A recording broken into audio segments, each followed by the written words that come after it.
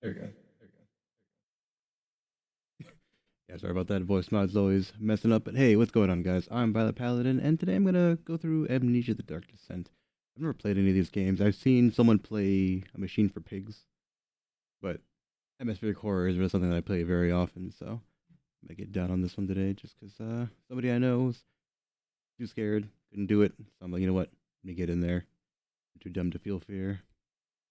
So let's hop in.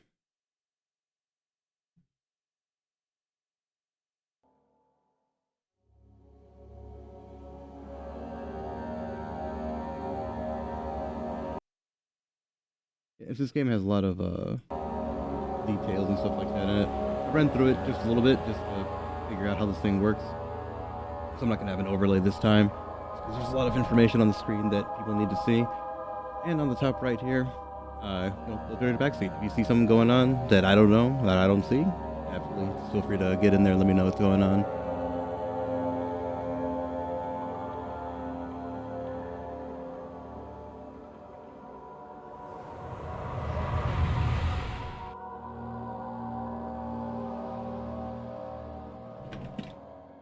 Don't forget, some things mustn't be forgotten.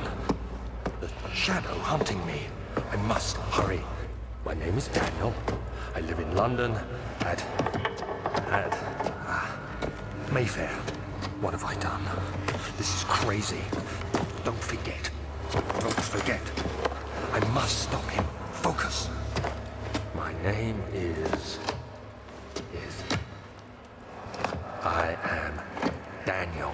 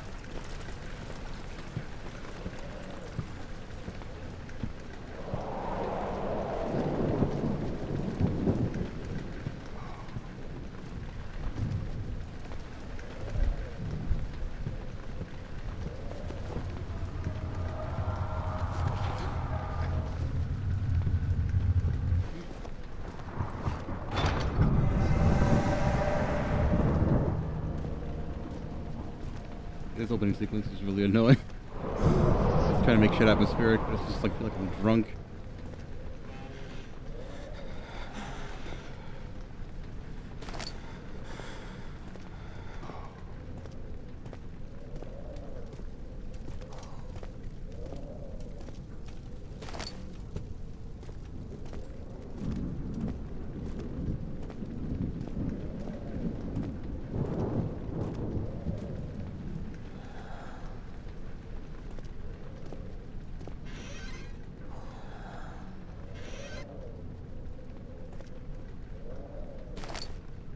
I wonder.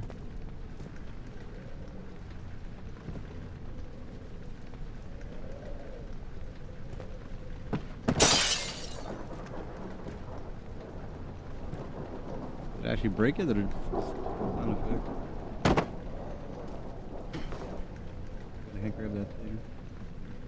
Worth a try.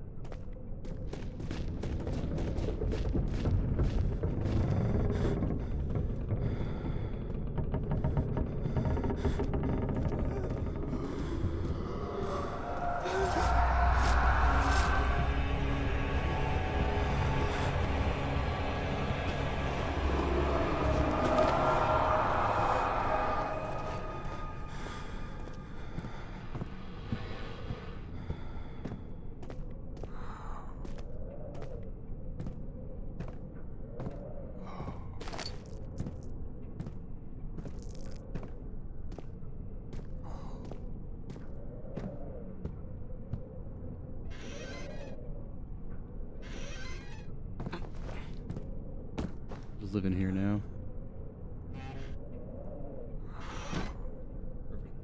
Perfect. Nothing can hurt me now.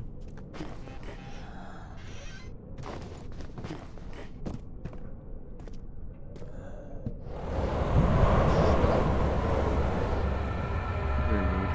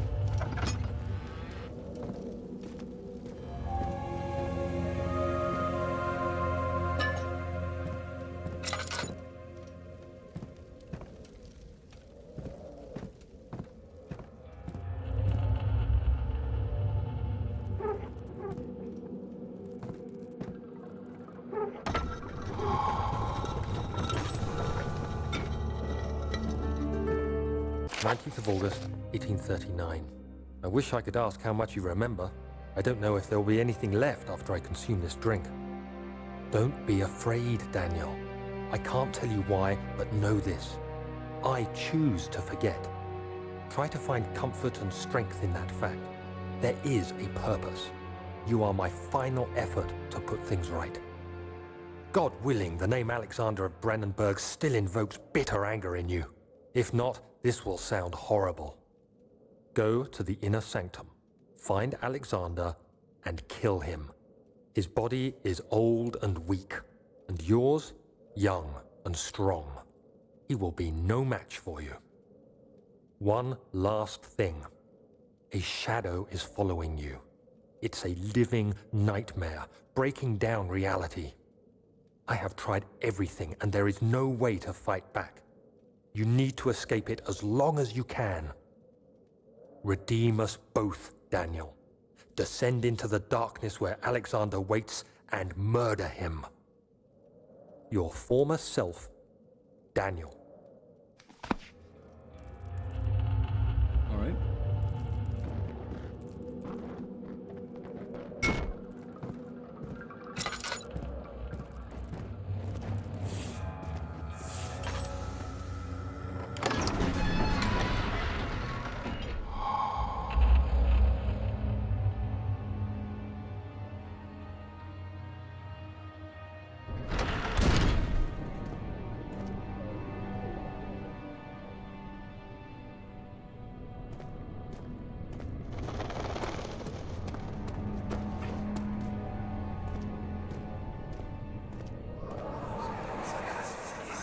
Alexander, is it inside the castle?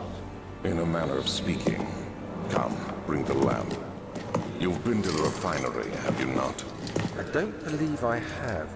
Is it connected to the... what did you call it? The inner sanctum. My most precious chamber, Daniel. And it lies well beyond the refinery. In fact, it lies beneath the very stone of Brennenburg.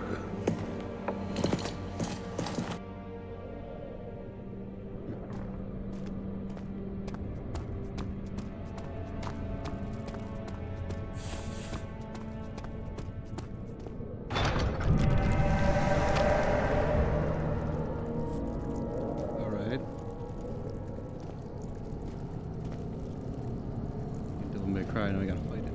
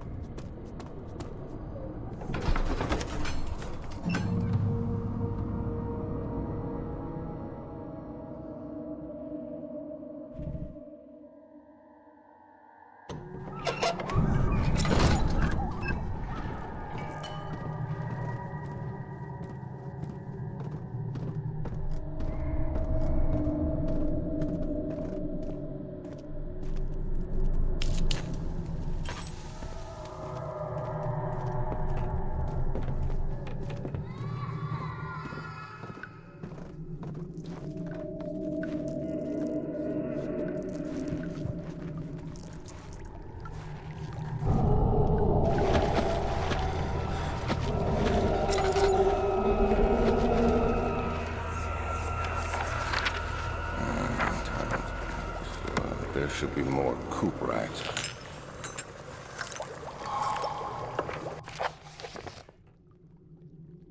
This is my third attempt to produce artificial vitae. The former compounds lack the potency I need, but I sense them close. Calamine and orpiment are given, and the cuprite binds them well. This time we'll attempt Aqua Regia instead of Aqua Fortis in hopes it will produce a more even solution. The experiment was unsuccessful. The solution is highly acid and proves impractical to put to any use except as a detergent. Organic tissue reacts especially violently to the solution and should be handled with greatest care. I might be able to use the recipe, but I'm losing hope that I'll find an alchemic solution to my predicament. Let me see. And one part Aqua Fortis.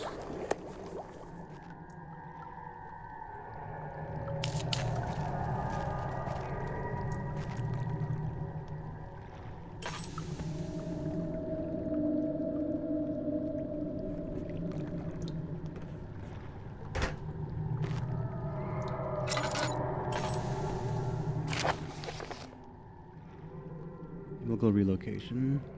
The lack of a chimney to properly vent the fumes from my most recent experiments has taken its toll on many of my less stable ingredients in storage. Some seem unaffected, but many are stained by the fumes and will be difficult to salvage. I shall do what I can to move them to the wine cellar.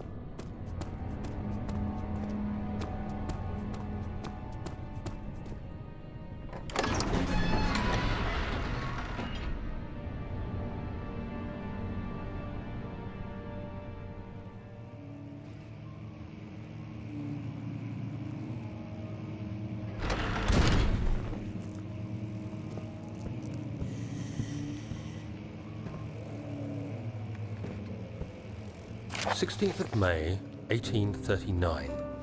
The unflinching African sun has continued to plague our expedition, making it impossible to dig until dusk. How Professor Herbert managed to find the location in these vast plains of nothingness remains a mystery to me. When I asked him about the tomb again, he told me about the legend of Tin Hanan, the mother of us all. An interesting story in its own right, but I can't help feeling there's more. Later that evening, we uncovered a passage beneath the dunes leading to a sand-covered stone structure. The professor was confident it was the tomb we sought and ordered the others to clear the way late into the dark, cold night. Tomorrow, I shall lead the men into the ancient structure, hoping to reach the burial chamber. No matter what the professor is keeping from me, the dig should yield something interesting to take back to London and the British Museum.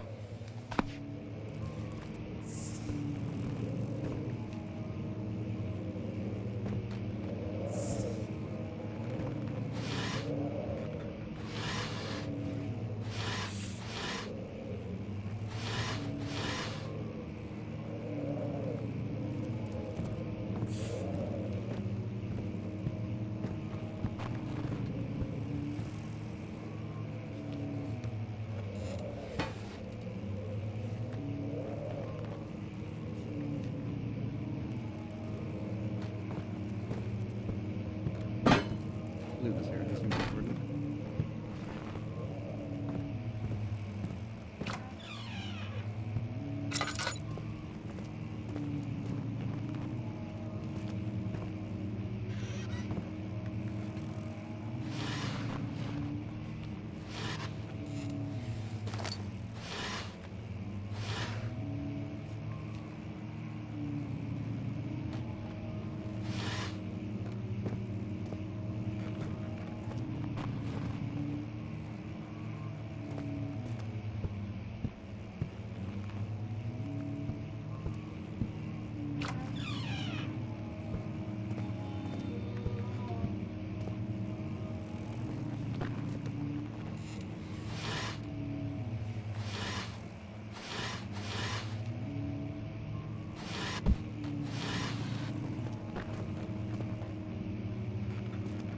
17th of May, 1839. My hands tremble as I write. I feel a need to document my tribulation, for I fear that my memory will fail me if I linger. Today, I took some men and ventured into the dark, ancient passage we uncovered. Our torches burned faintly in the murky air as we slowly made our way underground. The men were superstitious and fearful. They argued loudly, and I felt their strange language getting to me. I mustered my strength and yelled at them to continue down the slopes and broken steps. The crudely carved passage confused me. It looked much older than the 4th century structure we had expected. The twisting path emerged into a great antechamber. The walls were lined with statues unlike any I'd ever seen. Despite their unearthly quality, I felt a strange familiarity toward them, which haunts me still. At the far end of the chamber, a great slab of stone sealed off whatever lay ahead. I gave the order to raise it, and as I pushed through the narrow space, the heavy stone suddenly dropped, sealing me inside. I was trapped.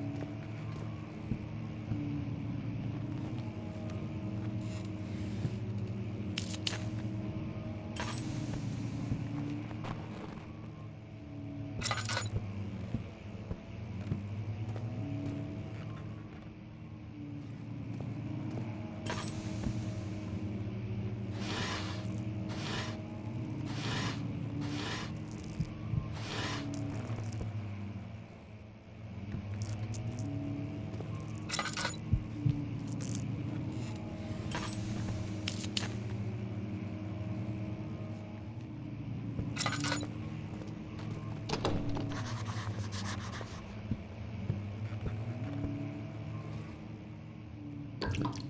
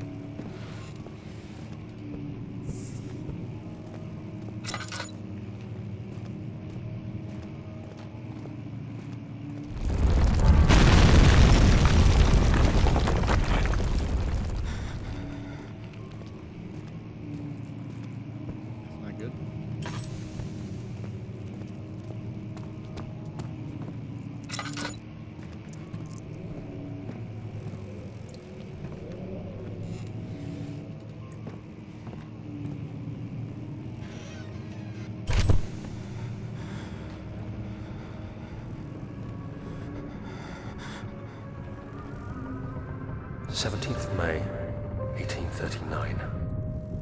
After pounding the unforgiving stone wall for what seemed like an eternity, I realized it was hopeless. I was trapped. I fell to the ground, gasping for air, trying to focus. That's when I saw a faint blue shimmer. My weakened body was heavy to carry, but I managed to push myself toward the enchanting light.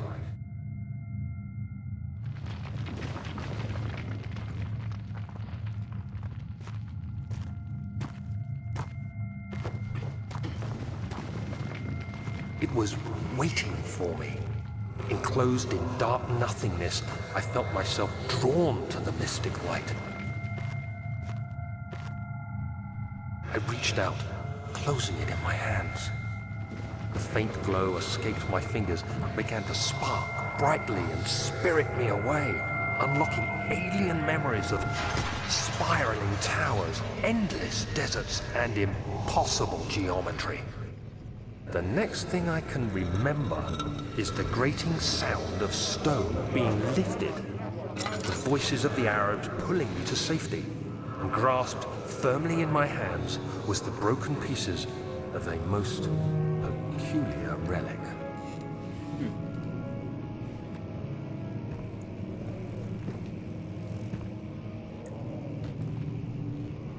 Skyrim flashback.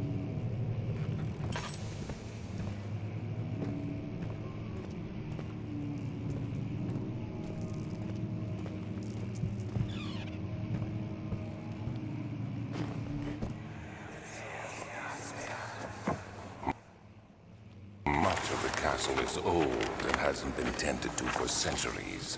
When the shadow arrives, it won't take long until things start falling apart. We're just buying time anyway. Let's do what we can. There isn't much to be done about the wars. We should reinforce weak structures. The ground will tremble and there's a risk everything will cave in on us, especially downstairs. Here, and there. Let's get the servants working on it.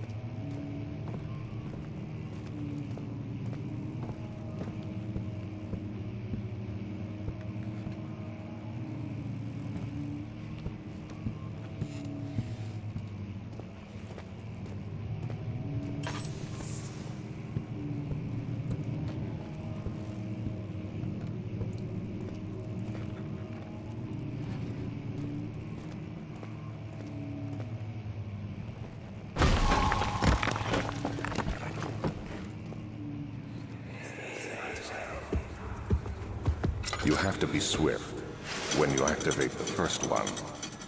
You hear that? If it stops, you'll have to start over. Isn't all this a bit excessive? You can never be too careful, Daniel.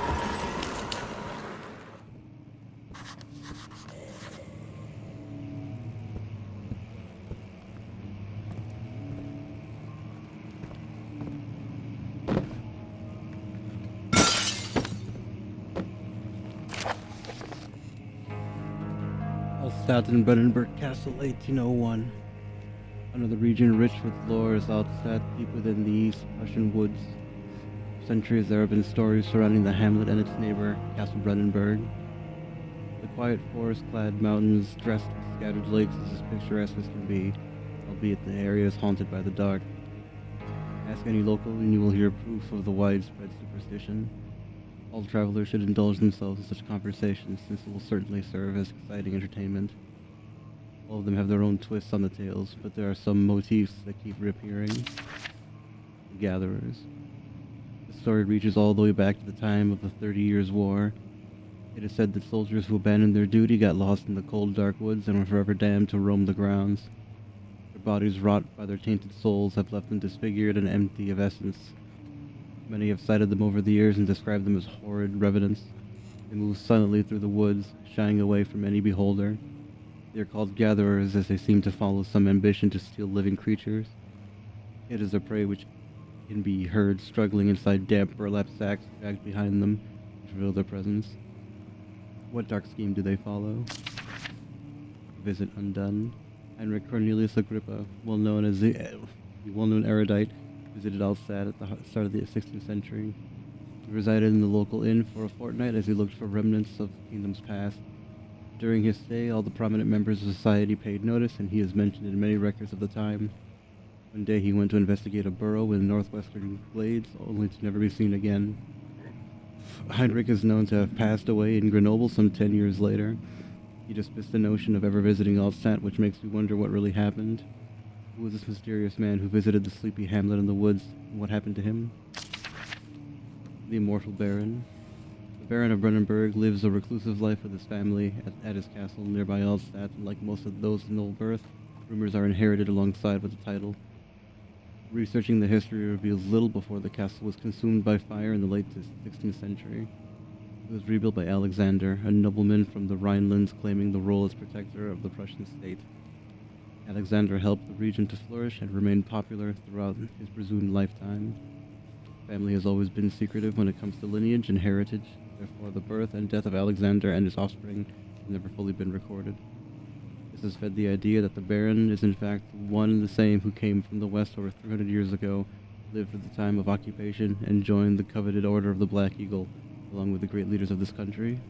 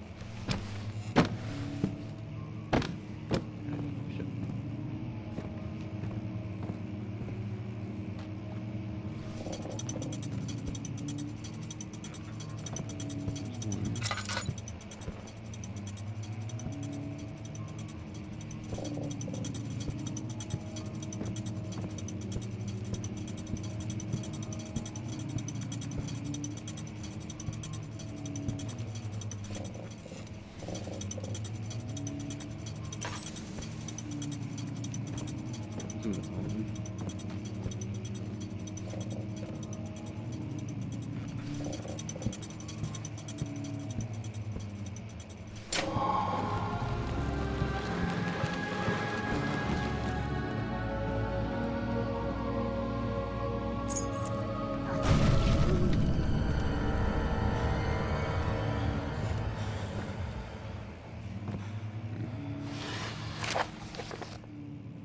Regarding closing of the wine cellar, Wilhelm and his fools have endangered my research long enough with their absent-minded handling of the human vessels. The sheriff is keeping a watchful eye on the forest and is killing my trusty servants. It's just a matter of time until they follow the trail to Brandenburg. I need to lock Wilhelm and his men up to avoid further investigation from the public.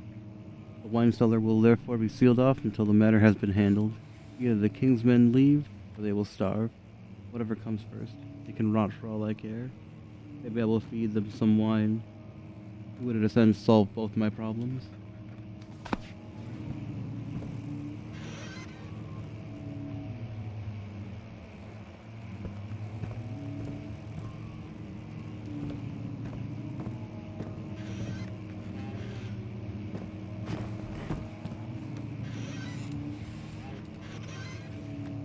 Nice.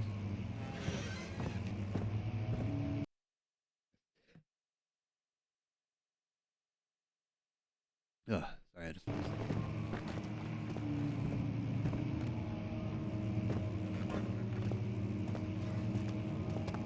I got the key, but they did not.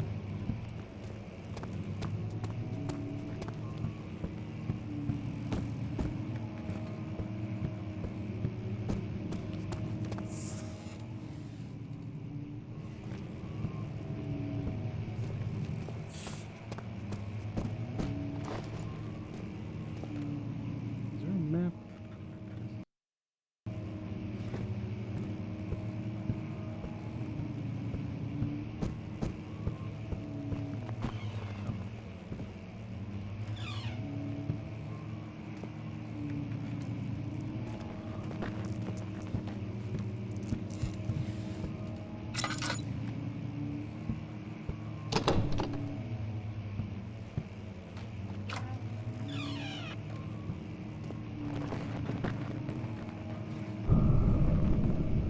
A book.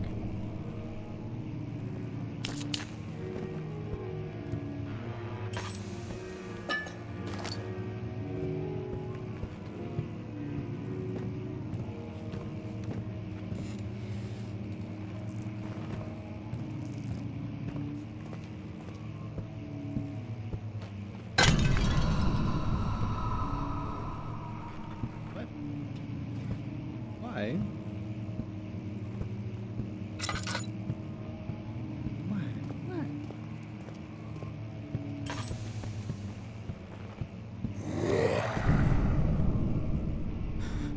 Alright.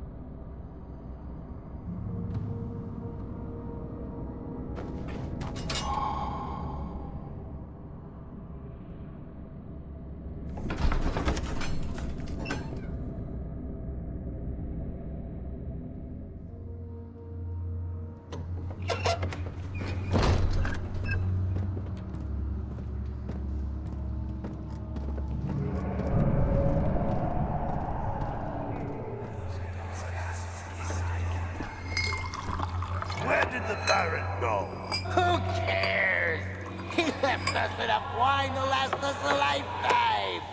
Or at least until tomorrow.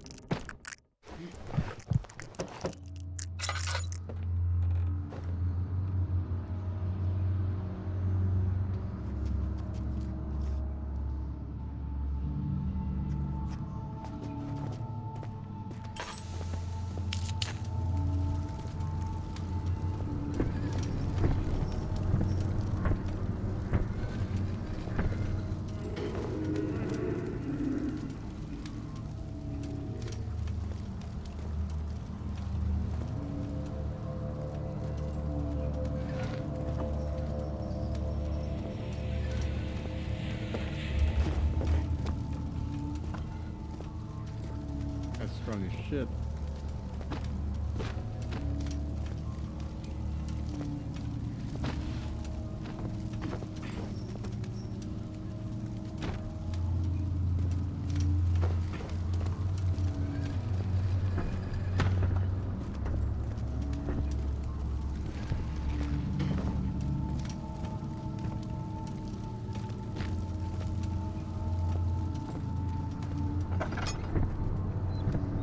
Oh, come on.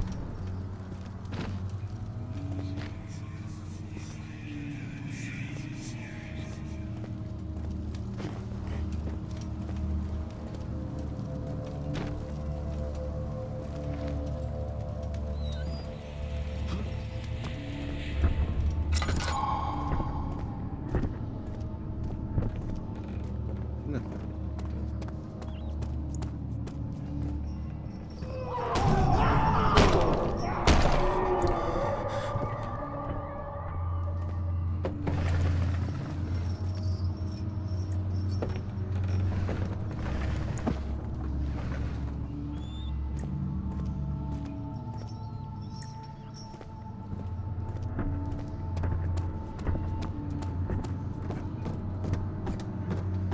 Laboratory.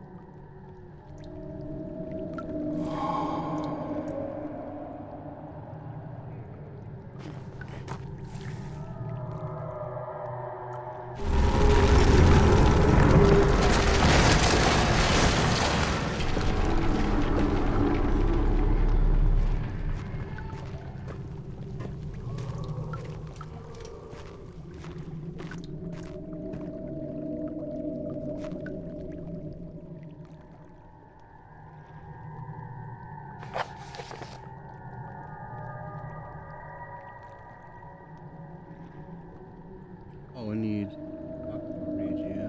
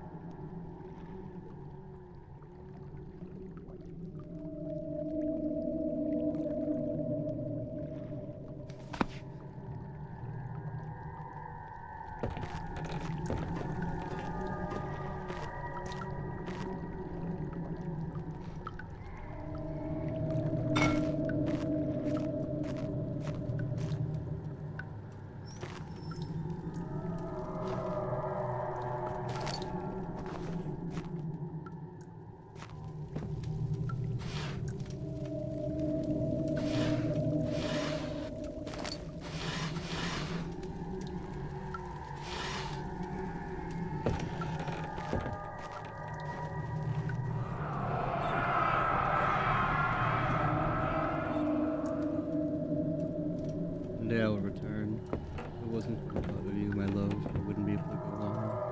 When I find myself doing terrible things, I take comfort in you. As long as I'm able to think of you and live for a long, or think of you and long for a life together, I know I'm better than the others. I wait for them. They lust for power without restraint. I only crave fair judgment and a safe return.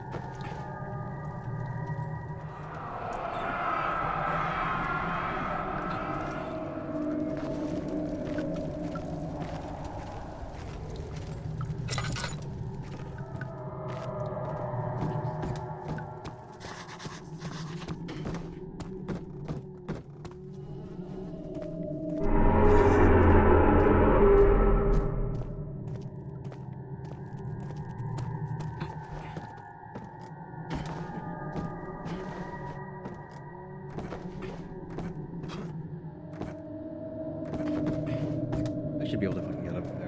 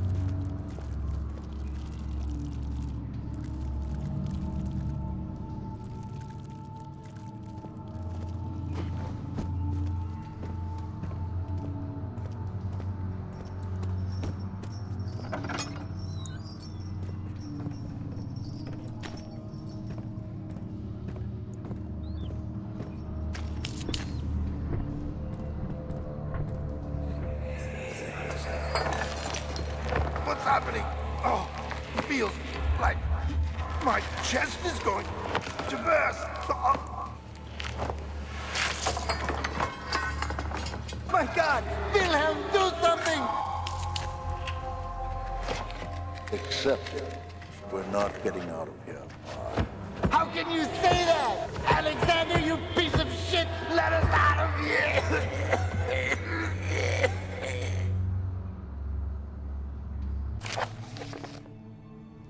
Wilhelm's last words. My name is Wilhelm, House of Georg. These are my final words, confession and testament. Years ago I was summoned to the Castle Brunenburg. As most of the aristocracy, I was curious about what a supposed Knight of the Order would want from me. I accepted the invitation. The Baron was friendly and offered me a proposition. It dawned on me that the nature of this contract was sordid and that the reason I was chosen was because of the follies of my past and not the honors I've been rewarded during my time as a soldier.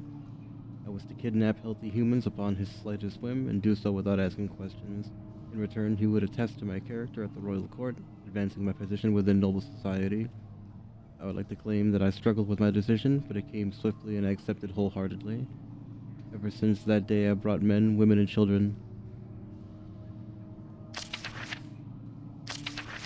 to Brennenburg. I can't remember the numbers. There were many, perhaps even 100, none of whom were ever seen or heard from again. That night the Baron invited me and my men down to the wine cellar to celebrate our work. I had my suspicions as we descended the stairs, but he insisted and joined us in a toast. The wine tasted fine and my men drank without restraint. So begins the punishment for our sins. The Baron has locked us up and returned upstairs. Forgive me for what I have done. I was weak and fell into his diabolic ways. My men are screaming, their skin has been pierced by their own tangled bones. I feel my insides revolt against their God-given nature. Blood has begun to pour from my eyes and I can no longer.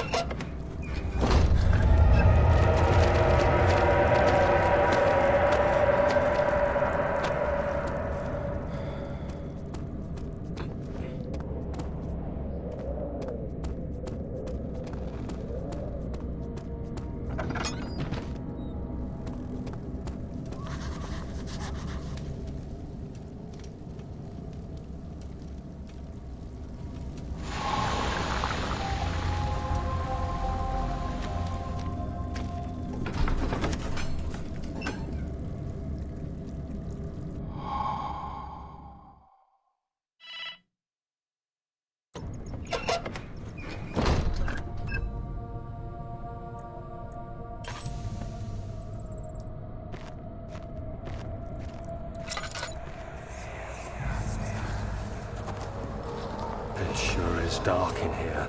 Yes, and there's a good reason for it.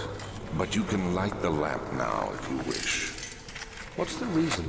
For the darkness, that is. Stay close. Be careful not to stray. What's the reason? Why is it so dark? Pay attention, Daniel. It's important that you keep going straight and make sure not to stray.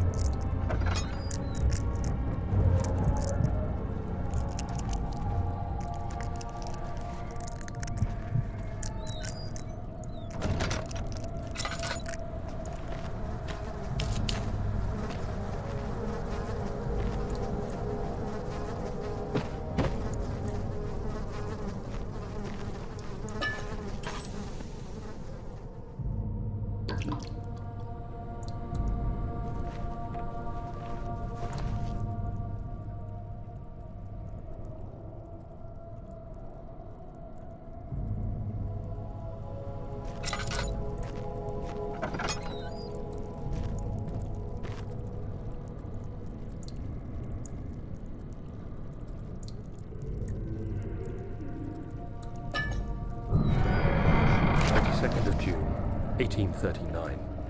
It's been more than a month since my last entry. After the event inside the underground chamber in Algeria, Professor Herbert insisted I return to England.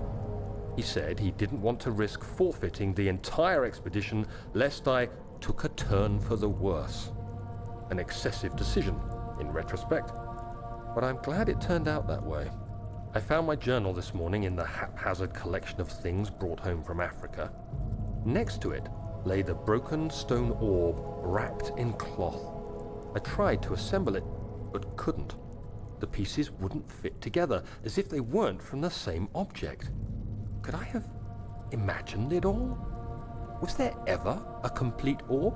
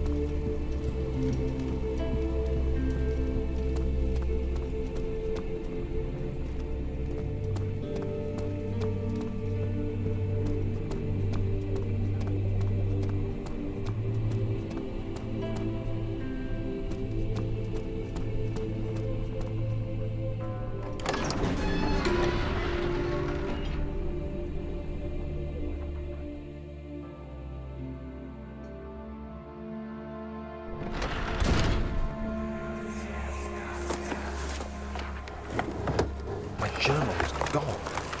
What would they want with my journal?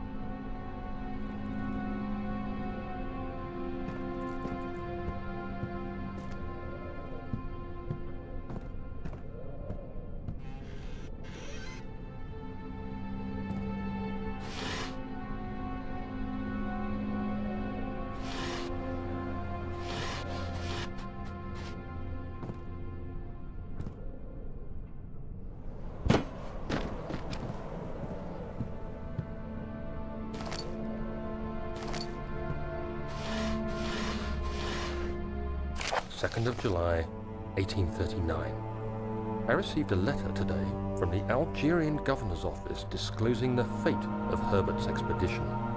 About a week after my departure, Abdullah, one of the men traveling with us, returned from the desert. He was badly injured, as if maimed by a lion. The man rambled deliriously about the expedition being attacked by something horrible. The French quickly dispatched a search party to look for the expedition. After searching for days, they found the camp abandoned without any trace of Herbert or his men. Tomorrow, I'll retrieve the things they recovered from Herbert's tent at the customs house. I don't know what to make of it, but I'm worried for him.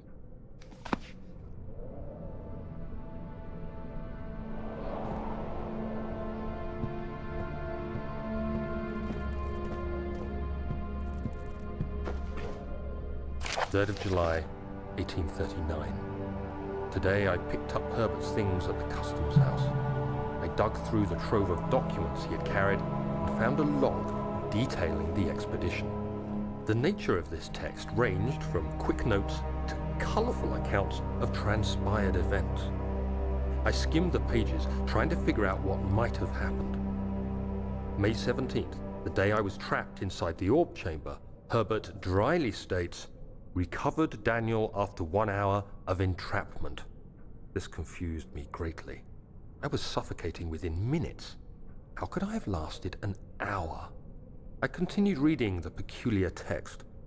Herbert states his facts without judgment or passion, but suddenly I could read frustration into his text. He pushed his men to investigate the underground tomb, an effort which seems to have strained the minds of his men. Madness spread through the ranks, and Herbert had to take some extreme measures to continue. He finally visits the chamber himself, where he retrieves the orb to the surface. His account confuses me greatly. If he has the orb, what are those pieces in my drawing room?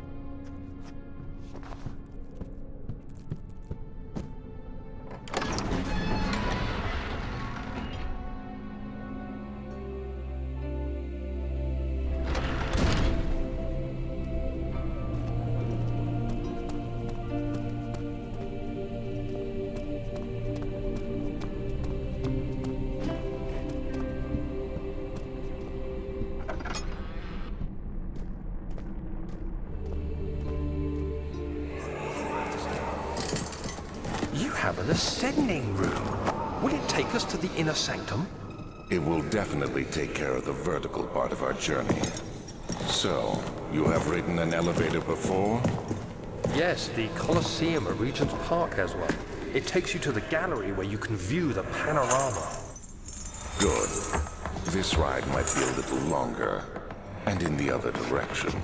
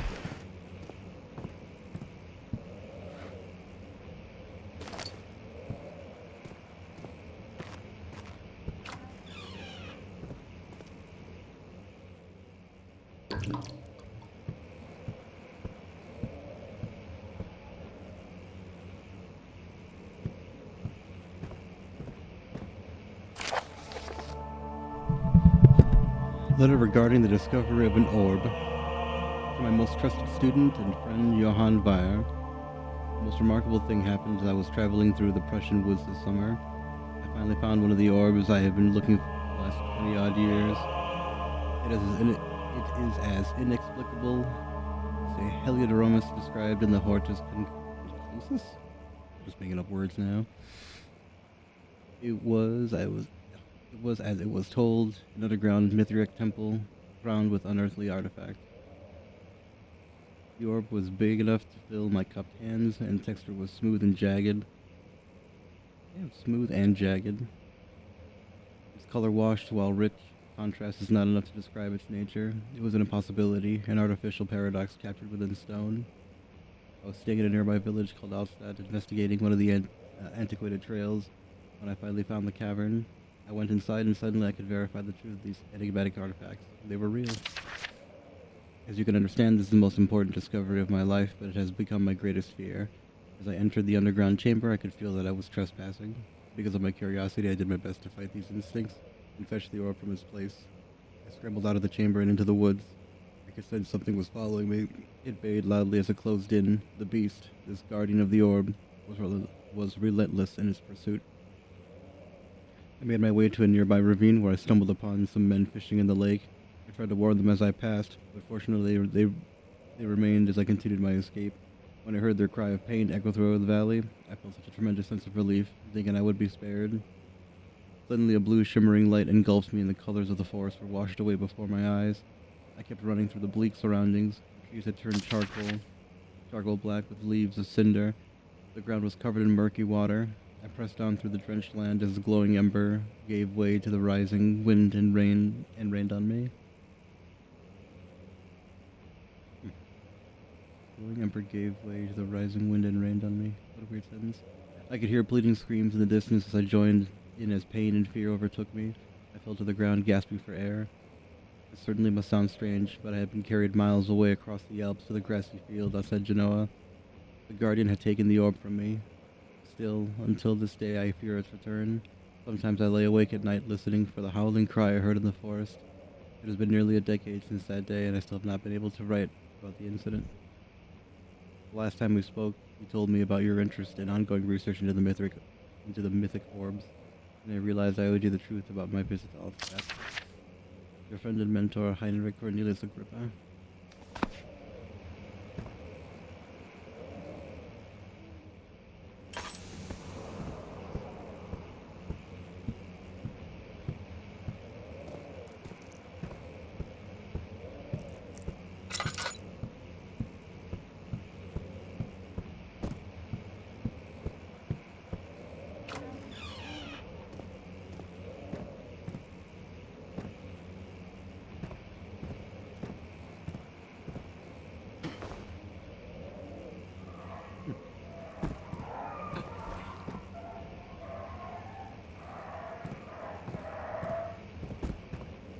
Word.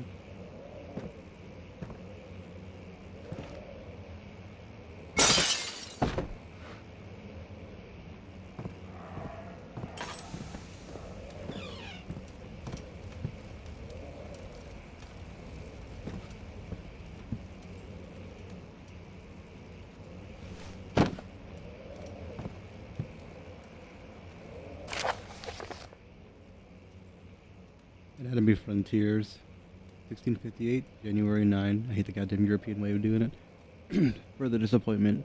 The antiquarian's latest findings yielded nothing. I'm still unable to grasp the inner workings of life and its relation to the power I sense within it. I shall pursue more books on the subject, but I suspect it will all be in vain. Since all research has been made in my particular interest, I must attempt to fill that void myself. Fully humans emanate more of the energy I seek, but I hope animals will suffice, as they provide less of a hassle to acquire.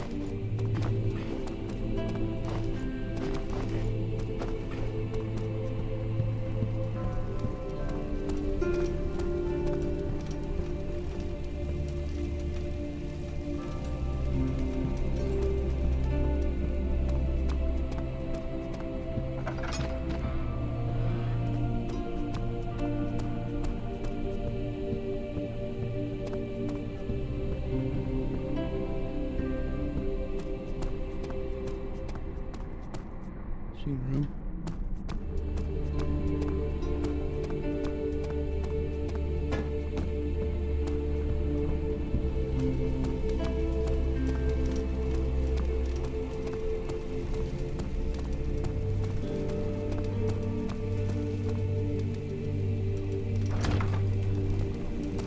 Yeah, I was wondering if we let you back in there.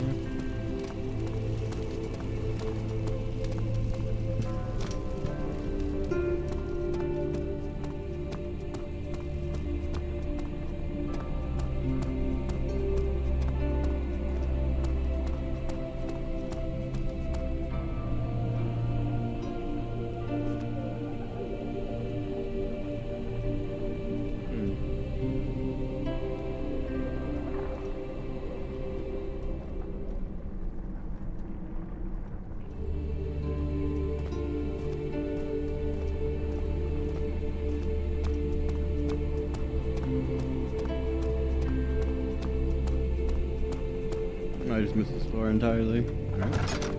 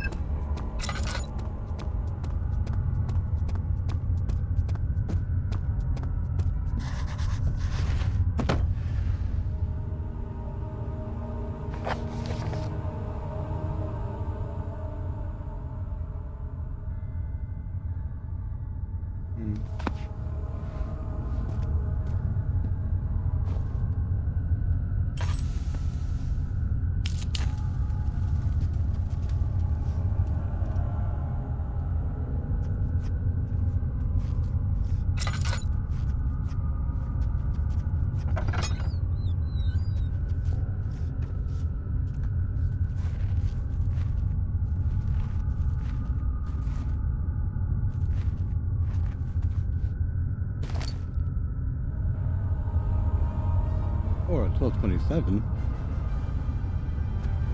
Thank you for the following.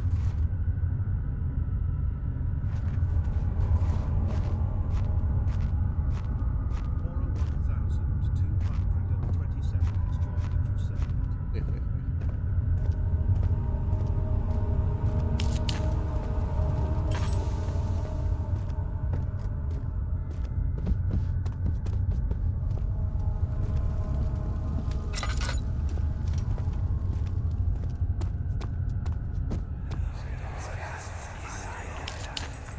Please, let me go. I won't tell anyone, I swear.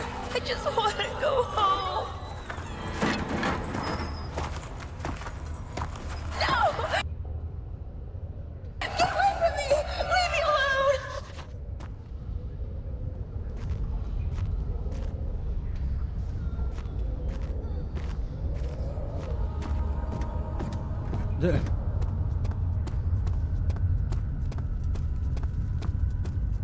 I'm gonna go, baby.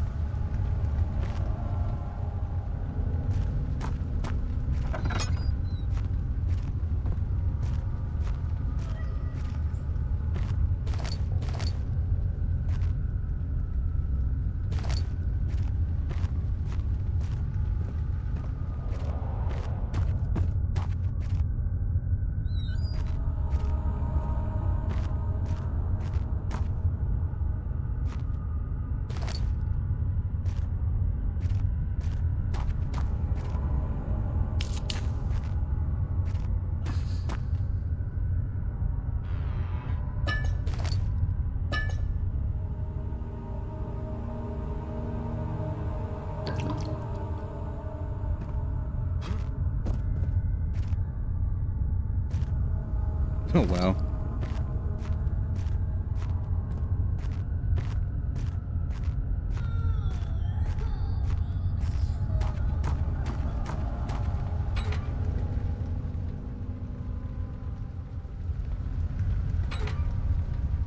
You absolutely can use a crowbar like that. Drill together first.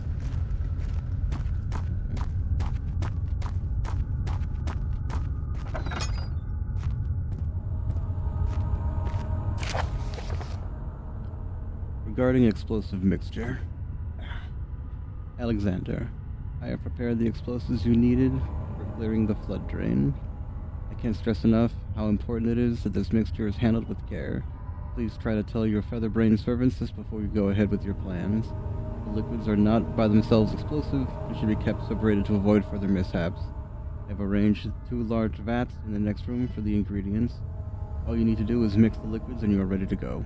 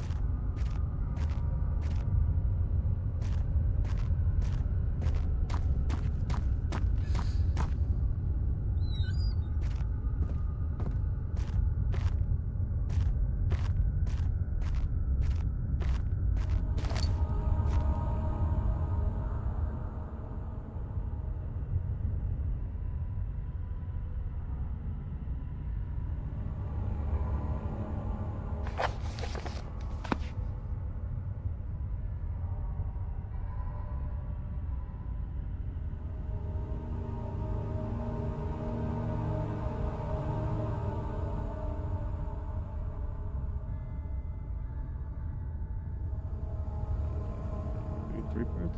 Alright.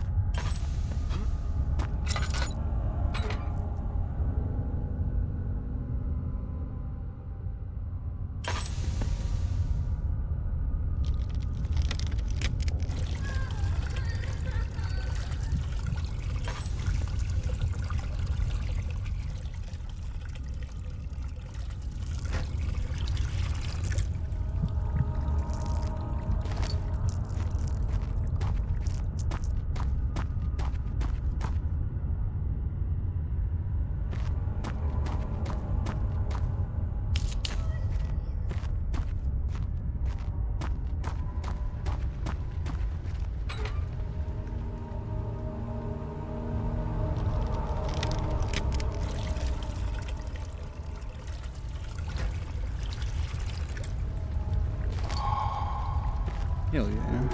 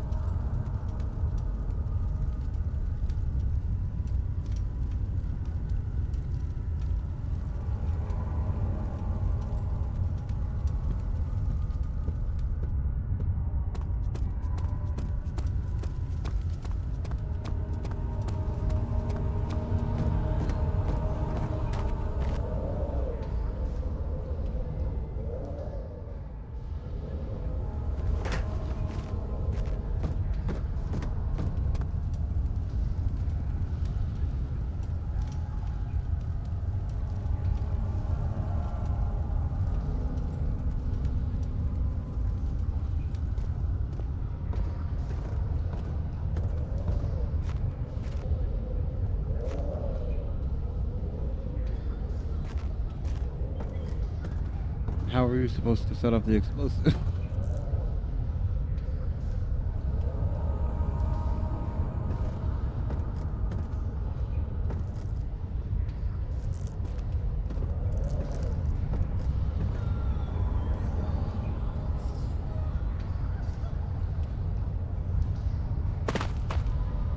Oh, come on.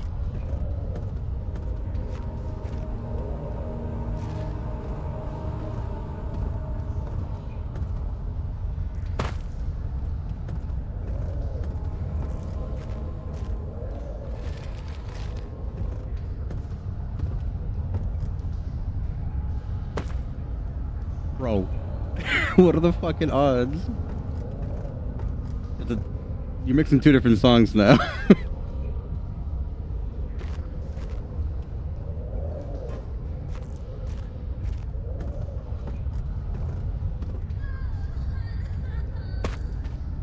Bro.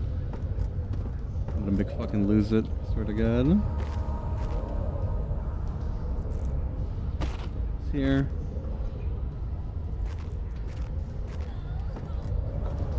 Gotta hit this thing with a rock, because apparently that's what you're supposed to do. There we go. How on earth you're supposed to fucking figure that shit out? I don't know. I feel like I lost sanity in real life.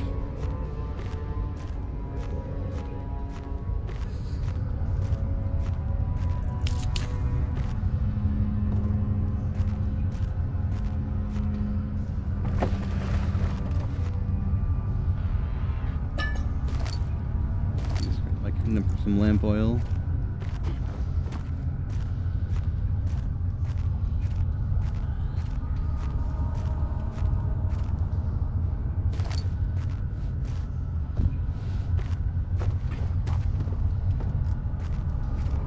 I think that was like her first account. She can remember her other one.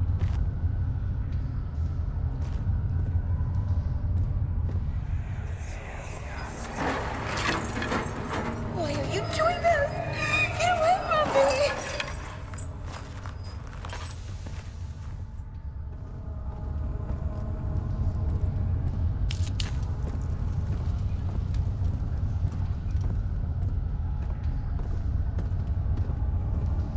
Oh damn.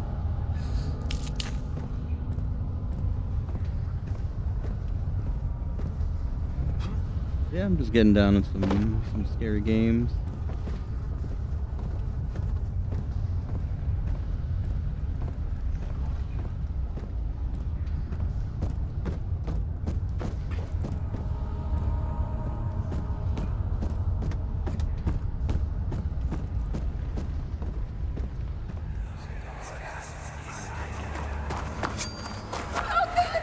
Please, I beg you.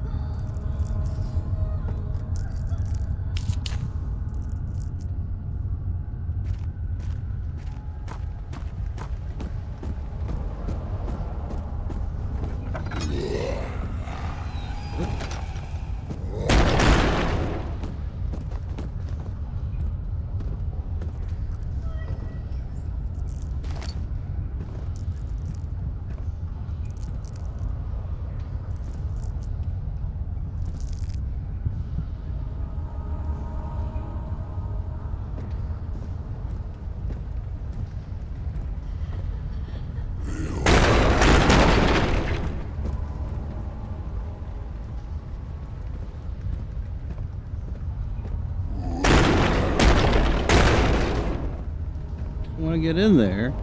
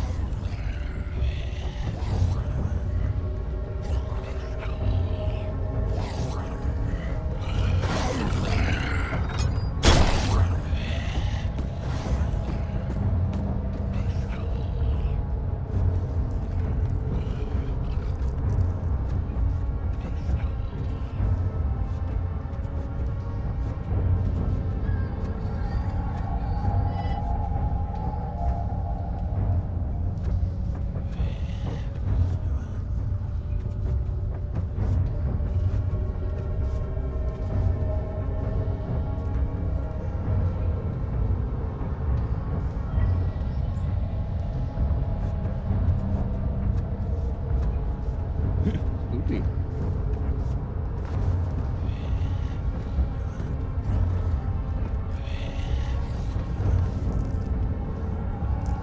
Can't look at them, otherwise you go crazy.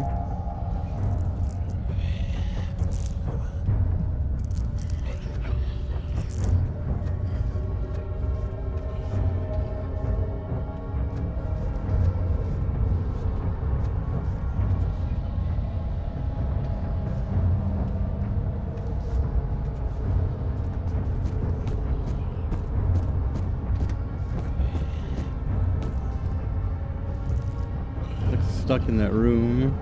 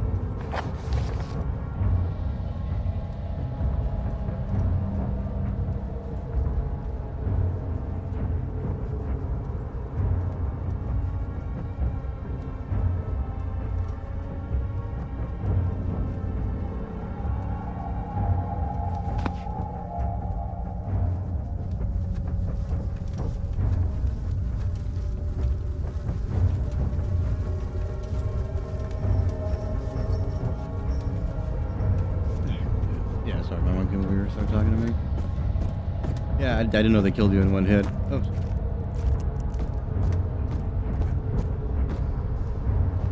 Very sneaky.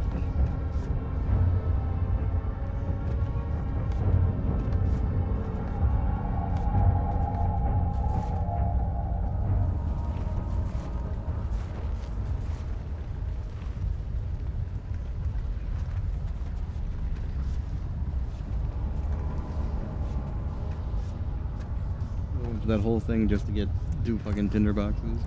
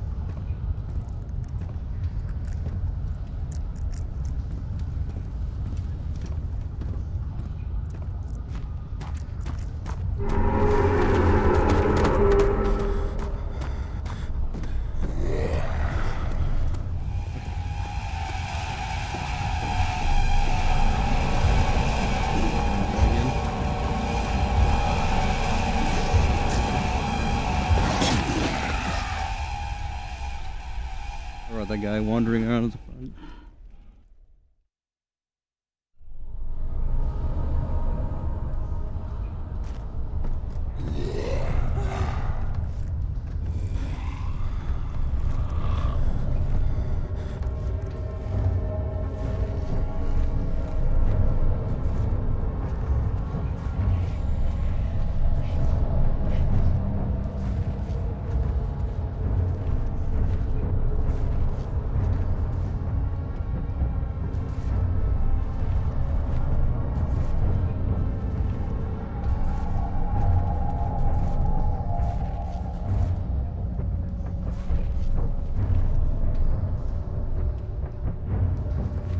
Yeah, it can see you, but I think it has like normal human eyesight. As long as you're hiding in the darkness, it can't see you. It wants you to crouch and hide, but the thing is, if you hide in the darkness, you go crazy over time. You can't just like hide there and like skirt around it. You gotta actively move.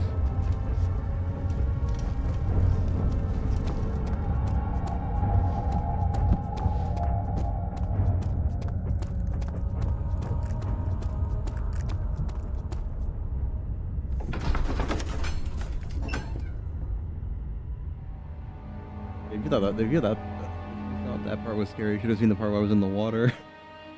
Like, there's like an invisible monster that just splashes around behind you, and you gotta jump from box to box to keep from killing you.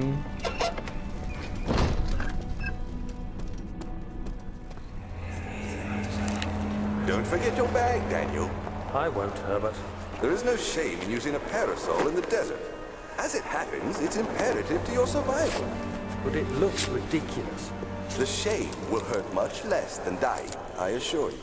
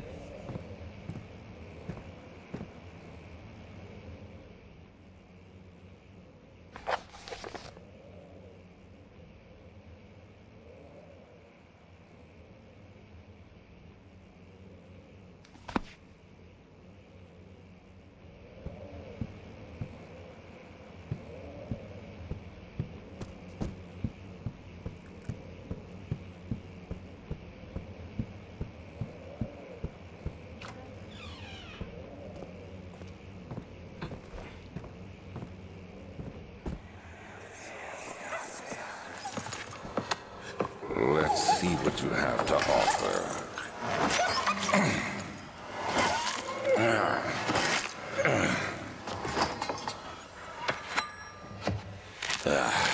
What a mess. I should have sharpened the saw, but I can sense it.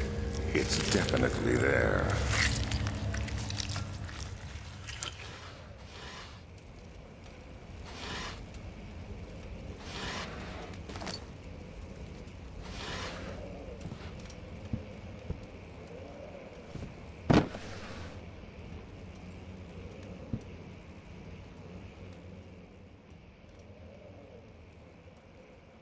Oh shit, his face is messed up now. I'm insane.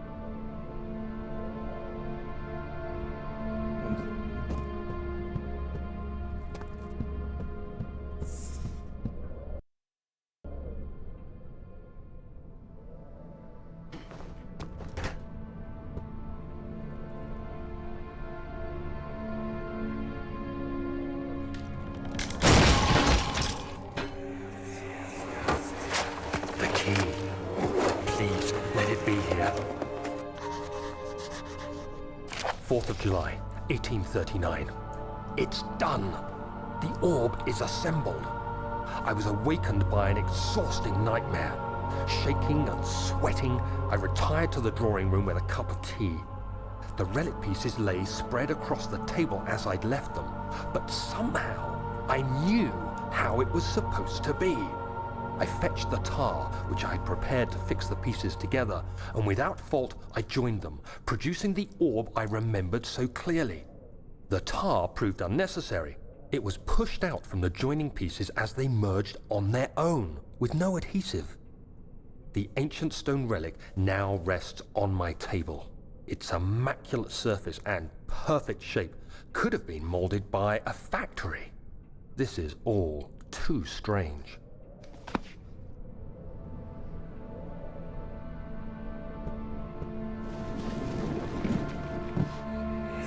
Oh, thank God, there it is. I guess it is a good place to hide it then.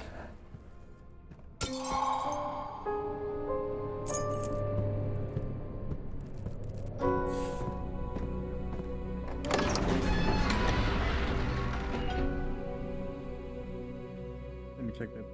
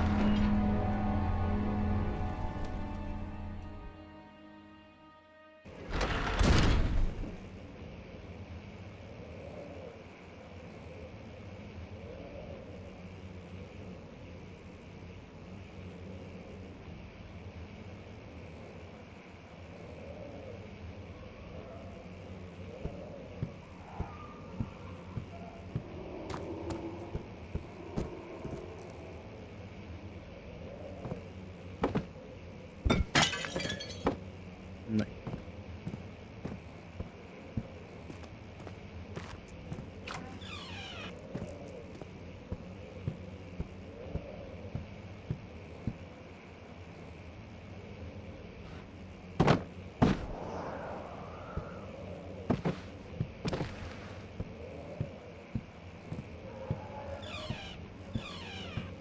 Other things for Vago.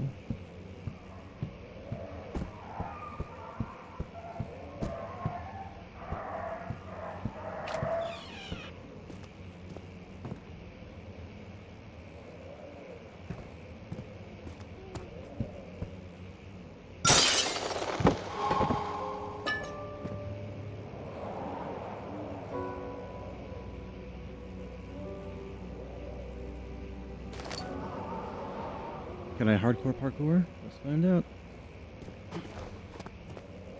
Cool.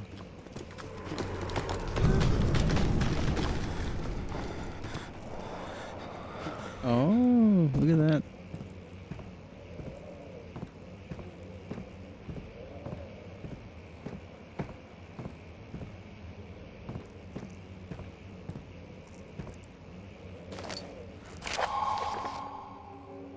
Elevator machine instructions. If the elevator breaks down again, make sure to use the steam engine to build up pressure before channeling it into the machinery. Adjust the levers to get the right amount of pressure inside the chamber. The meter should read up 8 and down 8. Make sure the flow is set according to the following chart. Trinity steam set functions, 4-phase amplitude, complete steam flow cycle. Note that the machine will not check proper configuration until all rods are inserted. This seems really complicated for no goddamn reason.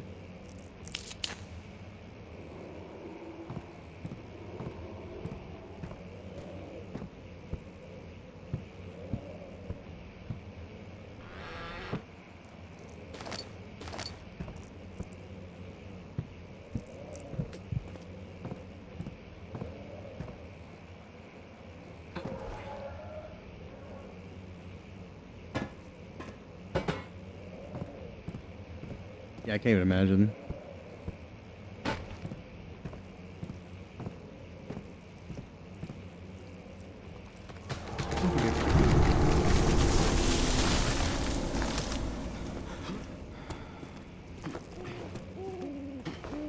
Oh, Jesus Christ.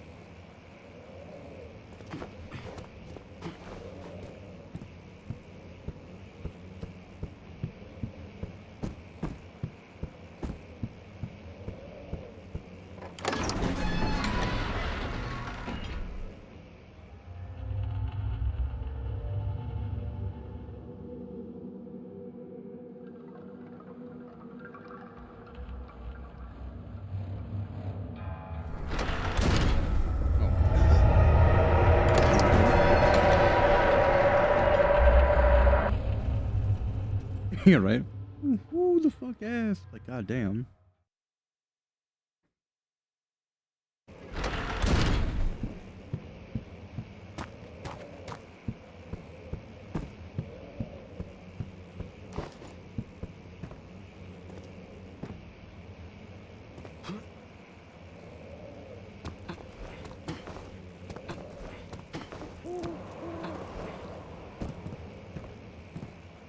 Darkness. Closing in.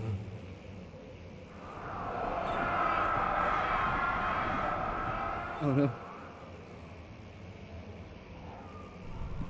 When will it be my turn? What is the Hillary Clinton diary? Have I not shown restraint? My patience spans centuries. From where I came, mankind is not even a wasted breath.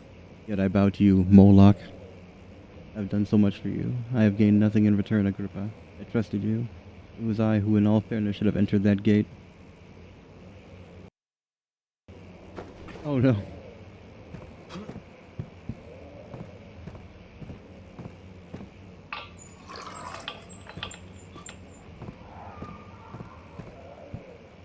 You know, so go ahead, it's brave. You're right.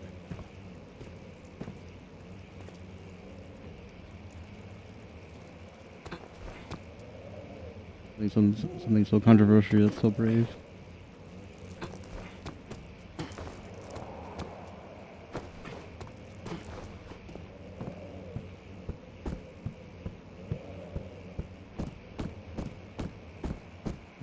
Bees die if they poke you once. I don't. Says Sigourney.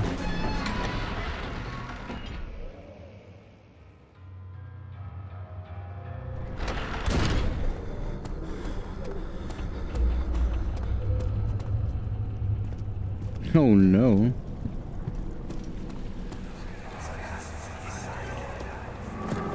Herbert, how did we find this place? An old friend back in Algiers gave me a map. Why isn't he with us? Didn't he want to come? He wanted to, Daniel, but things don't always turn out the way we planned.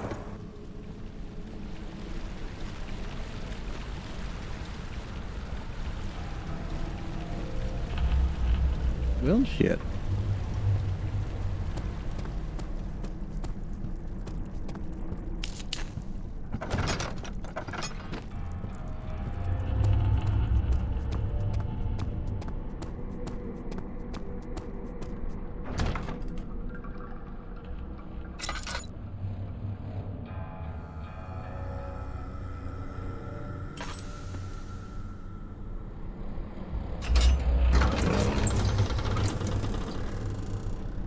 Sir Will Smith had been marked. Burned by Chris Rock.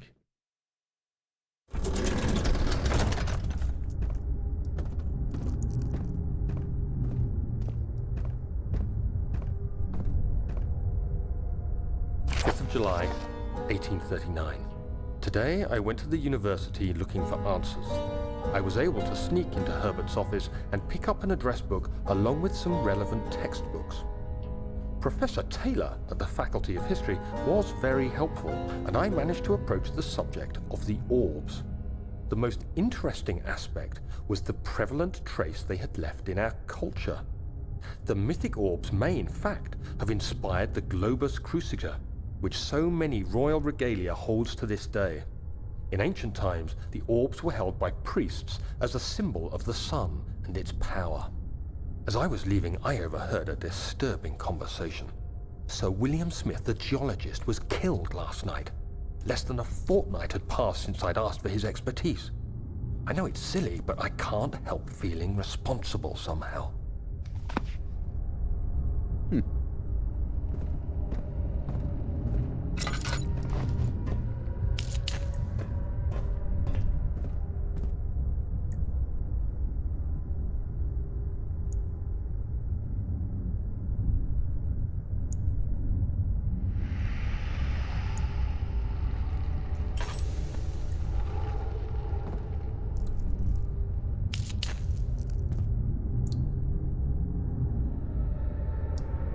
Nah, he knows. There's very, very little chance that a trucker's just gonna drive away without knowing that his goddamn doors are open.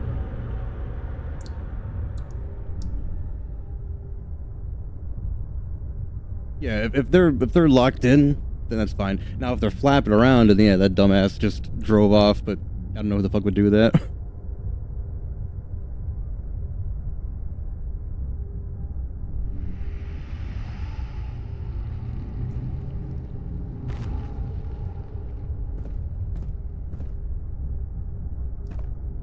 That's happened before. Like there are people that just they're in a hurry, so they back away from the dock and then they unhook the doors, and then just for some reason don't close them. So they start driving, and then the motherfuckers are flapping in the breeze, hitting shit, and you're like, wait a minute.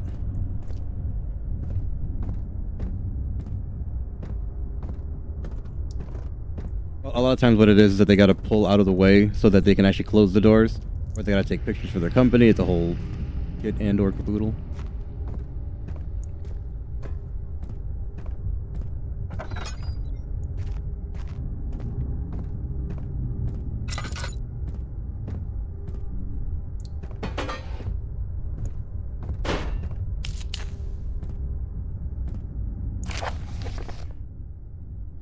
Machine equipment memo. Note that there are only 2 spare rods left in the storage for the elevator machinery. Make sure to only discard the ones which are badly damaged and keep the others in the inner study rooms in case all 3 would crack again. Why would you have this system? This is so fucking convoluted.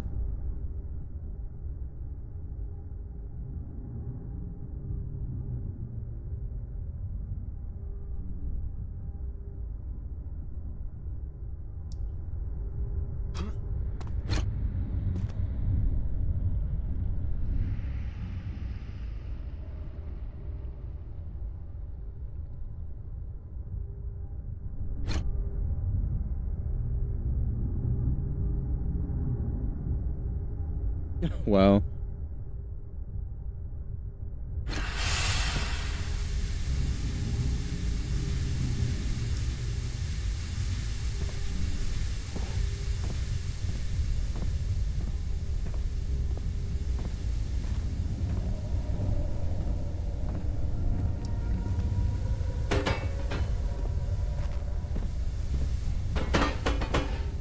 Yeet. Oh, you?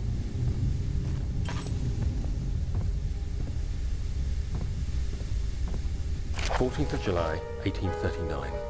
I've read every book I can find on the subject. While rich in legend and hearsay, my knowledge is lack for the insight I crave.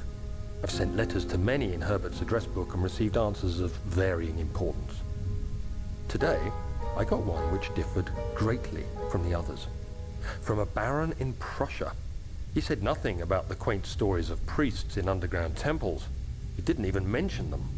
He simply wrote, "I know. I can protect you. Come to Brennenburg Castle." Signed, Alexander. What am I to make of this? Protect me from what?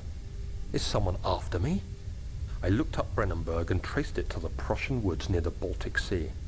While being the least informative letter I've received, it causes me greatest distress and interest. As I write, my thoughts are drawn to my nightmares in which a most disturbing sound calls to me. A sound defying description. A voice from the void. The last few weeks have been awful, with so many sleepless nights dreading a repeat of those horrid dreams. Tomorrow, I shall visit my physician, Dr. Tate, in hope that he can provide me with sedatives to help me sleep.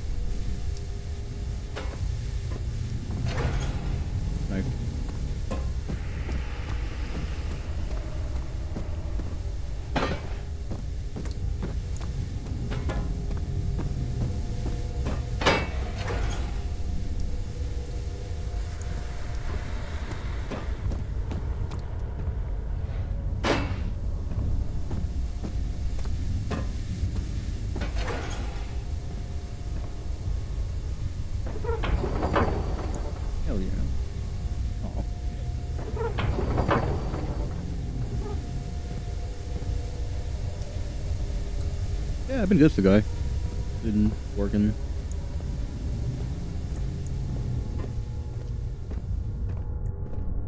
Yeah, actually, I want to get a Bluetooth.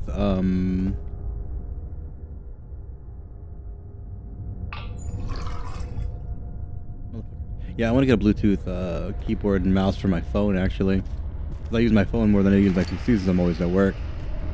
I've been in the mood to like write shit, but I'm like, man, I don't fucking feel like swiping 8,000 fucking times.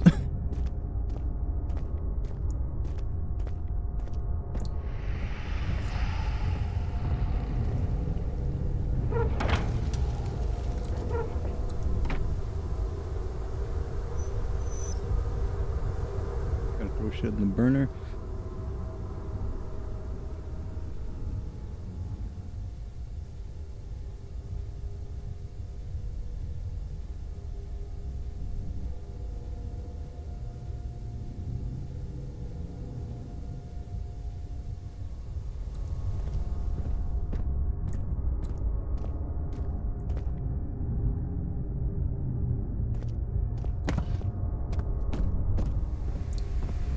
Yeah, my giant monkey hands.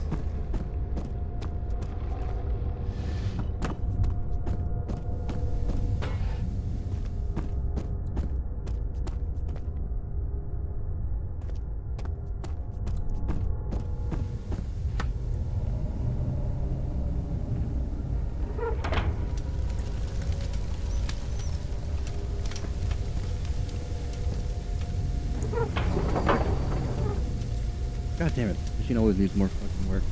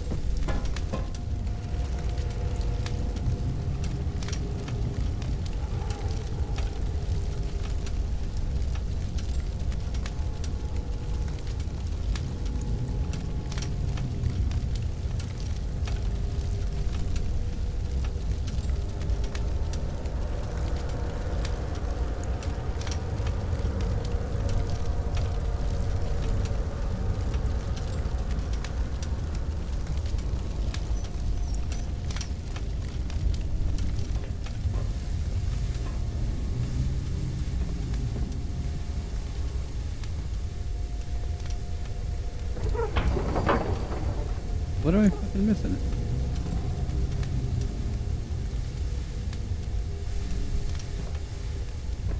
Oh no.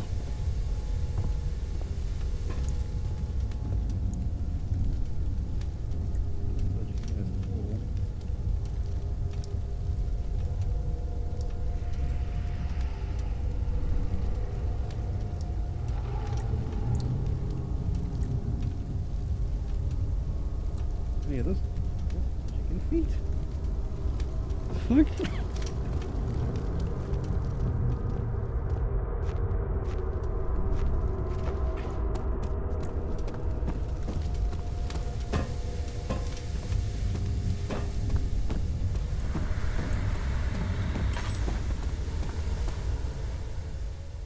I burned a lot of fucking oil without realizing it.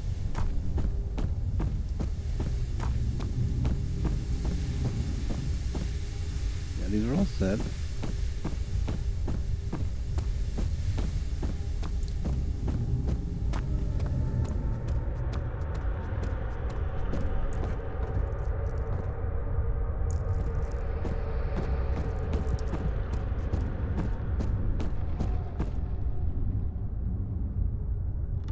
Oh, I didn't pull these down. These are neutral. That's why. Okay. There we go. Got a problem solved. Go back to the beginning.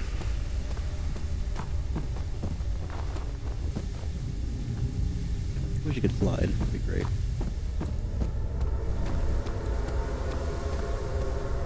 There we go. I was gonna fucking have a conniption fit. Like, hey, what the fuck? No, I done did it right. Hey. Gigantic brain.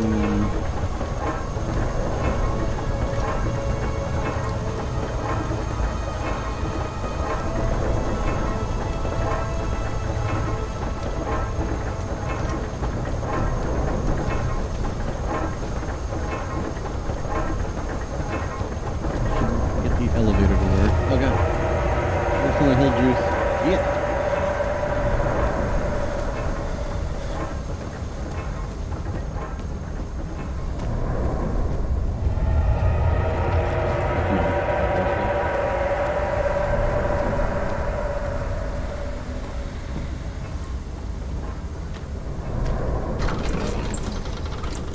Sometimes it hurts you, sometimes it doesn't.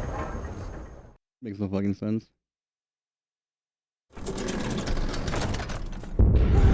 Okay. Right there, see?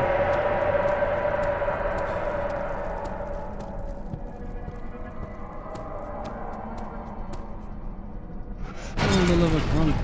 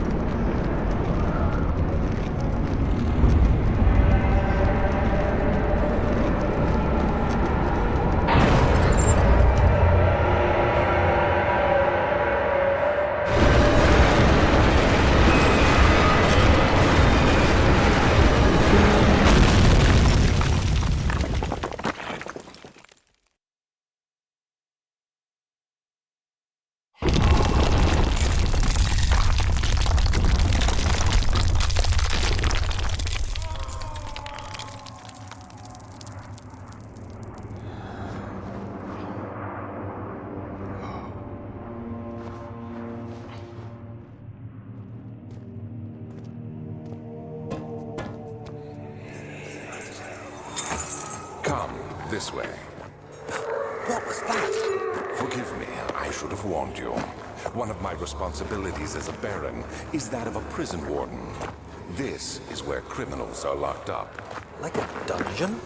Very much so. Come, don't linger.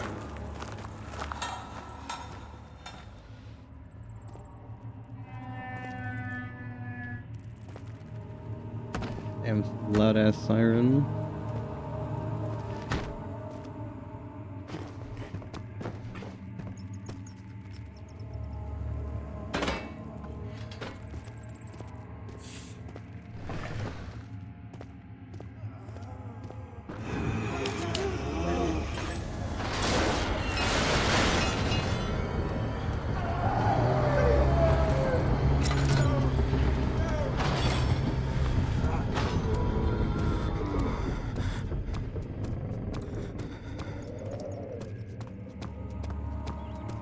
Someone's coming.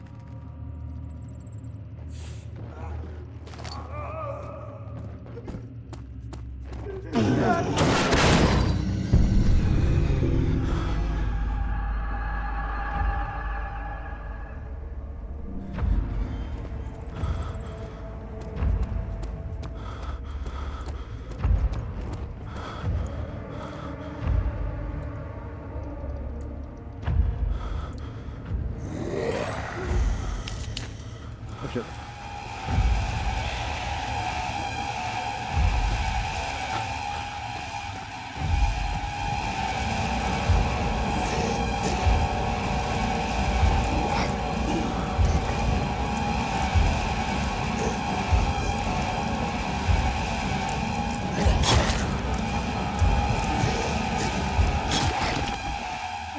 It didn't come in one hit. That's weird.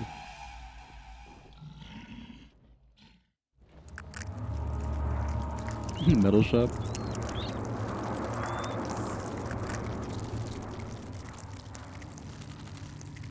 No, he killed me in 2 this time.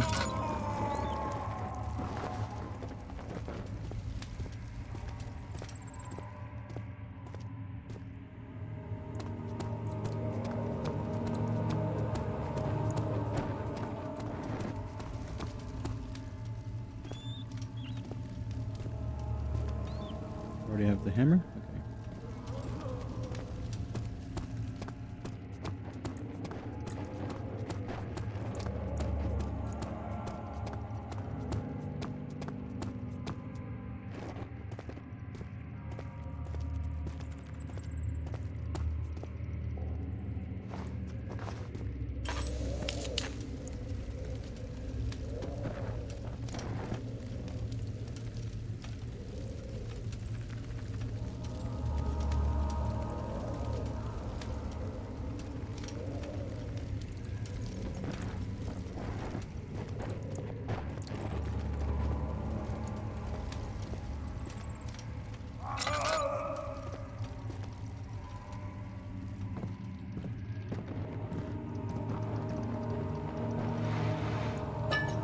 Everything but the fucking oil.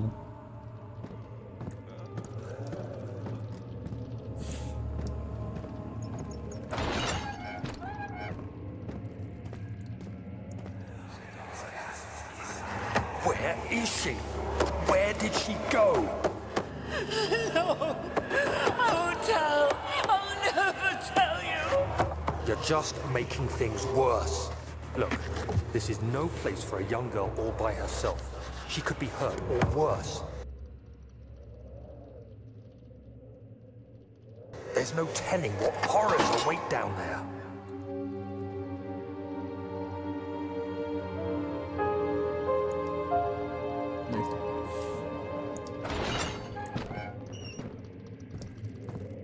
Is anyone there?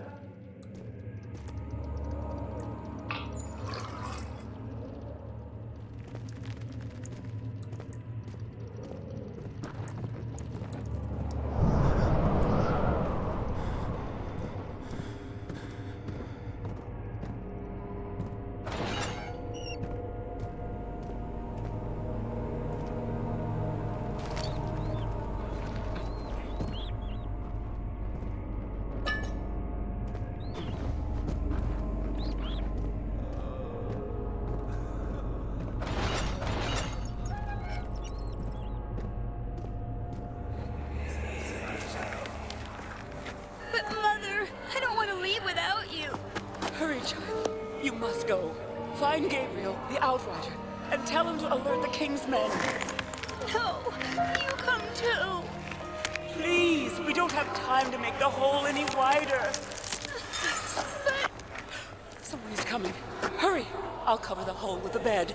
Everything will be fine. I promise you.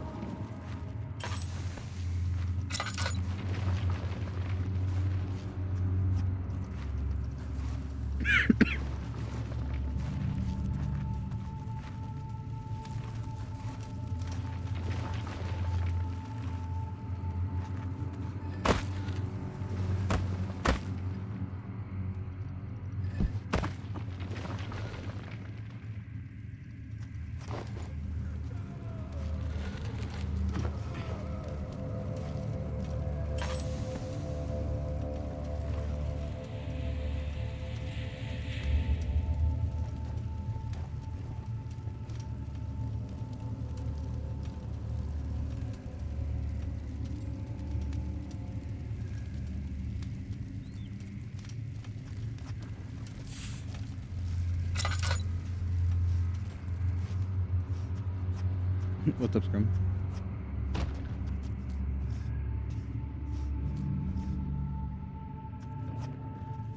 Oh, God.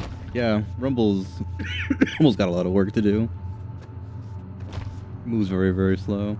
And the fact that it's got like a file size limit. So, like, I already have to chop my VODs into like smaller sections.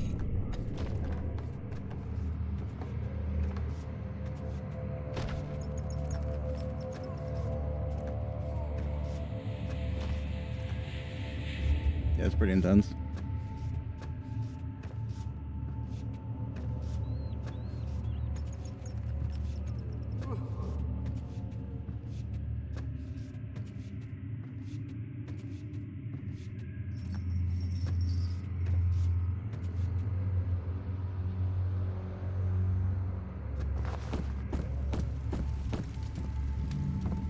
Is he safe? Well, it's for his own good.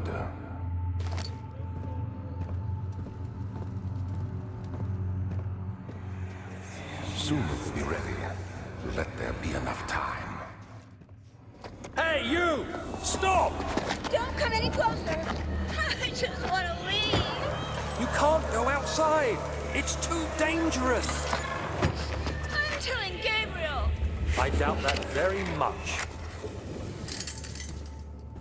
He escaped? Where is he now?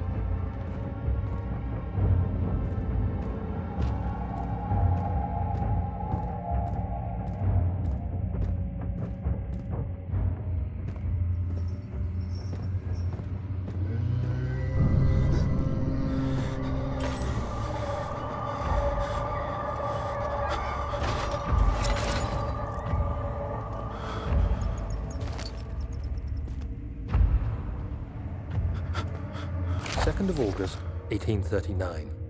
I have arrived at the village of Altstadt.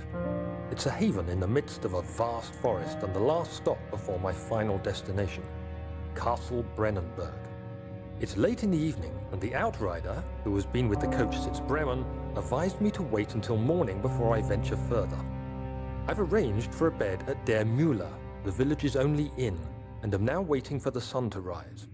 I try to sleep, but as I close my eyes, I see the men who fell victim in London. My fear and shame forces me to witness the same scenes over and over. They are dead because of me.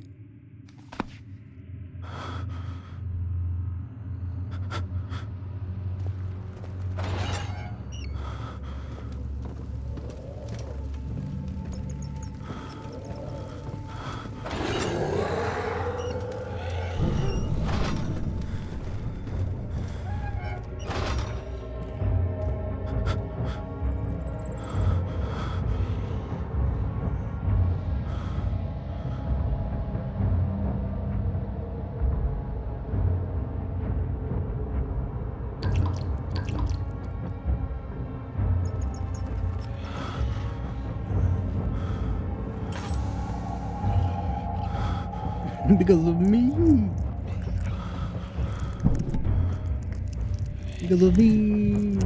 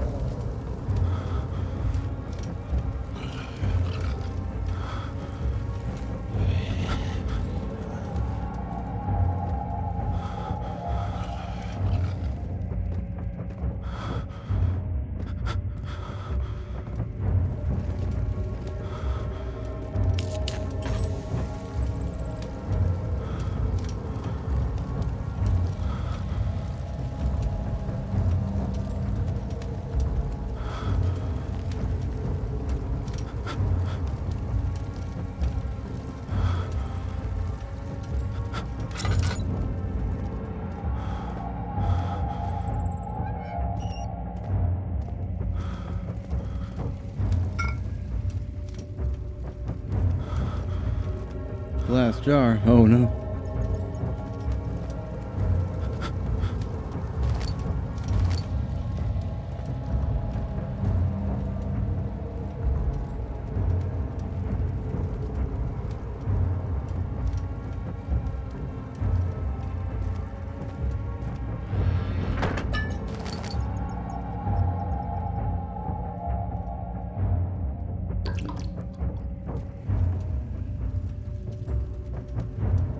I will never know what possessed that man to do that.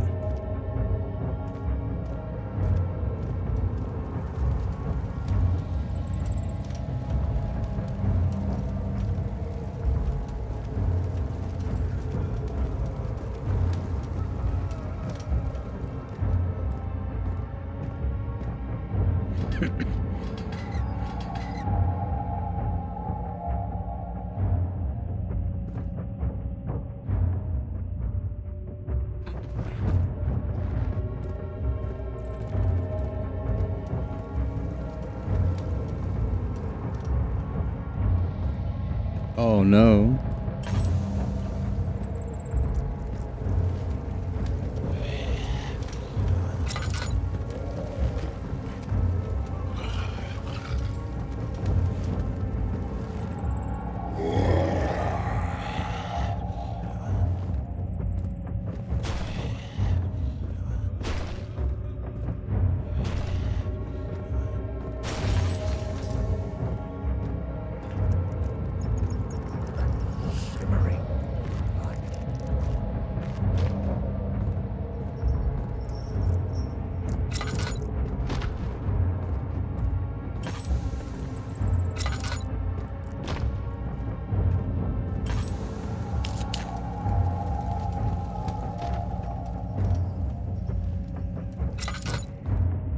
Yeah, Steam got an update.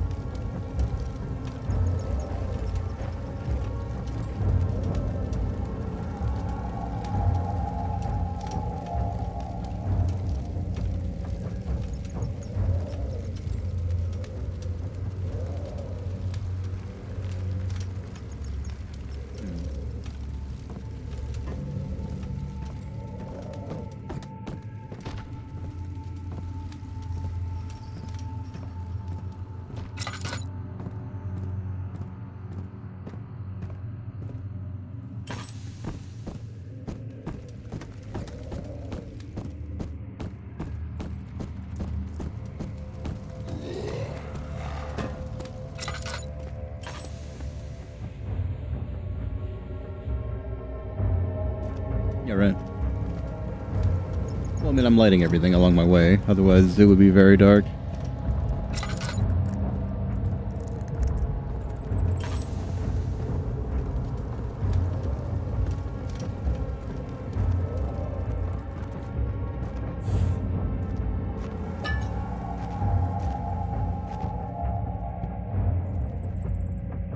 Ooh, kinky. Chain chomp. Rah, rah, rah, rah, rah.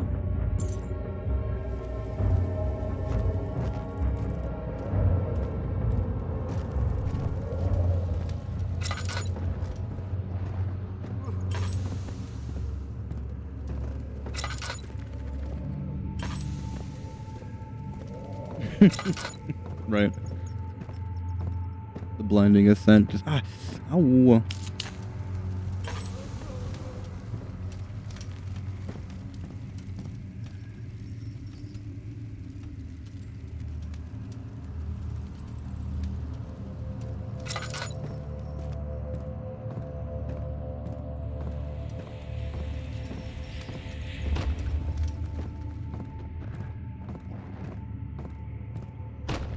Mm.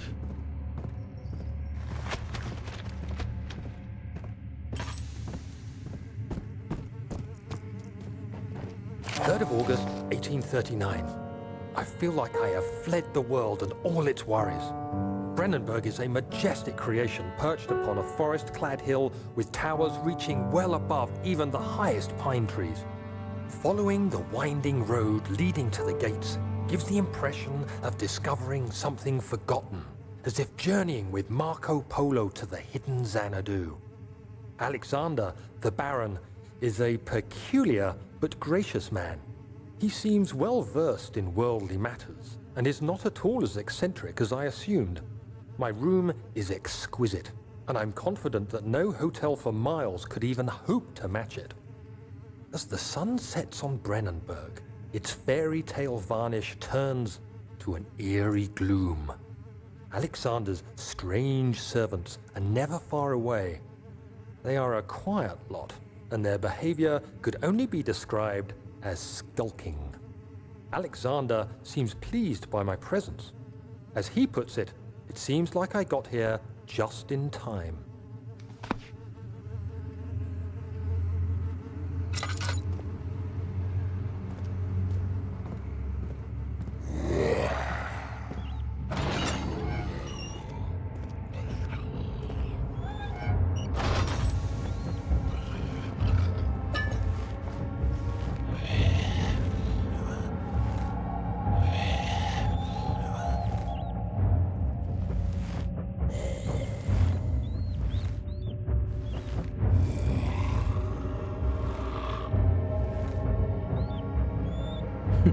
Like Amnesia. Fuck, I forgot my sunglasses at the gas station. No, I got like a 10-hour drive ahead of me.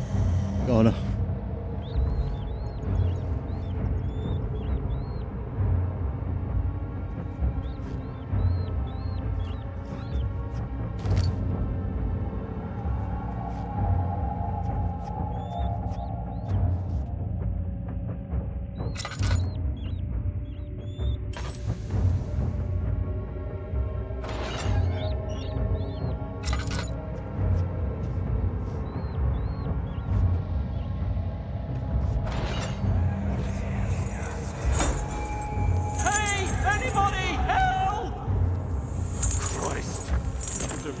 This? Why?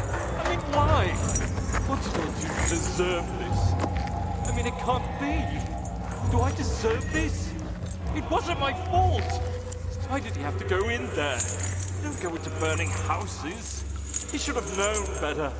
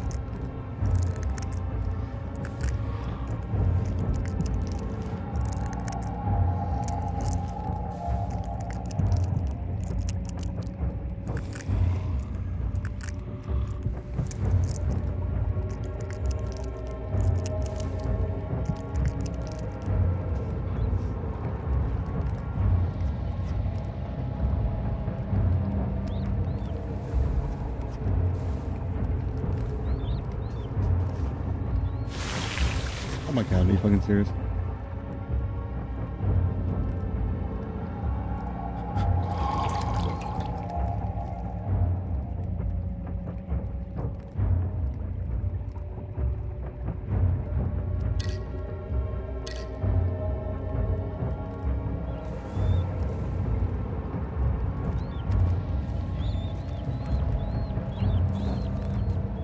Thankfully, damage is pretty rare in this game. Like, it's just the sanity meter you really gotta worry about.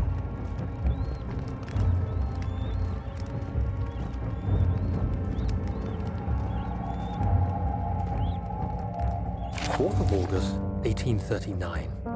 The nightmares woke me in the early morning, and for a moment I forgot where I was. Shortly after, there was a knock on my door. Alexander had heard my screams and asked me to join him in the parlor. As we drank our tea, Alexander began to tell me what he knew. It seems like the orb I found casts a long and dark shadow. It's not only a powerful item, but a dangerous one. Simply by touching it, you invoke the powers within, and if you are too weak to control it, it will devour you. The shadow is a sluggish thing, lagging behind the wielder, killing anyone or anything in its path to reclaim the orb. I said I didn't care about its powers, and that I should throw it away. Alexander advised against this, as I'd still be a part of the path to the orb, and eventually suffer. The orb. Oops.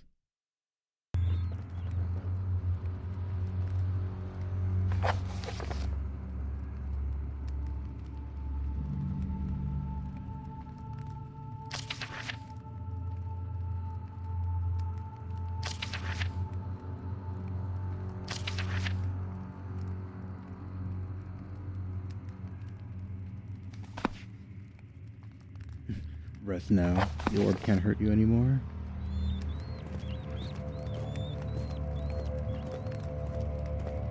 Looks back at the camera. Roll her eyes.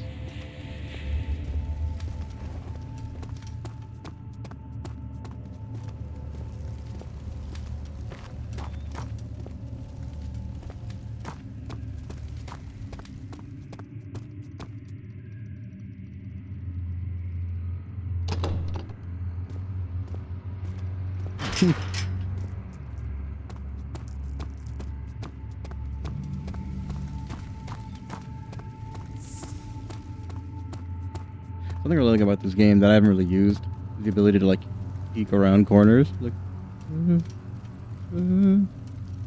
yeah.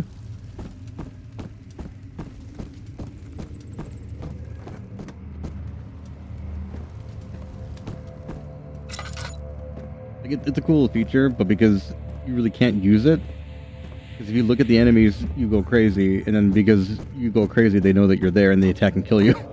So it's just like, it's mostly to stop you from just like blundering down a hallway and be like, oh, and then doing that like little baby gif where you just get scared and runs away again. Yeah, and it's very slow.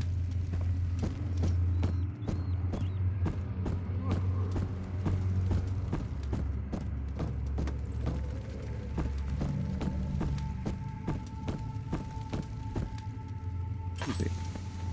I hold it with. Oh yeah, it's still on mouse and keyboard too.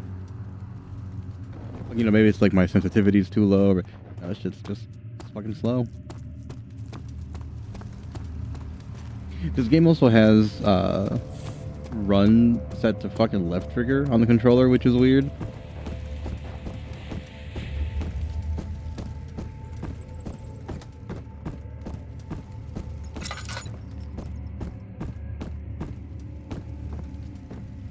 Yeah. Yeah. You will encounter some very strange button mappings.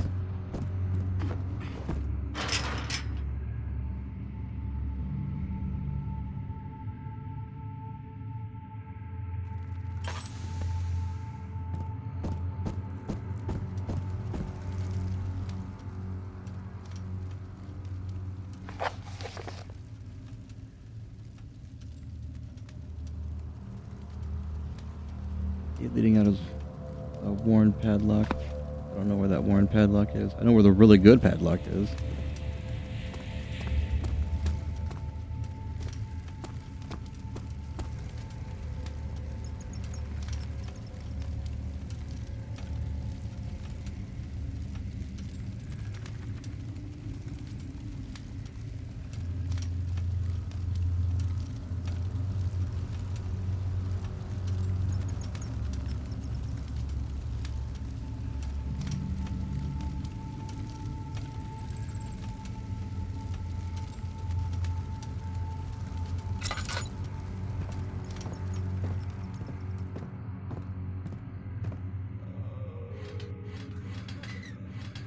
I'm insane. Yeah. I'm trying to remember where the hell the the worn padlock is. Because on top of the fact this game is fucking confusing as shit, also doesn't give you like any kind of map.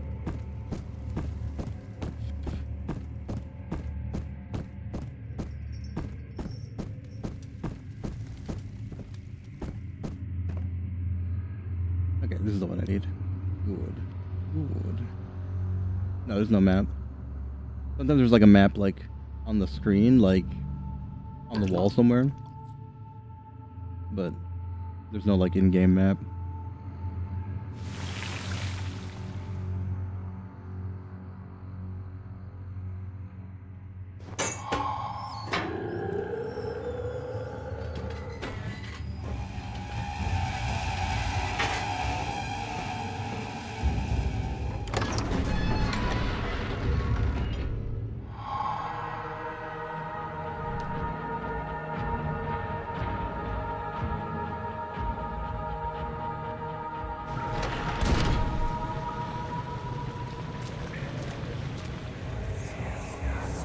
Right? So you used the drain sewers as a means of transport?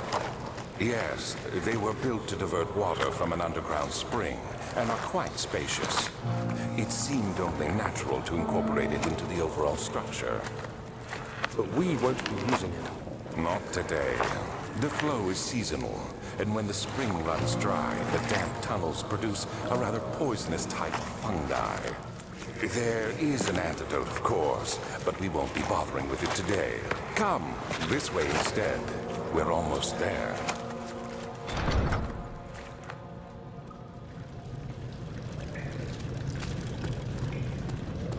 Cool.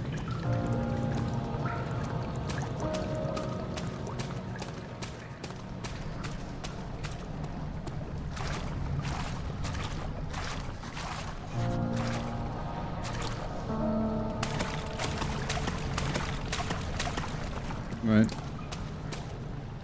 The fungus or mongoose.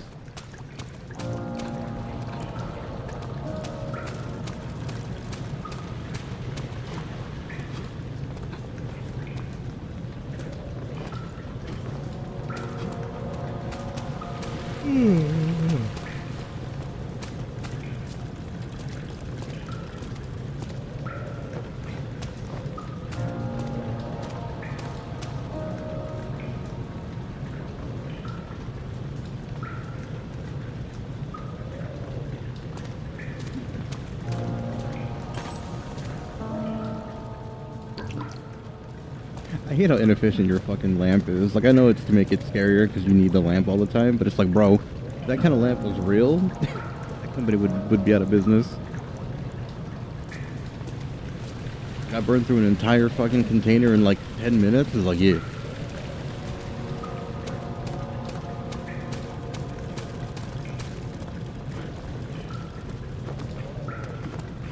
That's what I'm saying, bro.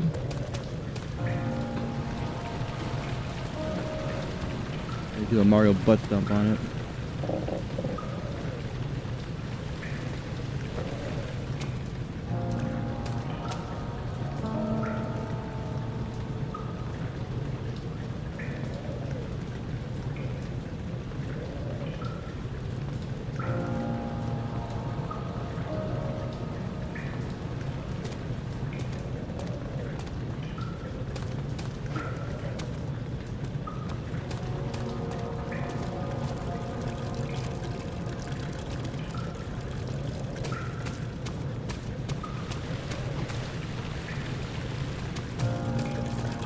Where's this poo water coming from?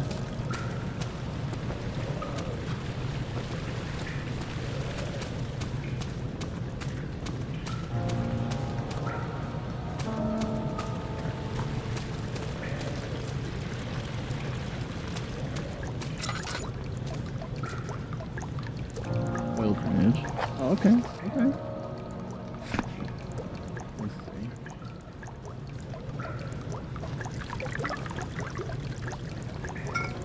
Hell yeah.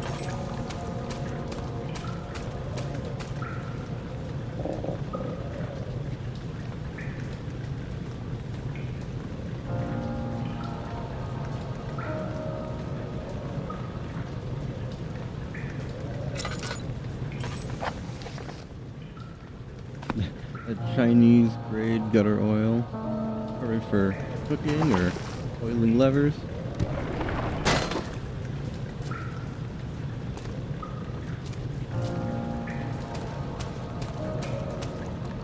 Filter in the water. That old dog water. That deep water.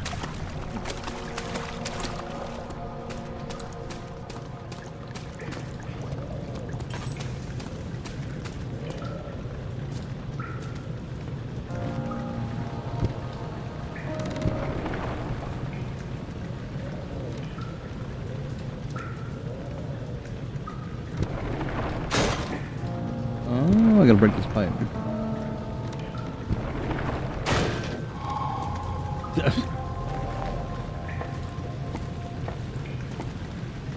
You want to explain to me how in the fuck a wooden ladder broke a metal pipe? Unless this fucking ladder's made out of petrified wood, this shit ain't gonna happen.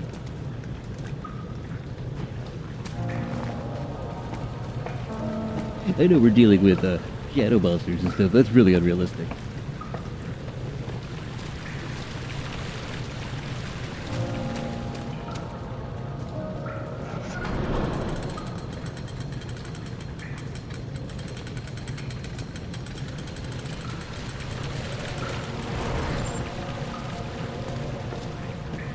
Yeah, I'm in fucking puzzle games.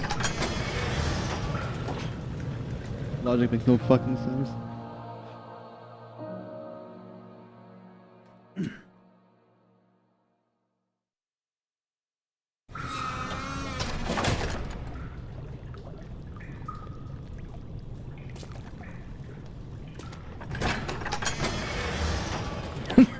The wood's denser than shit.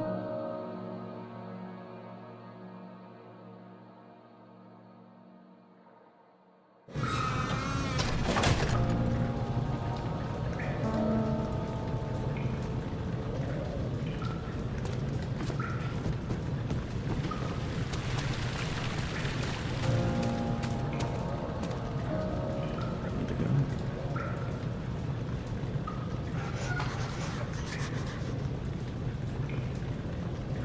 Well, fuck me then. Alright.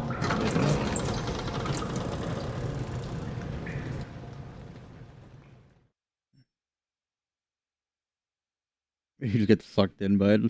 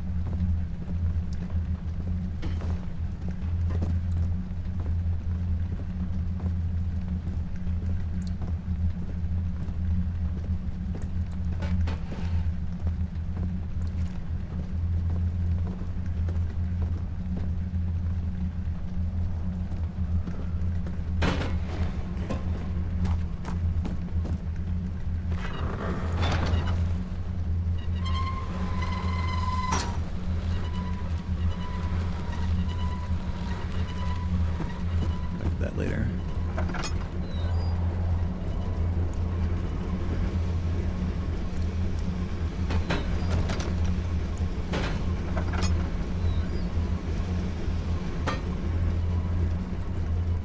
Seem important.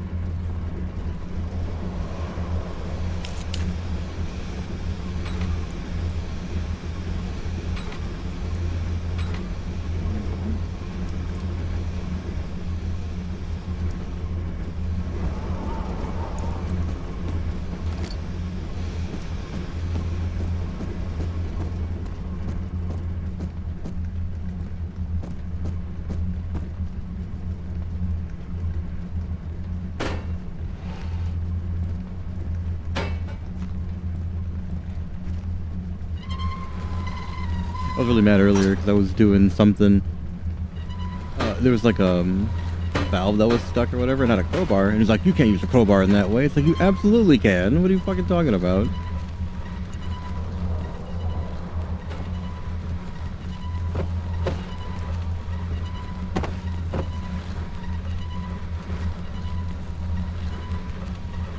You defeat this box. Ah.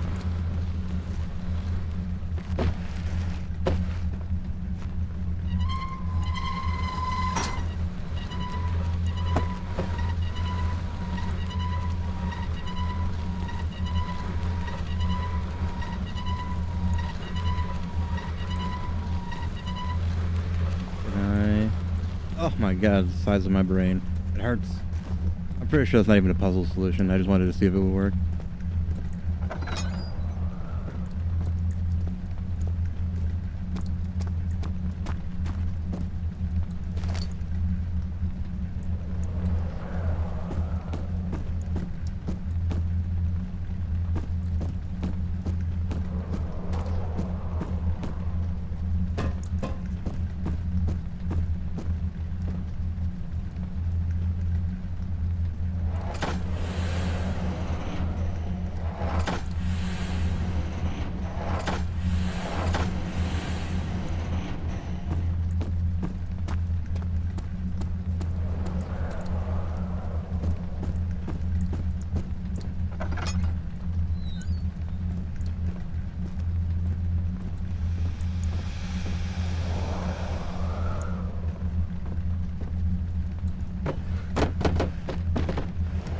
These fucking chests. They look like the ones that you can actually open. It's a box of lies.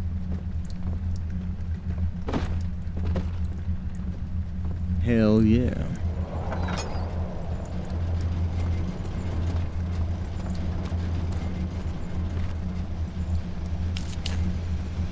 The hull from a log in the hole in the bottom of the sea.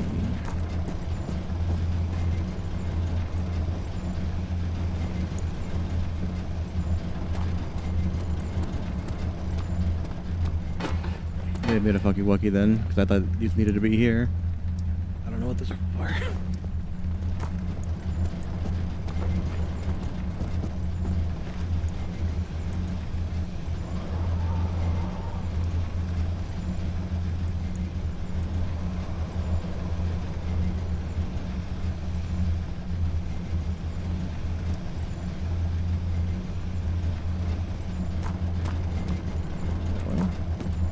Yeah.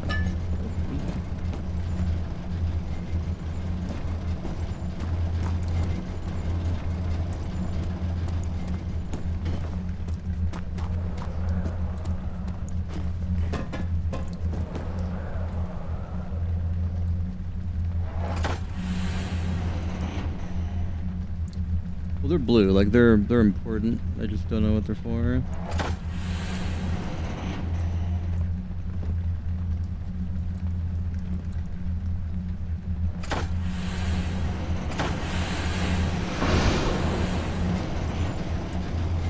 Maybe, yeah.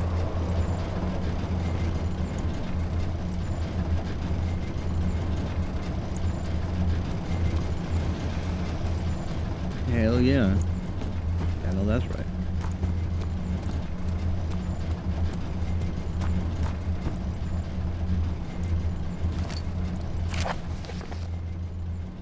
Machine.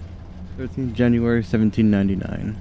The work I have put into this machine is unequaled by the reasoning of any man. The thought that generations of men have passed away since they first attempted to reconstruct the design is most tiring. The limitations of this world have made my work incredibly difficult. It has forced me to build the thing almost 100 times larger than the delicate contraption it tries to emulate. Not to mention the flow of tamed lightning crudely replaced by pressured steam pushing its way through the pipes and turbines. It shames me to think of what the inventor would have thought of my monster. Where he worked with a magnifying glass to carefully fix all the parts, I pushed 5 men to erect a tower of wrought iron in the hope it will even have the tiniest hint of the power found in the Traveler's Locket.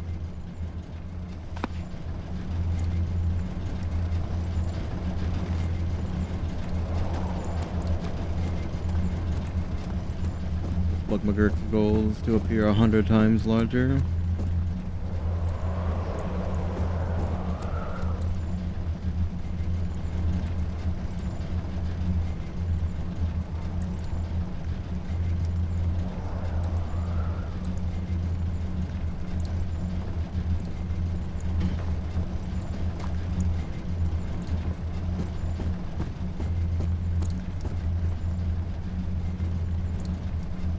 Wait a minute, I think this is where I need to be. Yeah. Okay, good.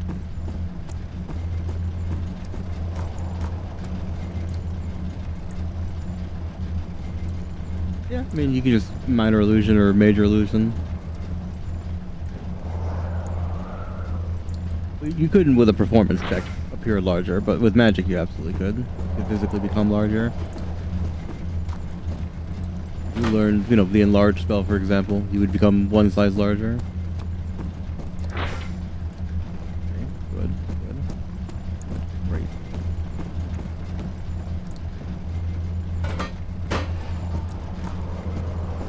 You got polymorph, you could become a T-Rex and become 100 size larger. Sure.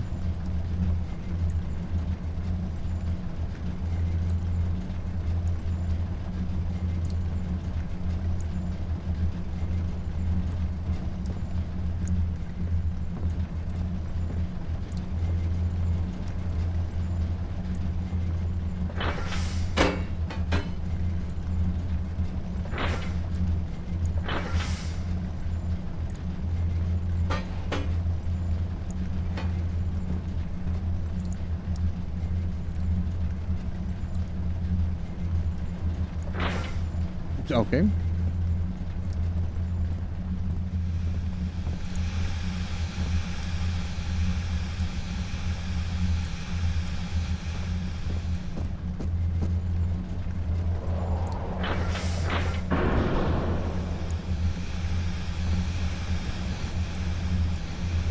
Let go. Daniel?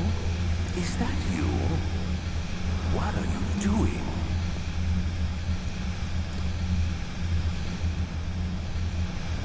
Did I get it right? Okay.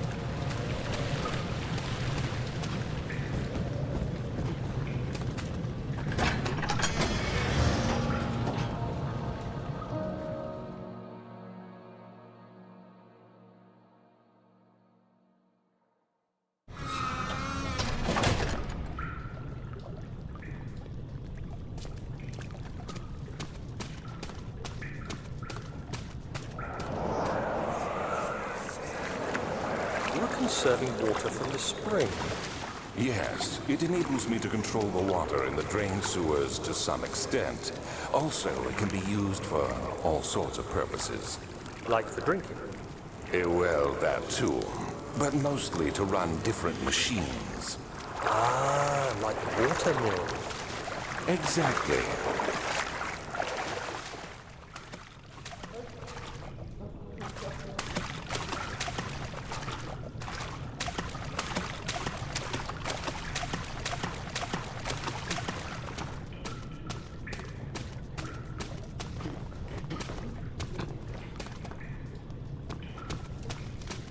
Cool.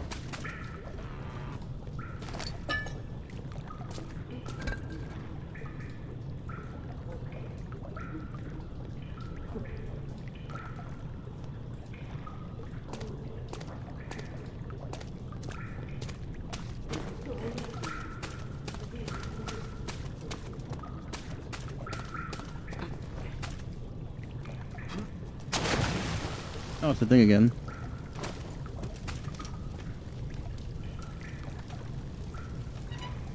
August 1839. There is no denying that Alexander puts a lot of faith into what I can only describe as magic.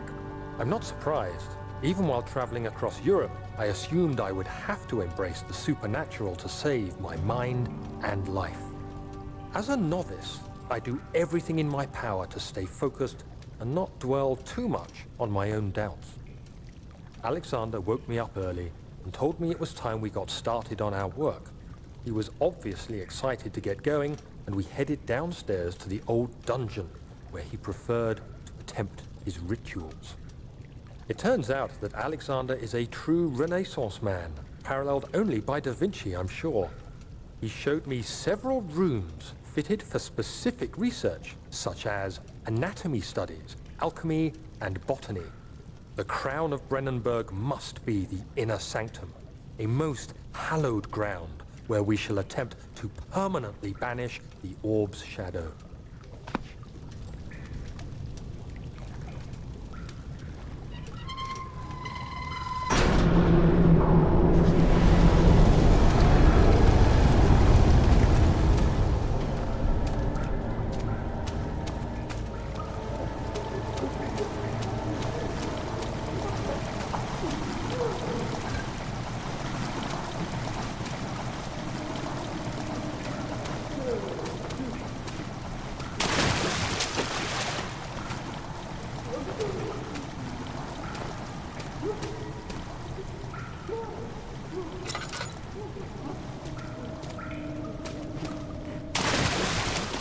Little fish.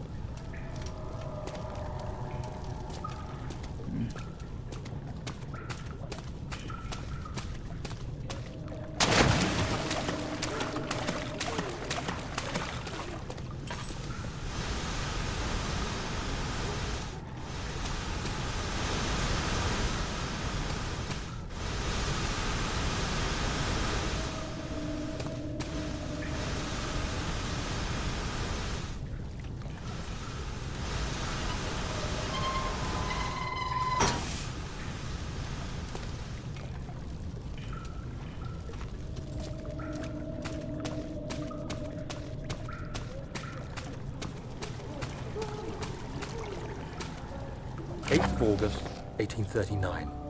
I could never be certain until today that I was on the right path. Using my orb, Alexander managed to channel its power unto us. The inner sanctum flared with blue, fiery light, and I could feel the same things I felt in the dark chamber in Algeria. It was like standing in a mad whirlpool of impressions. It was terrifying. But Alexander kept calm and wielded strange tools of science in order to tame the storm. Suddenly, the blue light was stained by strains of red, and the walls burst with pulsating tissue resonating with the scene. Alexander quickly covered the orb in some cloth, and the unspeakable thing vanished. Apparently, the orb's shadow is closer than Alexander thought. He said I should prepare for a warding ritual tomorrow. I'm not sure what he expects, but I have a bad feeling about this.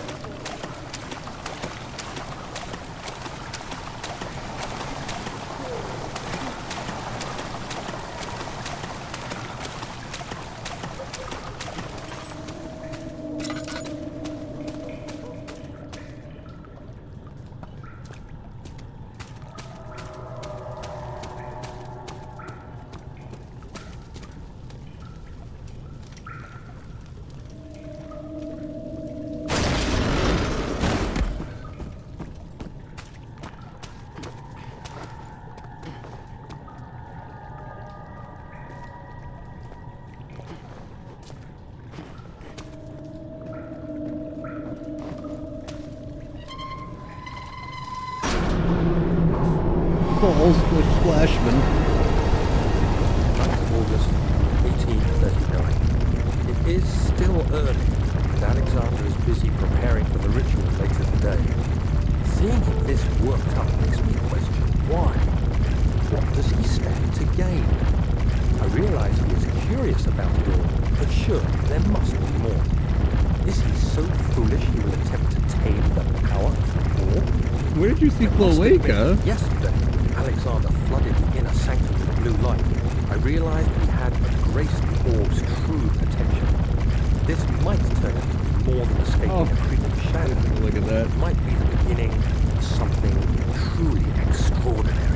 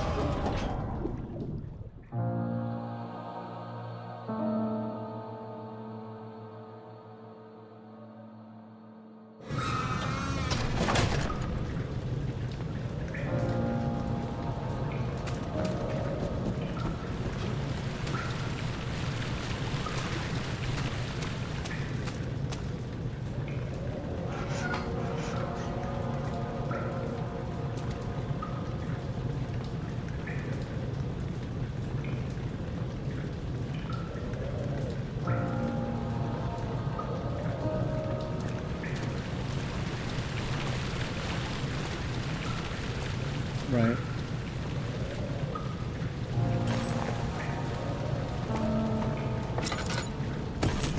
I took fall damage from that? Are you...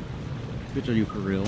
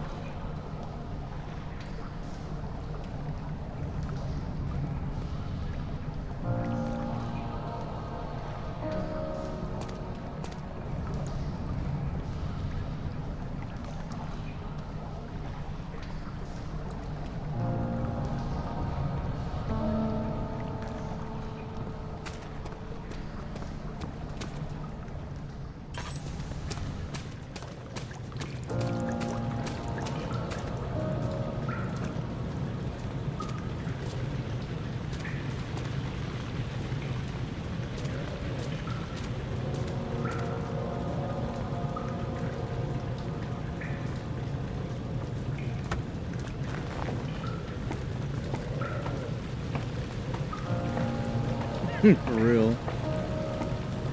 Little glass ankle Joe over here.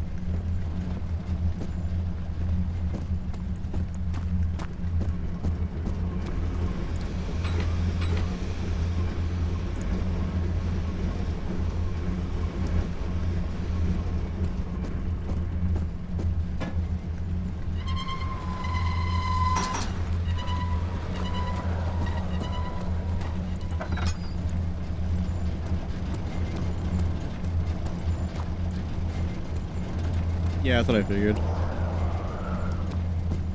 just don't know how the fuck I'd even do that. Like...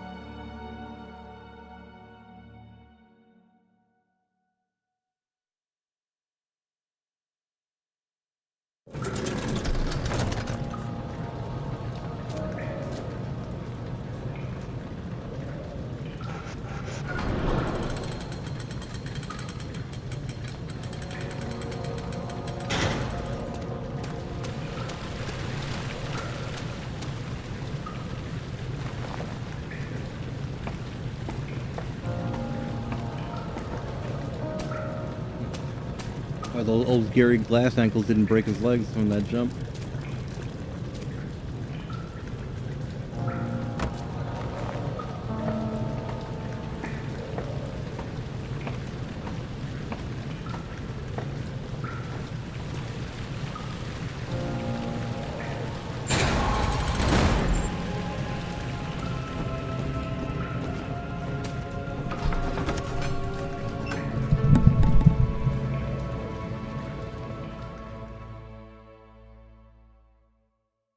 Absolutely.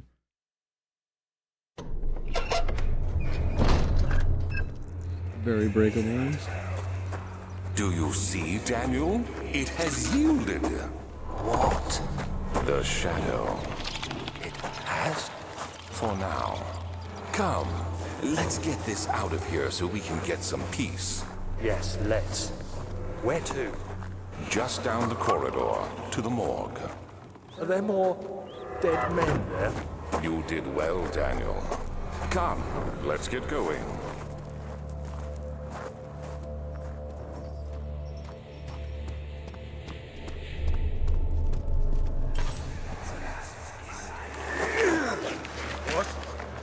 What happened?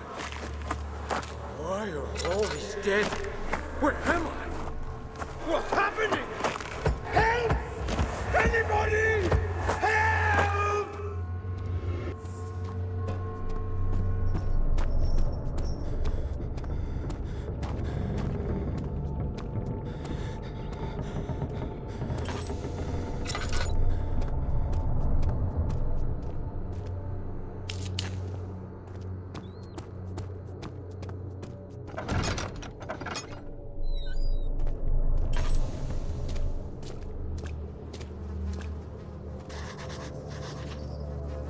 I hear you breathing, Daniel. Do you hear me? Have you changed your mind? In the condition known as hot dog fingers.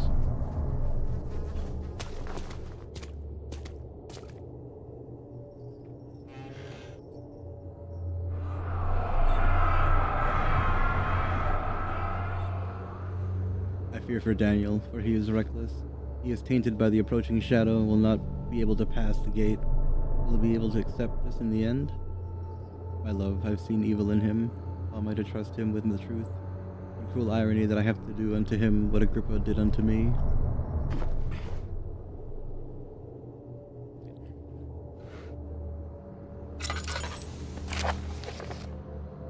Vaccine trials. Oh no. You gotta trust the science. The vaccine enabling my men to work in the fungi-ridden sewers is definite success. Well, it's different from our vaccine. Unfortunately, only a few of the servants have been remedied as the procedure proved difficult. The others will perish, and eventually... Oh, it's very, very close to ours, and eventually I will have to create more of them. Keep my experiments running. Goddamn. Prophetic. Note that an injection of vaccinated blood will work as a shield long enough to pass the sewers without any risk of infection. It will do fine for prisoner transport. Well, you see, obviously this game was made a long time ago, because if it was made today, the vaccine wouldn't stop you from getting the fungi. But it would be worse if you didn't get the fungi. Be more mild.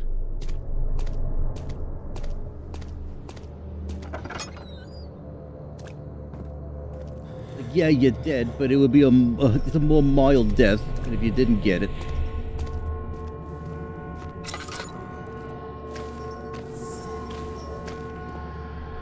That's booty butt ass naked trying to crawl into whatever the fuck that is.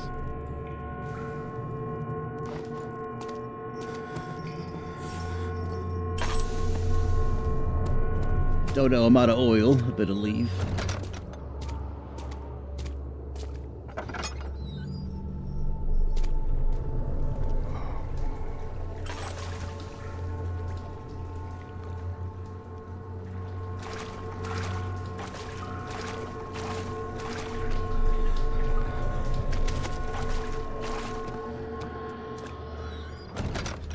Where the monkeypox originated. Oh. Some stale cake.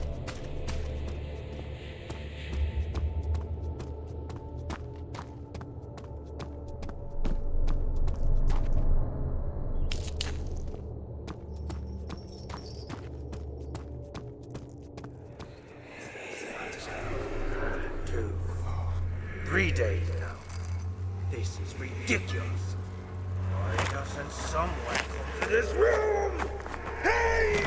Anybody? Am I all alone here? Help! Help! I'm so tired. If I sleep, will I wake from this nightmare? If not, I pray my Heavenly Father will take me in my sleep.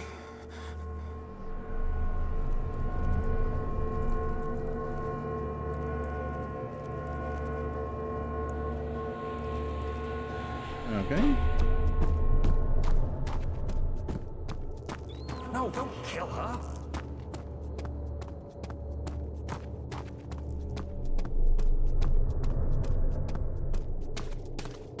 Oh yeah, no, we've all been there.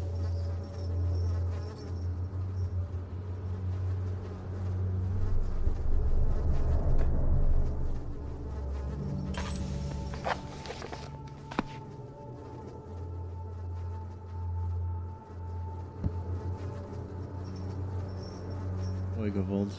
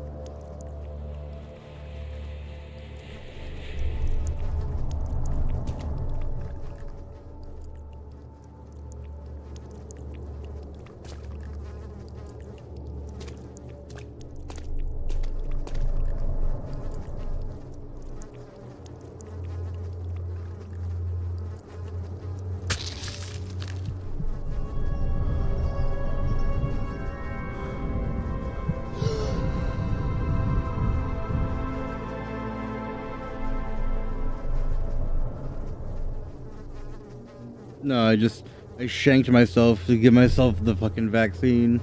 I got the antibodies.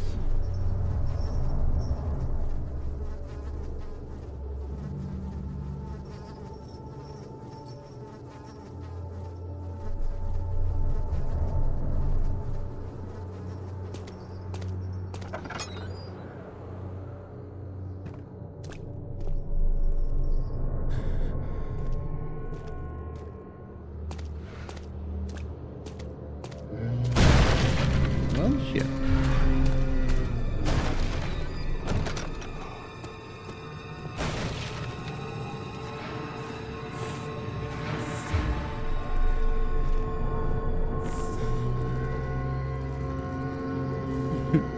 Sound like a whale. Pizza.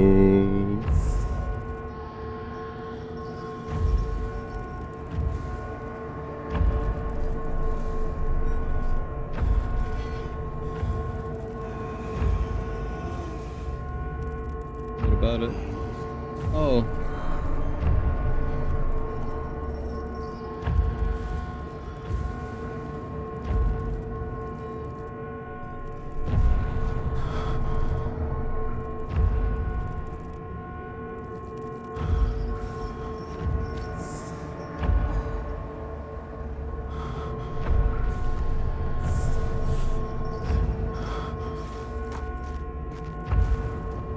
Plantation invasion.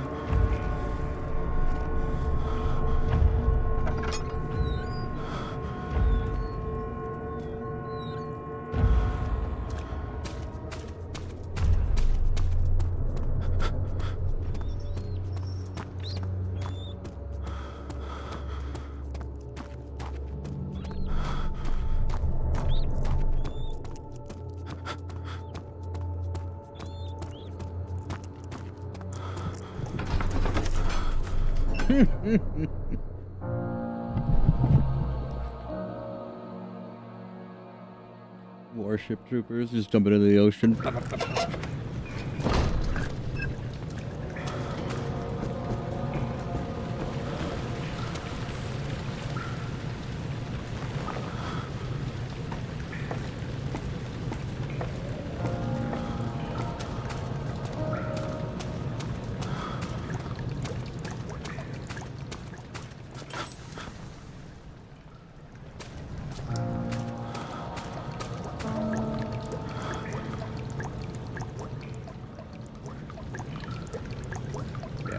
I was hoping I could use that oil to light my lantern.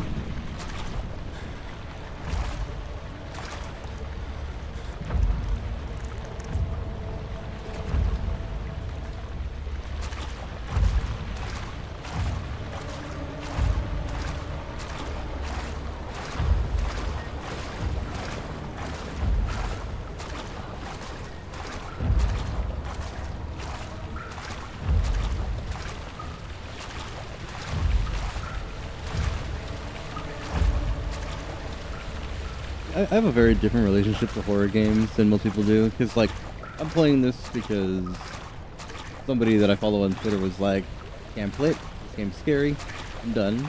I'm like, alright, I'll just do it for you so you don't have to play it. Like, this isn't scary to me. Remember, like, I'd argue with Mimi about that, and she's just like, you know, games like Resident Evil where you can fight back aren't scary because you can fight back. It's like, well, I mean, games where you can't fight back aren't scary because you just know that you're gonna die. So it's just an inconvenience. I see an enemy, like, oh, I better just stop what I'm doing.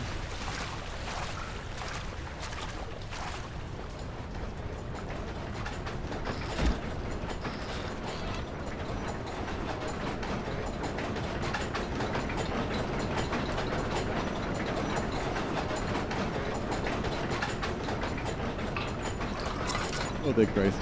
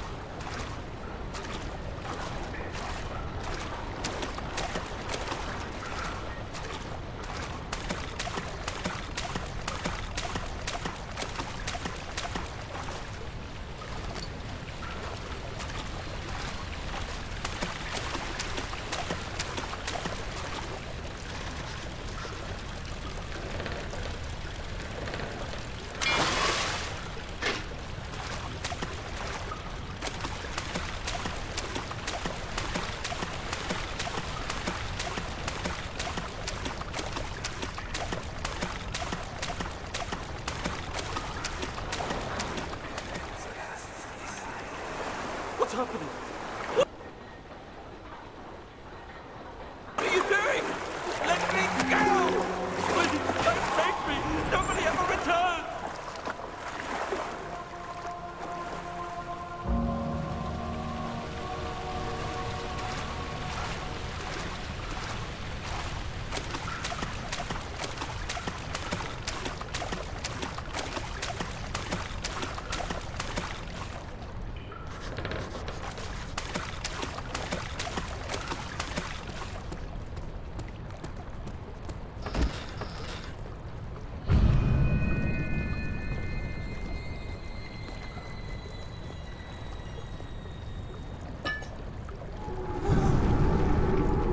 Daniel, turn around this instant. You are carrying the shadow with you.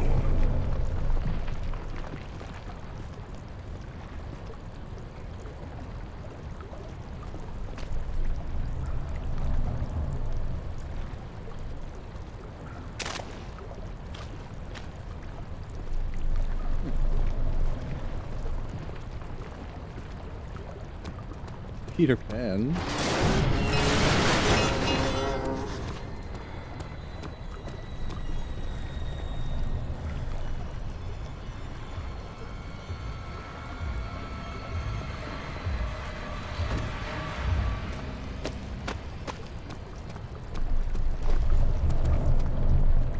Carrying shadow. Peter Pan lost his shadow.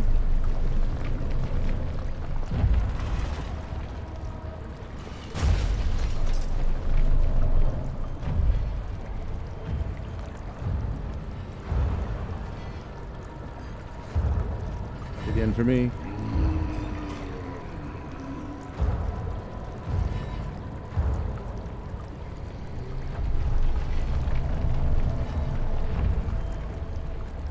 Yeah, he lost his shadow, so then when he had to sew it to his feet, he wouldn't fly away.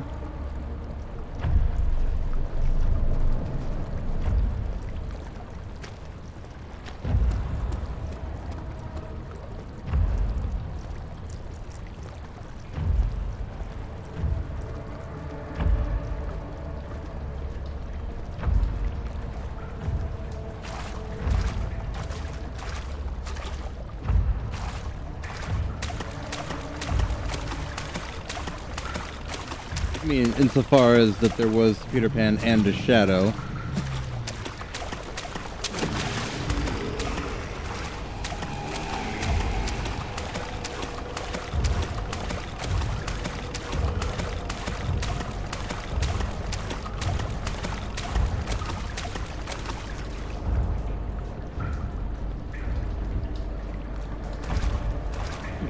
You couldn't physically touch it though. A film theory. Jump freeze frame.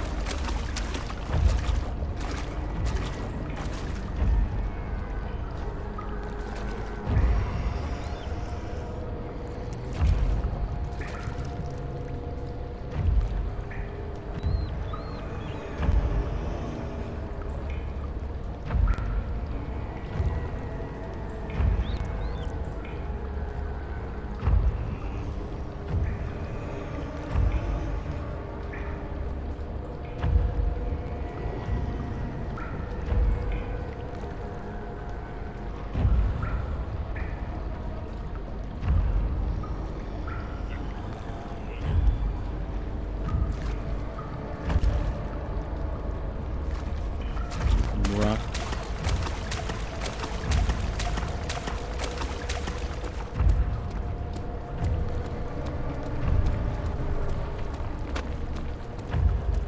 Yeah.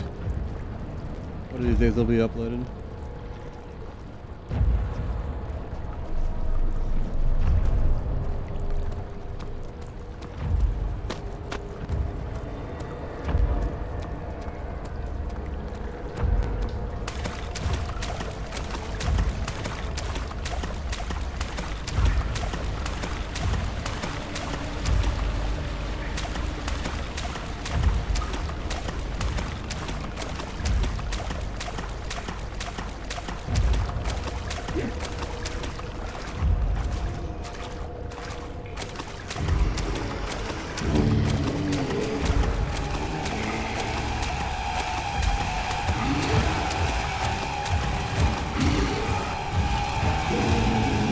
on, bitch. Run. There.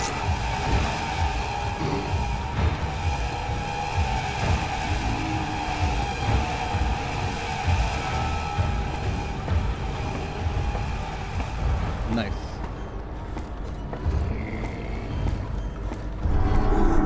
Thought I did it properly, but fuck it. Made it through.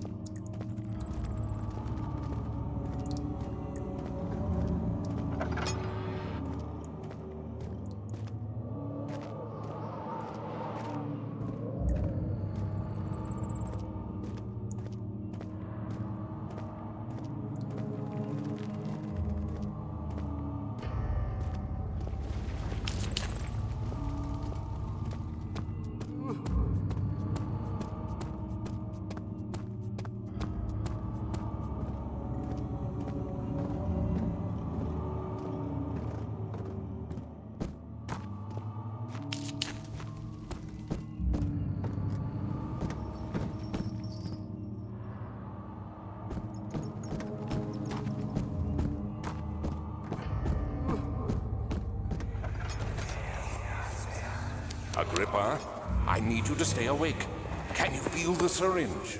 No, I can't feel anything. Alexander? Yes.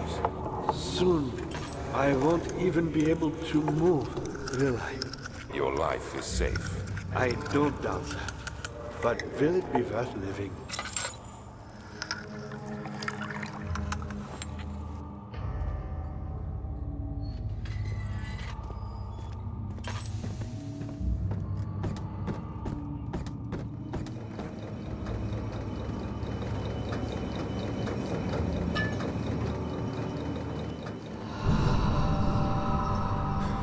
Help me.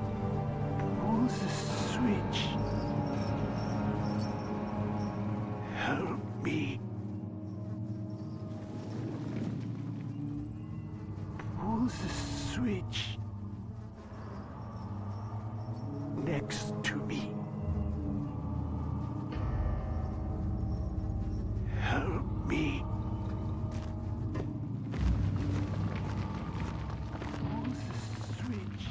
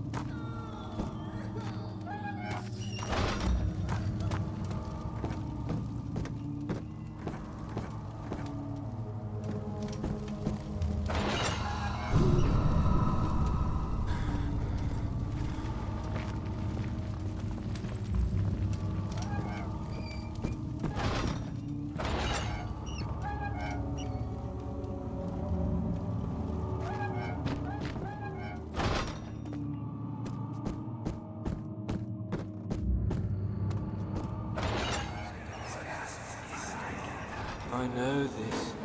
I've been here already. I know this taste. A taste of Damascus rose obfuscating the truth in a dim haze. They may sweep the traces from my memory, but my body remembers.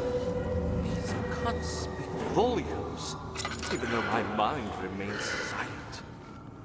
They will be back. They will be back. Get her back!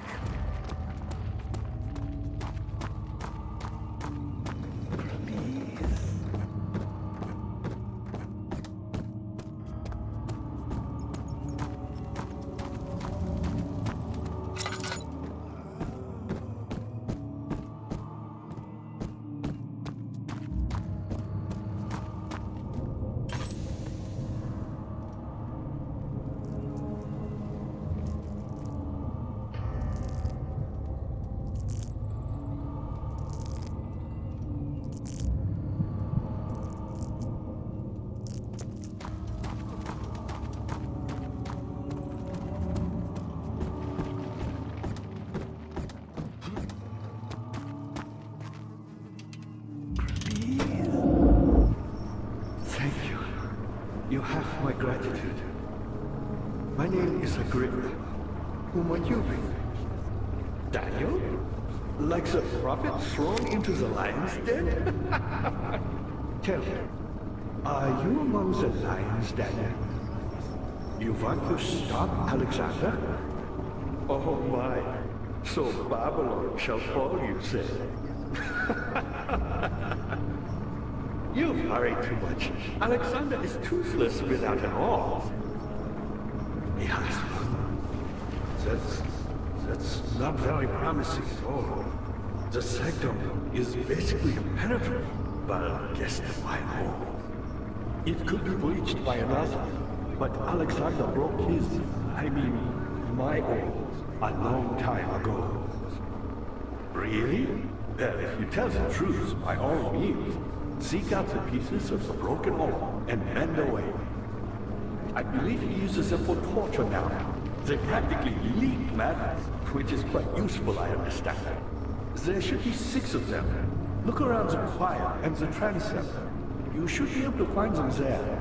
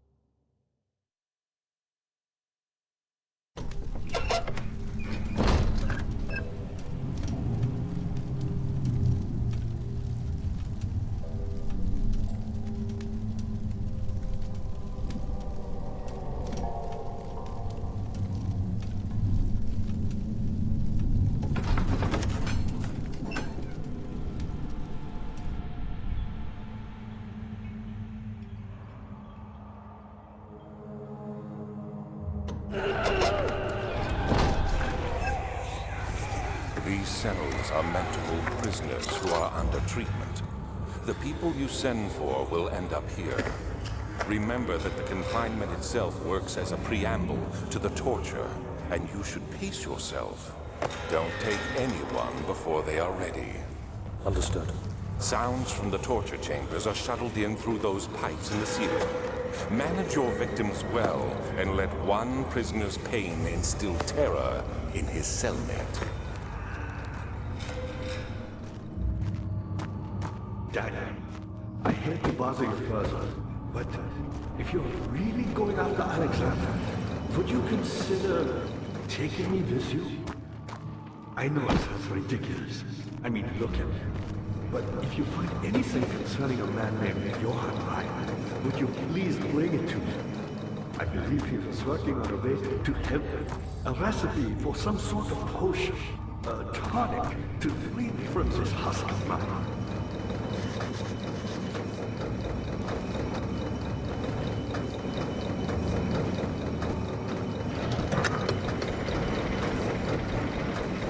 Me? I'm Heinrich von Cornelius Agrippa. I was once quite important to you. Baron Alexander has sustained my soul in this dead husk for years. Who knows how many? Hundreds, I presume.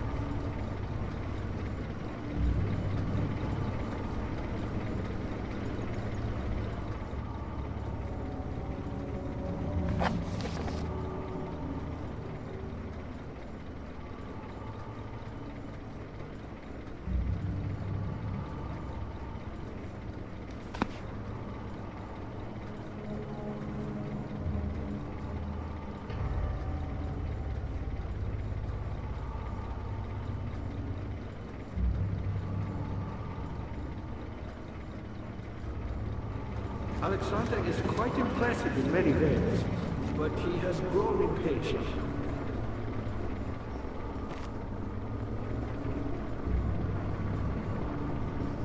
Why me? I'm the next best thing. Alexander really wanted none other than Johann Reyer. You never heard of Johann Reyer? My God, boy, he's probably the greatest man in history, and you don't know him?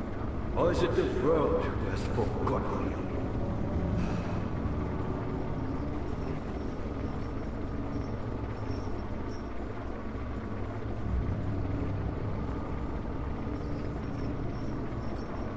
Reyer was my pupil. My pupil. Yes, I do take pride in that fact. Is it so wrong?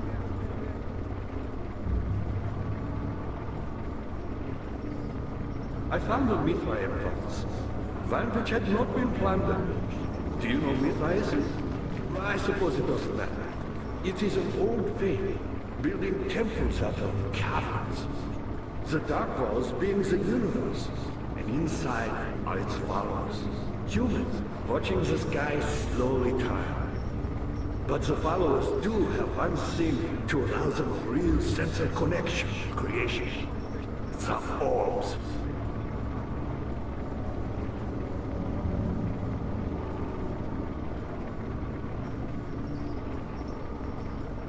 Not many orbs are left. They sometimes consume themselves, or break, when used by an uninitiated. I was lucky.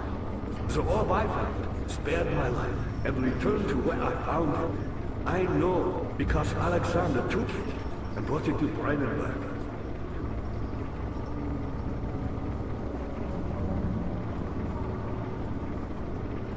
Reyer was a brave man and dared to proceed where I did not.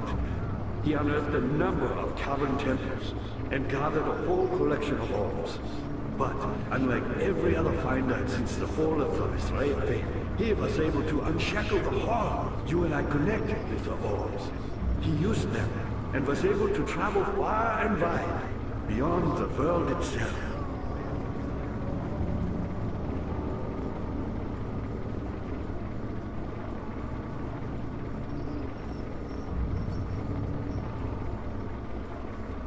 Me, powerful. Not the way I hoped for. I've done all that I can to escape this prison. But now, I use all my strength merely to stay alive.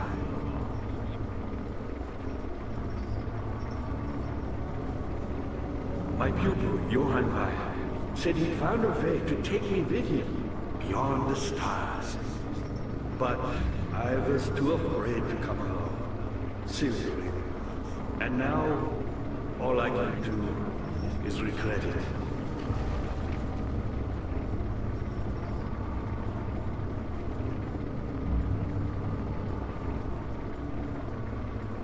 I've always hoped Reyer would return and give me a second chance. But so does Alexander. That's why he keeps me here, as a hostage, hoping Reyer will reveal himself.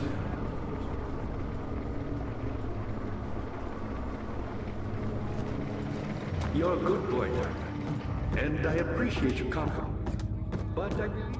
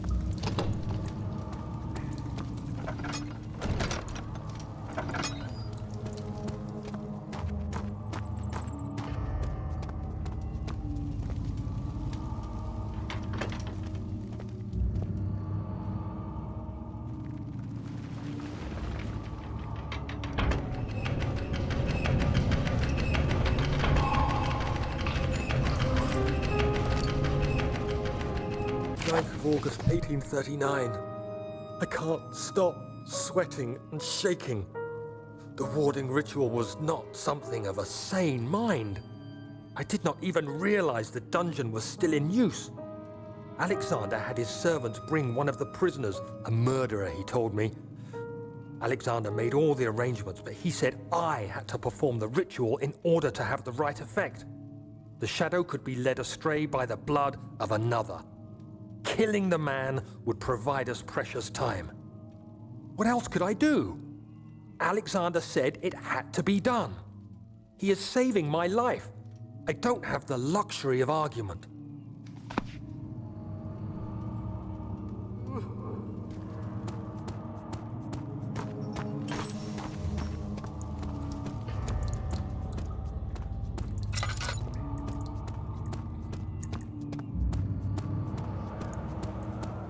Daniel, you have gone too far. I have to stop you. I can't let you proceed any further. I'm sorry, my friend.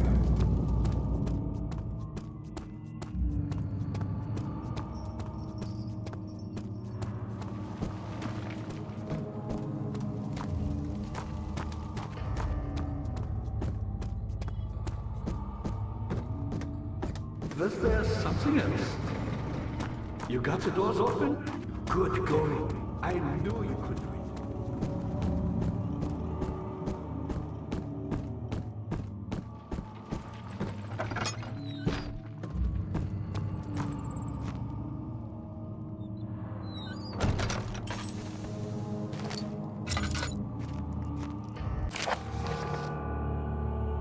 Group of channels fire. Fire taunts me from the other side. I trusted him with my true reason for my efforts, and he still insists on me releasing Agrippa. How an enlightened man can show such lack of compassion in a seat of power disgusts me. I can't bring myself to part from Agrippa, as he is and has been for centuries my only link to the worlds beyond. Fire claims he tries his best to release me from my banishment, but that he needs me to give him Agrippa first so he too can help. If he could guarantee success, I would happily oblige. But how am I to part from him if my return might be denied? I know what they are capable of. I have seen their deception. Optimism is the most hopeless feeling, but I must retain it. I shall prepare for his release. To release Agrippa without killing him, Fire told me to feed him a tonic made from a paralyzer, vitae, and Tampter. Poisonous fungi should work as a paralyzer if I can find the eternal gland from a large specimen. The choir seems to be a fertile ground for this sort. I should be able to extract its contents with proper tools. The vitae could be extracted as usual from any agonized human victim's blood. I just need large amounts to distill it properly. Remember to collect this during the next torture session. Tampter, on the other hand, will prove more difficult. I don't think it exists in this world. Simply writing the word with these letters looks wrong. I believe it's a property of the secretion in the water-dwelling Karnak. I will have to address Vire with this, as we will have to supply me with a host. Also properly prepared. Well, it should suffice to contain it.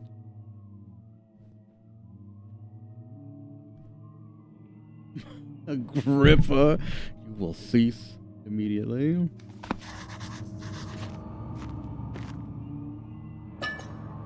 A singular Agrippa. Chip the Agrippa.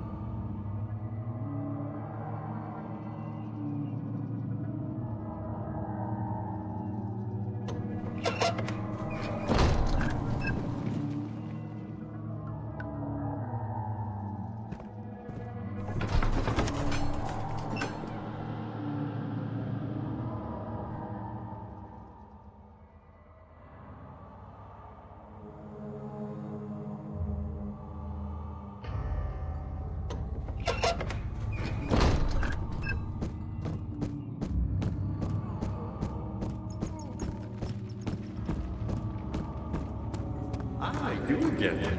Incredible. You found Vire's recipe. Then there might still be a chance. Listen carefully. Alexander is working on opening a gate, a door to another realm. It's where he wants to go. If you could put your anger aside, let him open the portal before you take your revenge. Let me pass the gate, Daniel. Please, find the ingredients and prepare the tonic via the scribes. And do so before you assemble the orb. The barrier keeping you from the inner sanctum will only be breached for a short time. Unless everything is taken care of before mending the orb, you won't be able to save me. You should hurry, Daniel. No time for sitting around.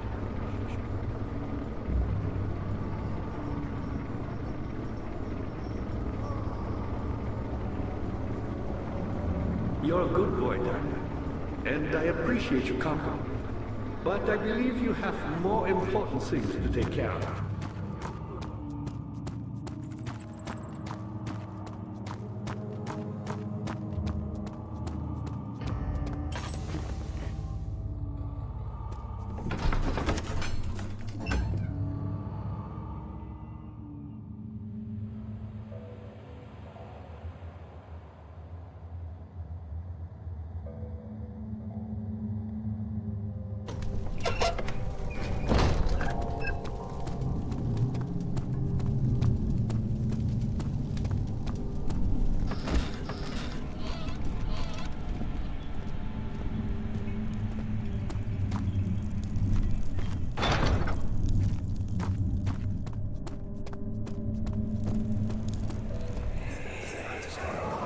Just a little further. It's like Orpheus descending into the underworld. Are you hiding something? What do you mean? Never mind. Your intuition is remarkable. I'm not sure I'm following. It doesn't matter. It's just a myth after all.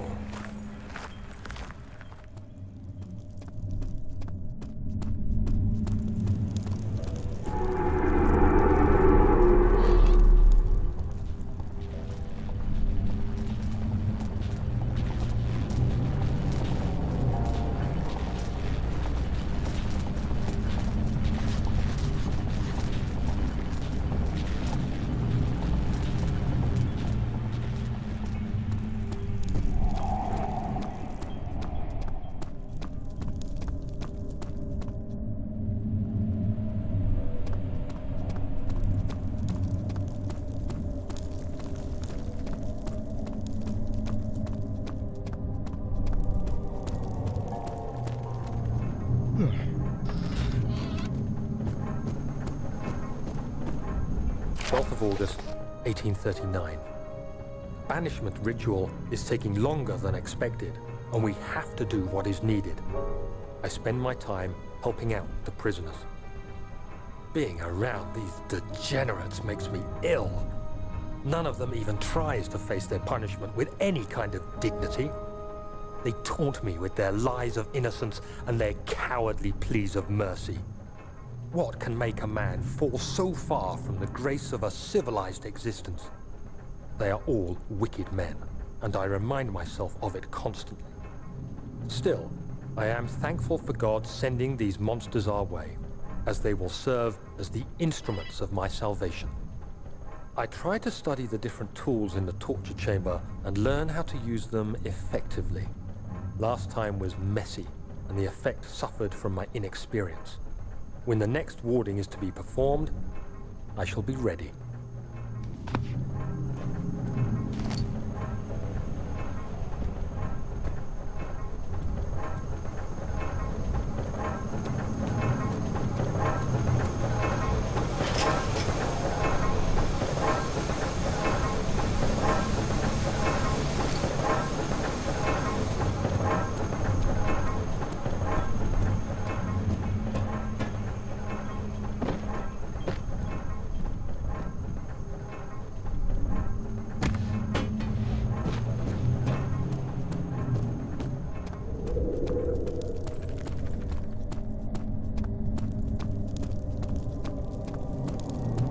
What?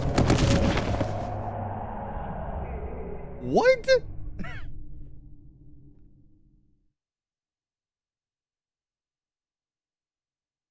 Just fell through the floor. That's bullshit.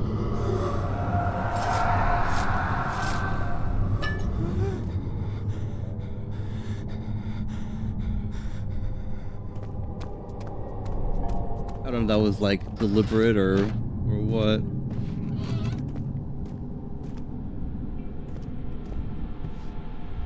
Oh hell yeah, my fucking anime figurines. And my GD lamp.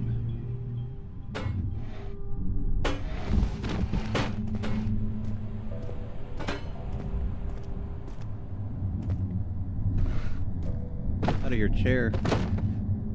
8 chairs.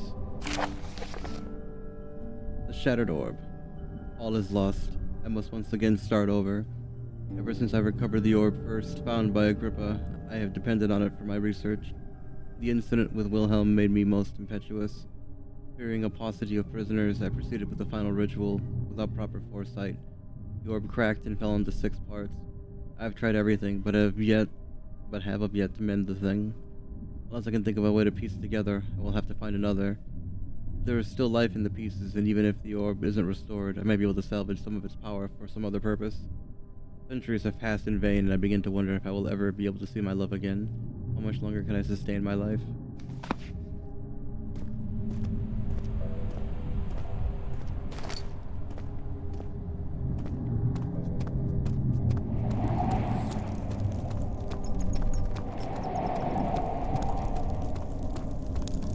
Is this your time witnessing Daniel? If so, blame yourself. You started this. You sent me that letter asking for help, and this is how you repay me? How dare you!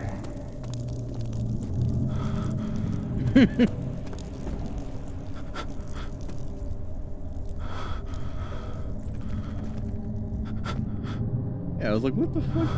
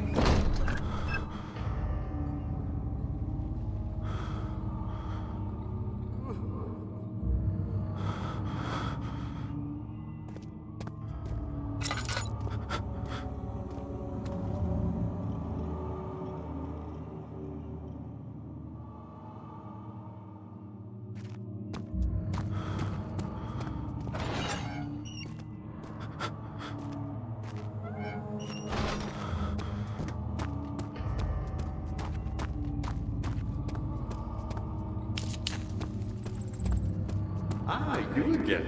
You should hurry, Daniel. No time for sitting around.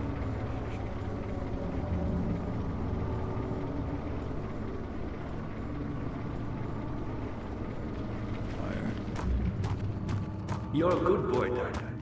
And I agree.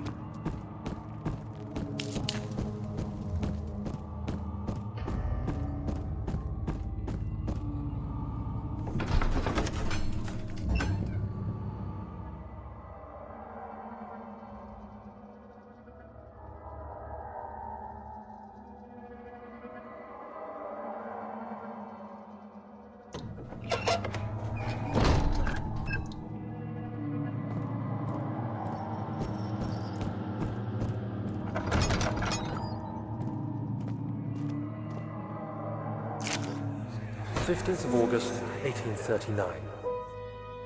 The blood wards are failing. The shadow beckons, and its cry disarms my actions. Hurry, no time to spare. You have to kill another. Alexander produces a knife. He wants me to cut the flesh.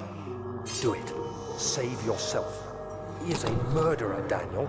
He is evil, a cold-blooded killer. Hurry!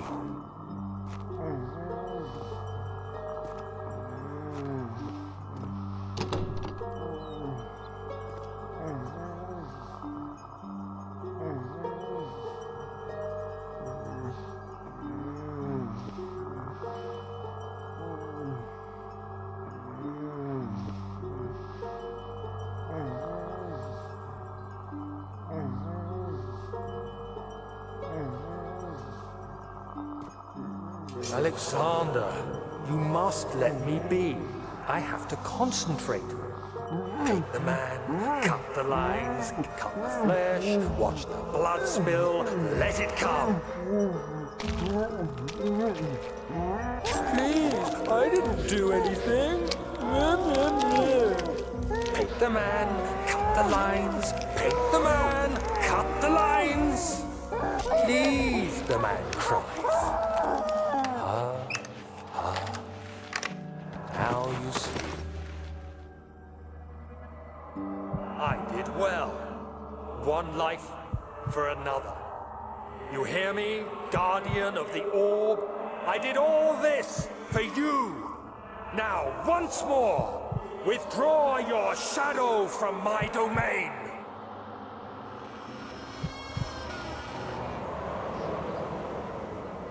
Alexander, there isn't much time. I can feel it. We must act swiftly. I will do whatever it takes.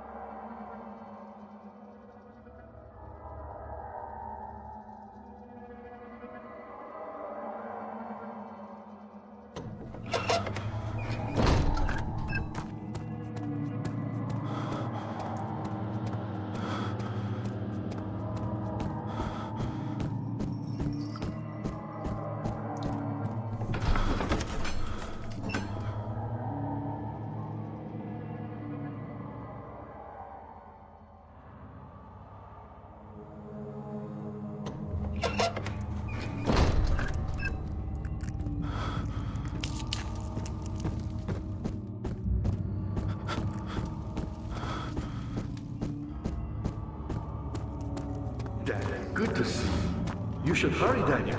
No time for sitting around.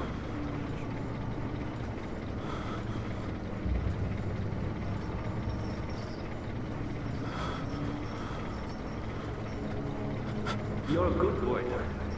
And I appreciate your company. But I believe you have more important things to take care of.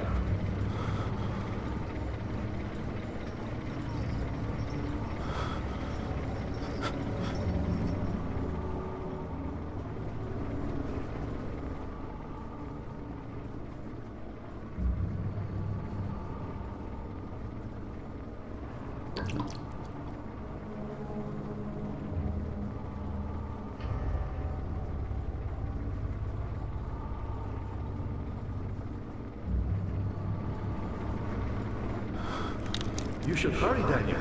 No time for sitting around.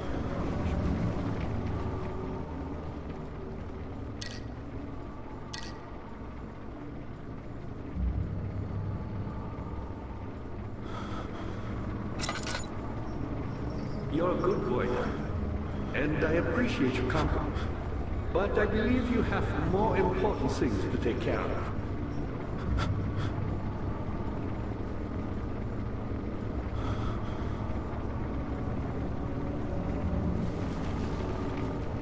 You should hurry, Daniel. No time for sitting around.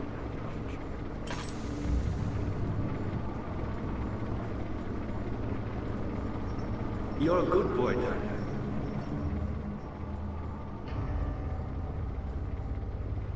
And I appreciate your company. But I believe you have more important things to take care of.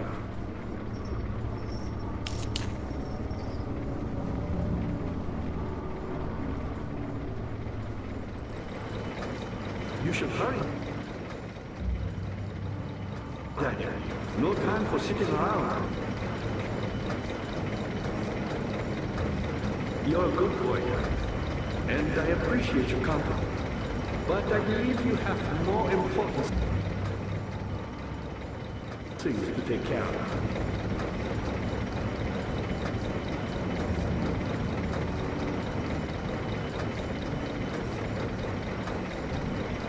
You should hurry, Daniel. Regain sanity, so I'm gonna stand around here, look at this candle.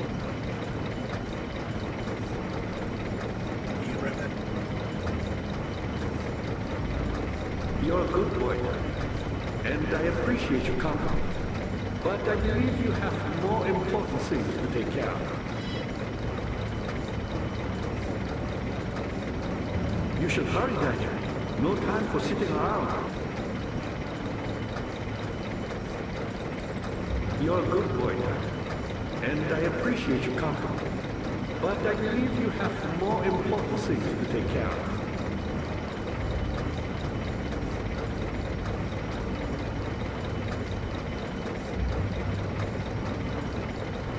You should hurry, Daniel. No time for sitting around.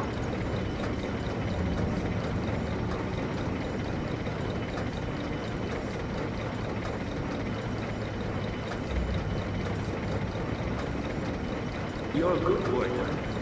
And I appreciate your company. But I believe you have more important things to take care of. Get back.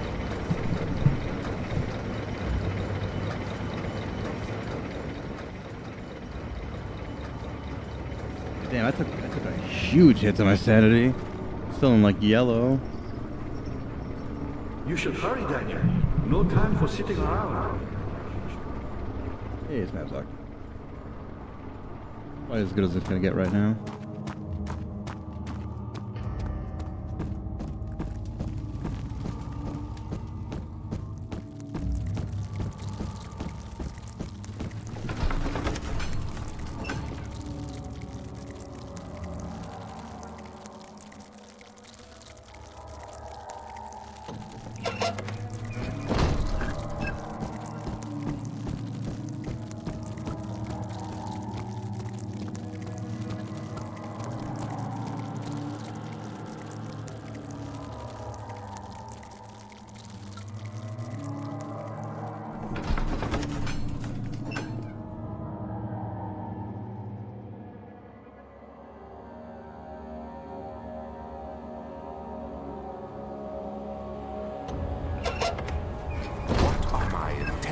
Daniel.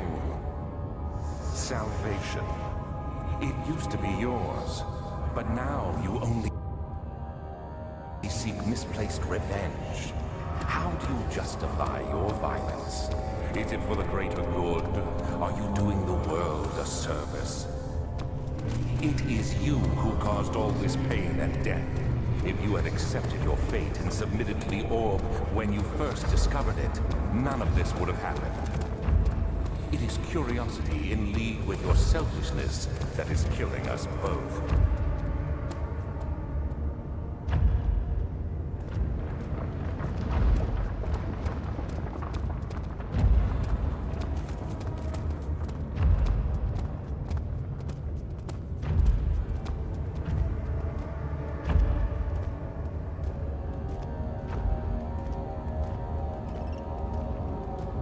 Into a slideshow all of a sudden. What the fuck is happening?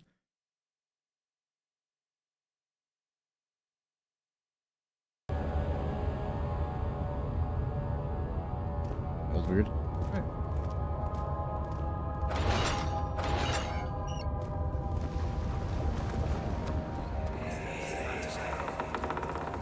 The wheel is good for keeping your victims still during the procedure. They can be bound around the circumference or simply stretched across, tying limbs to the spokes and rim. All tools are by this point useful, and you may administer the torture in any way you like. But the forte of the wheel is the gaps. When you have decided that the victim shall die, you can smash their limbs with a hammer, making them fold in between the frame. But they'll die. Too quickly, I mean. No, don't worry. The human body is much more resilient. They can survive for days until they finally succumb.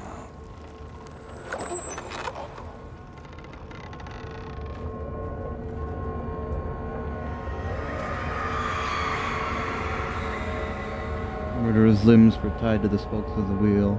He turned the wheel slowly, but with the intent so the rope secured around his legs stretched and cracked the bone. He no longer had the strength to scream. The two men looked at each other knowingly and took a hammer and struck the victim's chest in a final act of mercy.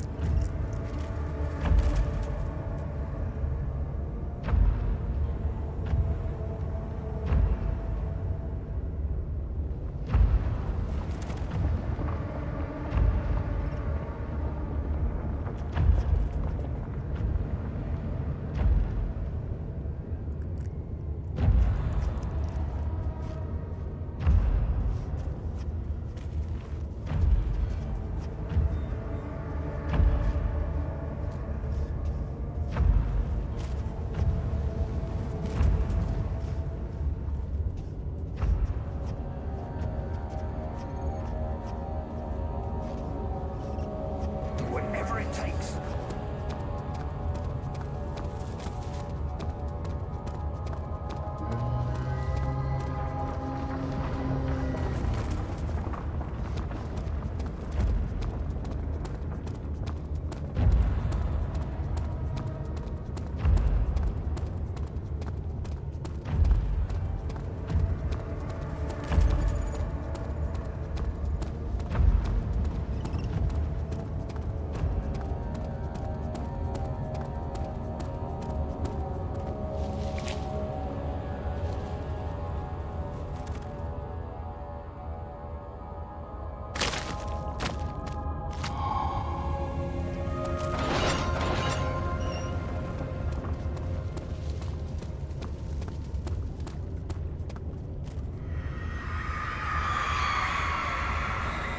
Trader did not know what to think of the brass bowl as he was forced to enter it.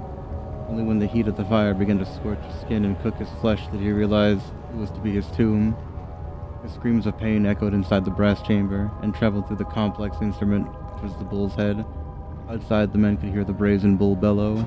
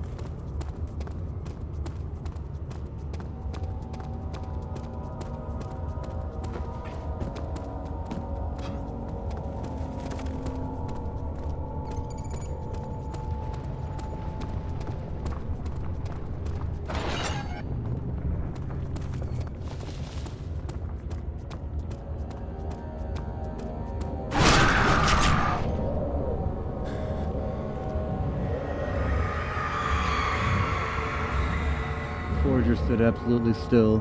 The casket had been closed, but a faint light made its way inside. A myriad of spikes pointed at him, glittering as they waited for his body to slip for just a moment.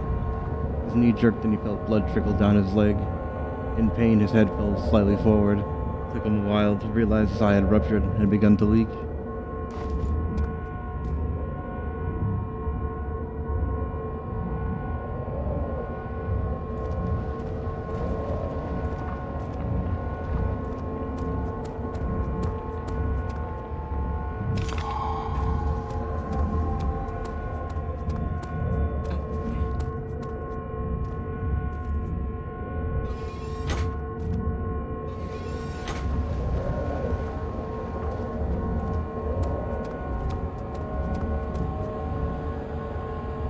Bone.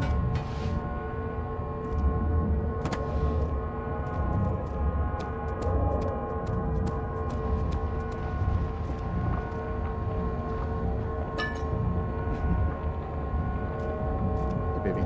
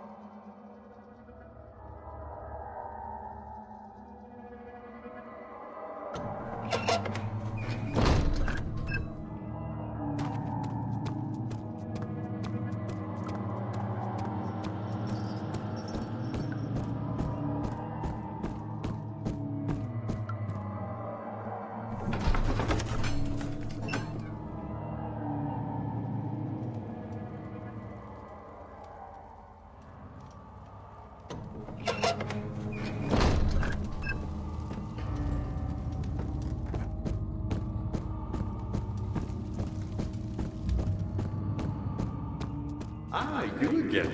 Looks like you cleaned out the choir. Head for the transept and find the rest of the ore pieces.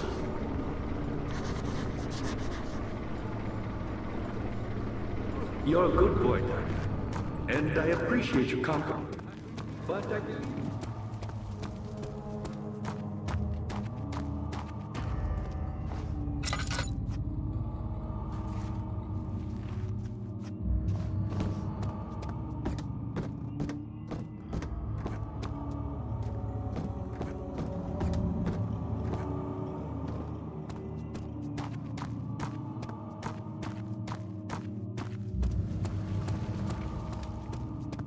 Daniel, good to see you. You should hurry, Daniel. No time for sitting around.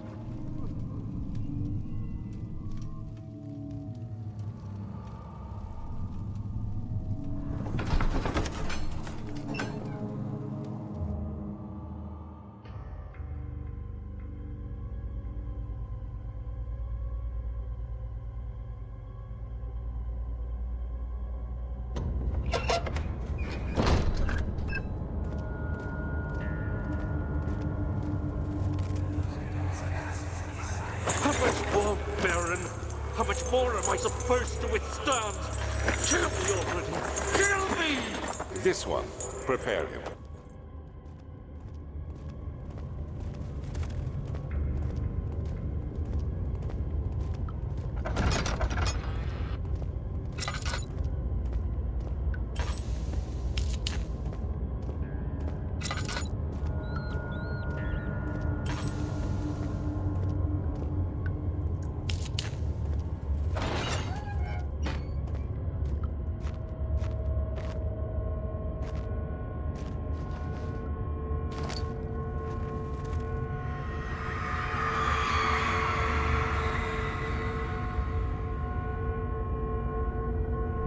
The kidnapper sat on her knees with her hands tied behind her back. She felt her hands being lifted, and her body followed. Her shoulders gave away, the weight of her own body, and cracked loudly. The suspended woman cried hysterically as the men contemplated their next step.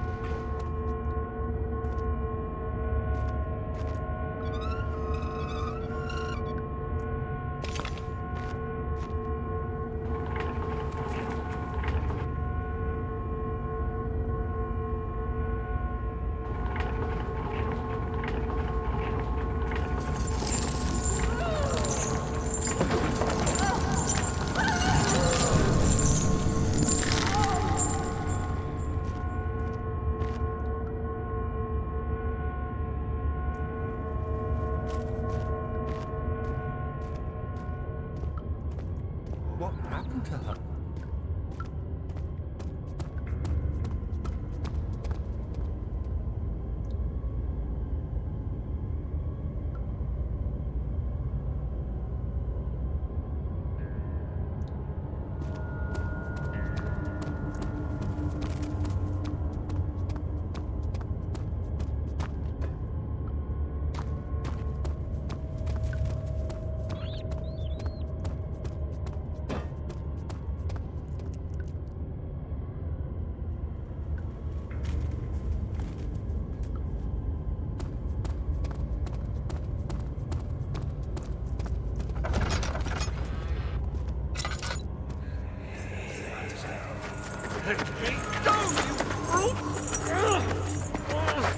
The cradle is ready.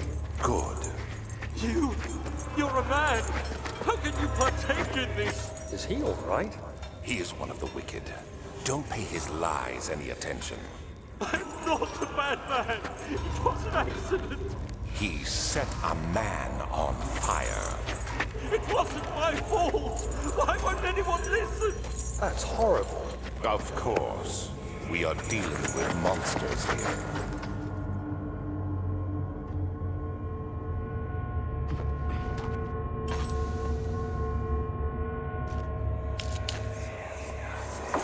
No, please!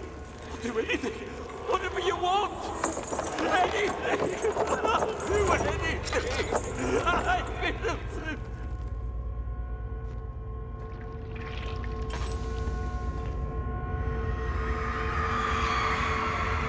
The arsonist kept crying as he was slowly lowered on the impaler.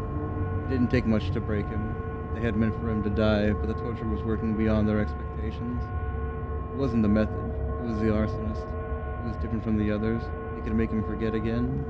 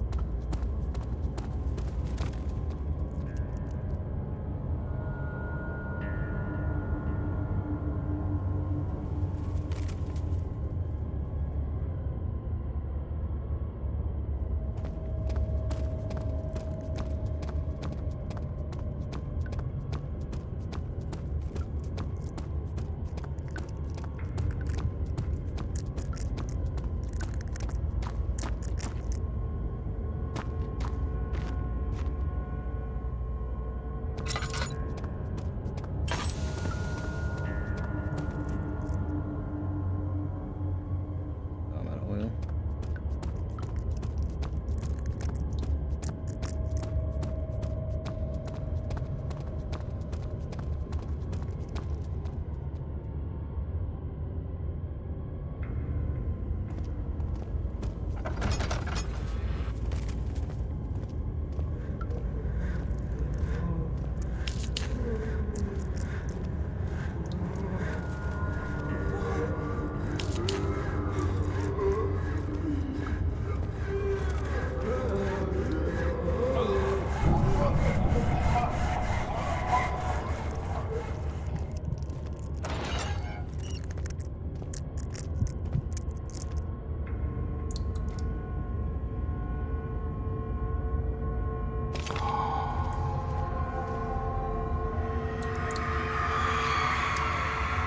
The rapist hanged upside down, his tears soiled with blood flooding from his belly. The saw between his legs had lodged itself in the hip and wouldn't move any further. The men stepped back and waited for the victim to drain.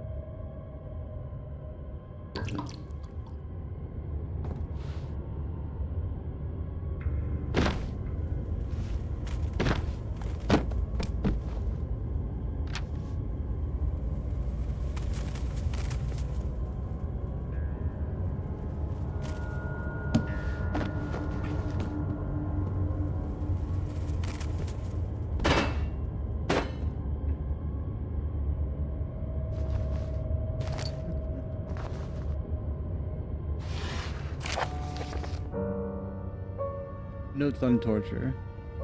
There are quite a few things to be said about torture. I'd figured that the reaction I would get from the victims would be highly individual. Thankfully, this is not the case. The humans all have a very similar approach to dealing with physical pain and the terror of anticipation. I can't stress enough the importance of restraining the victims before proceeding. Even the most timid creatures can break out in fits of violence when their strength exceeds their expected prowess. If proper care has been put into breaking the victim, this should not be a problem, but it will also hinder the effect I am after. The right steps are to take are, therefore, to restrain while the victim is still dazed, proceed by presenting the form of torture you are about to apply, and then to continue with the actual act. The point of presentation is to infuse terror. The human mind is extremely efficient, as it will trigger itself into greater fear simply by imagining it. While applying pain, make sure to avoid massive damage that will prove more efficient in the process, if the process can be sustained. Also apply the pain in doses. If possible, with breaks, let the body settle. If you are whipping or cutting the victim, strike once, wait for the pain to subdue, then strike again. As long as the body suffers, it will continue to produce the vitae and saturate the blood with its properties. Only with careful performance will the victim yield maximum effect. If the victim doesn't behave as expected, it is likely that all will be for naught. Before this happens, feed them they need a drink and try again later.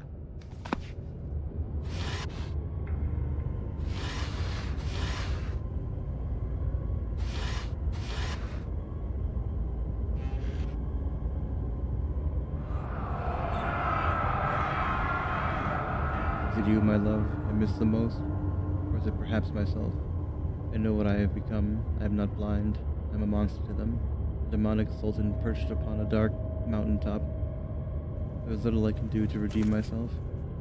Black Eagle fears me, and after Napoleon's defeat, it is only a matter of time before they will demand my head on a platter. I must remove myself from this land. This time it must work. If I can't return home now, I shall perish.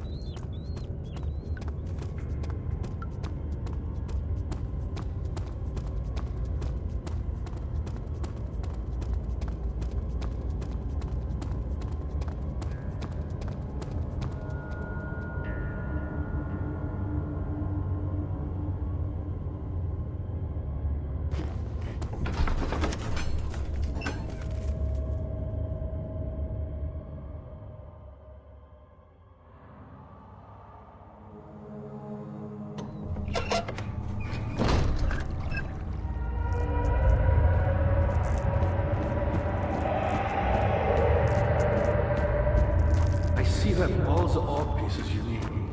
I know I have no right to ask anything of you, but if you could find it in your heart to gather the ingredients for Vaya's tonic before attempting to mend the ore, there might still be a chance for you to save him. Please, my fate is in your hands.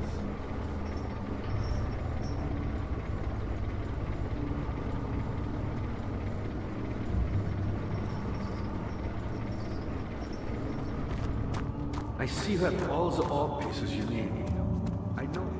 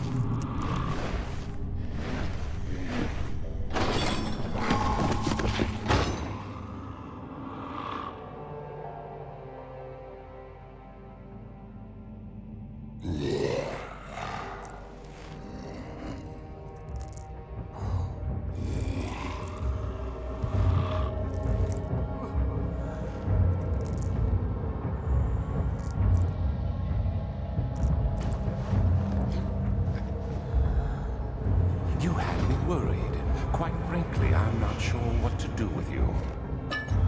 I hold no grudge against you, Daniel. We are so very much the same, you and I. Did you really drink from the amnesia mixture? It does explain so much of your behavior. You never did finish what you set out to do. You talked about redemption, how you would face the orb's shadow and save our work, and me. I will grant you another chance to redeem yourself. You can wait here and stop the shadow. Thank you, friend.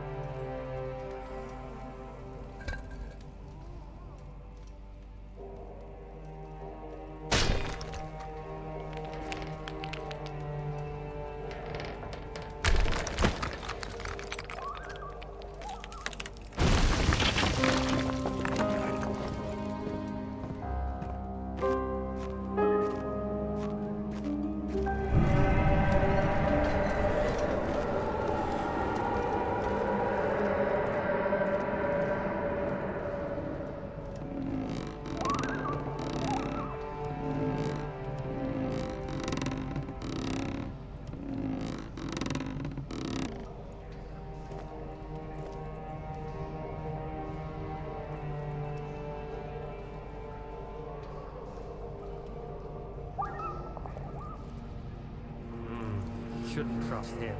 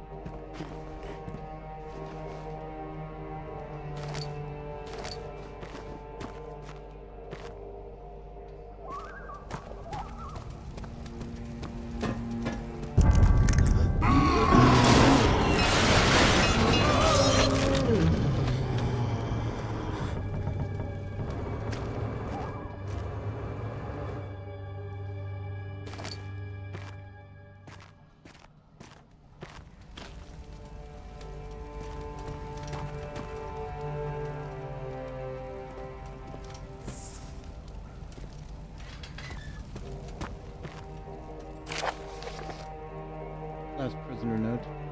There is little left to say. I write solely to prevent myself from revisiting the memories of these last few days. If I am fortunate, I will fall asleep and time will pass without effort. I have begun to wean myself from my prison. When I first arrived, I felt like I was being buried inside a tomb. Now I feel the close walls comforting me. As long as I am in here, there is no pain. The walls protect me from the outside. I even laughed earlier as one of the wardens dropped a key down the pipe. It gave me hope for a second, thinking I could escape if only I could somehow reach it from here. In my dreams, Alexander, I am king. In my dreams, I best you and escape your clutches, and return with all the knights of the realm carrying pistols and sabers. In my dreams.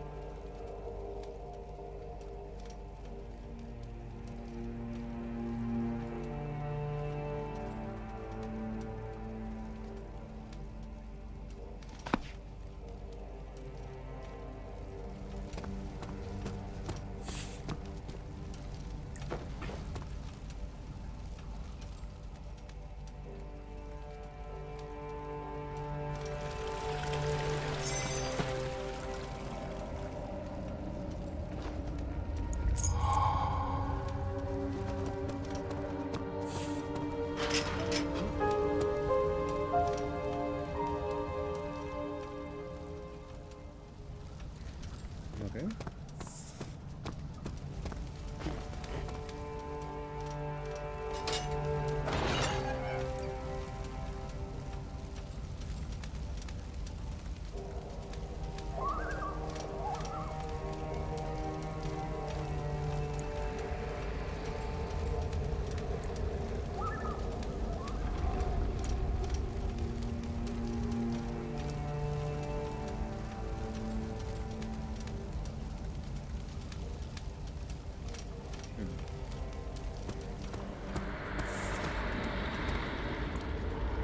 Oh, that's kind of sad.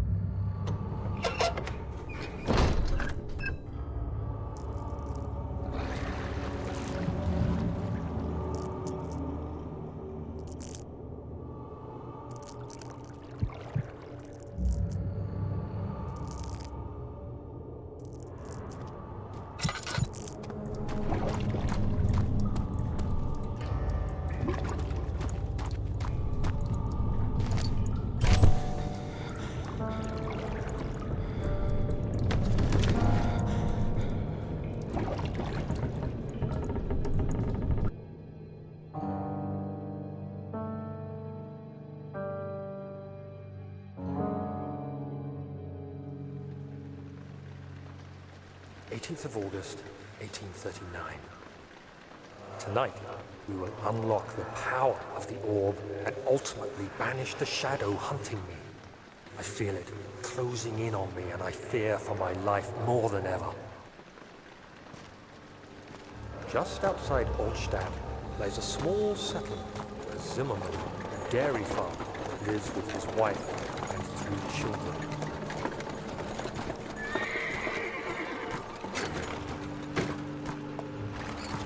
the coach, went there. Our visit was unexpected, and Alexander was able to strike Zimmerman down without alerting the others.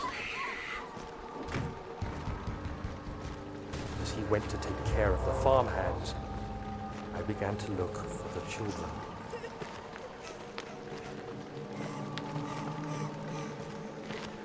We should have more than enough prisoners to finish the ritual now.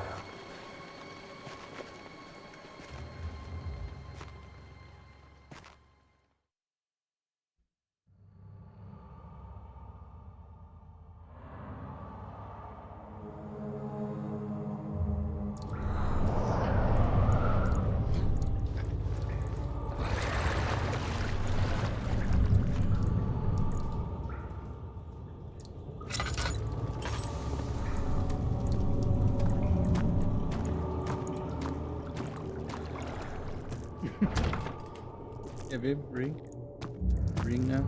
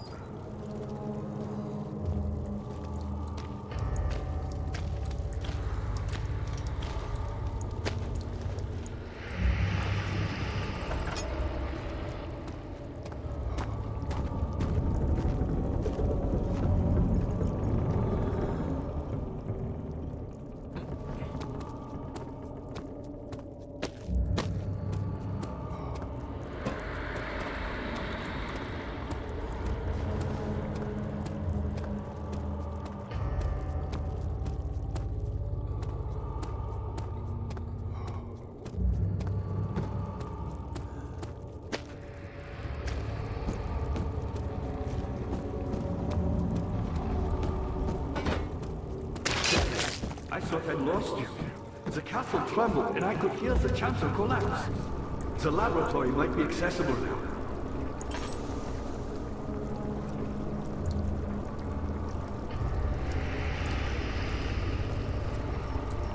What are you doing? Time is running short.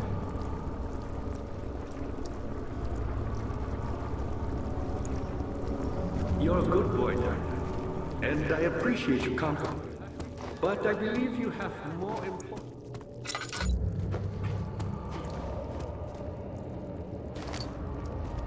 Bone saw's ready. Ow. I hate this shit. It's so inconsistent. Sometimes it hurts you, sometimes it doesn't.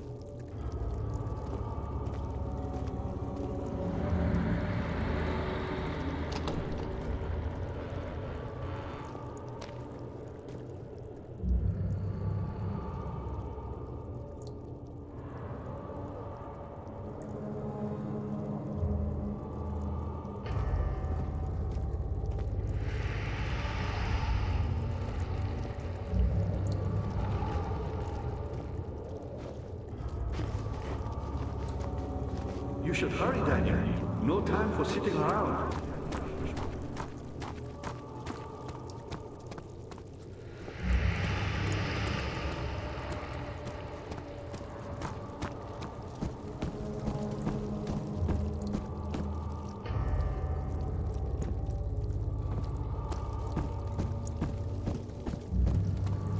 What are you doing? Time is running short.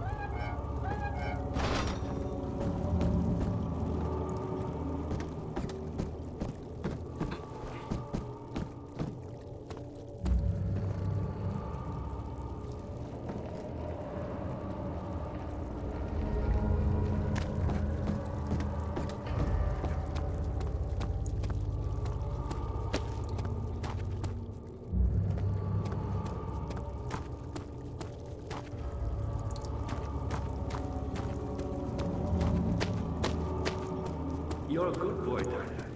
And I appreciate your compliment. But I believe you have more important things to take care of.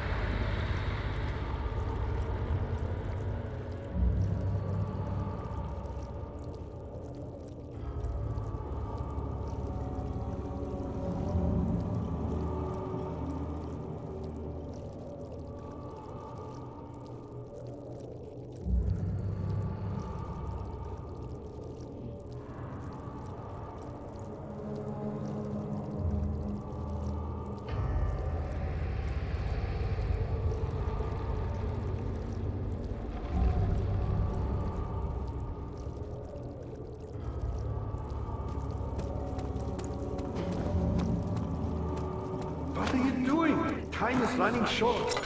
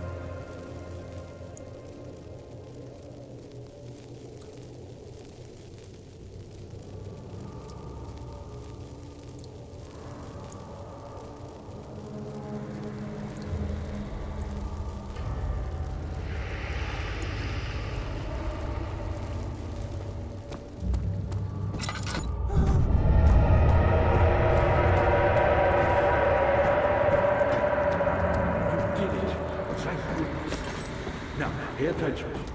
First, beat me the top, Then use the saw to remove my head.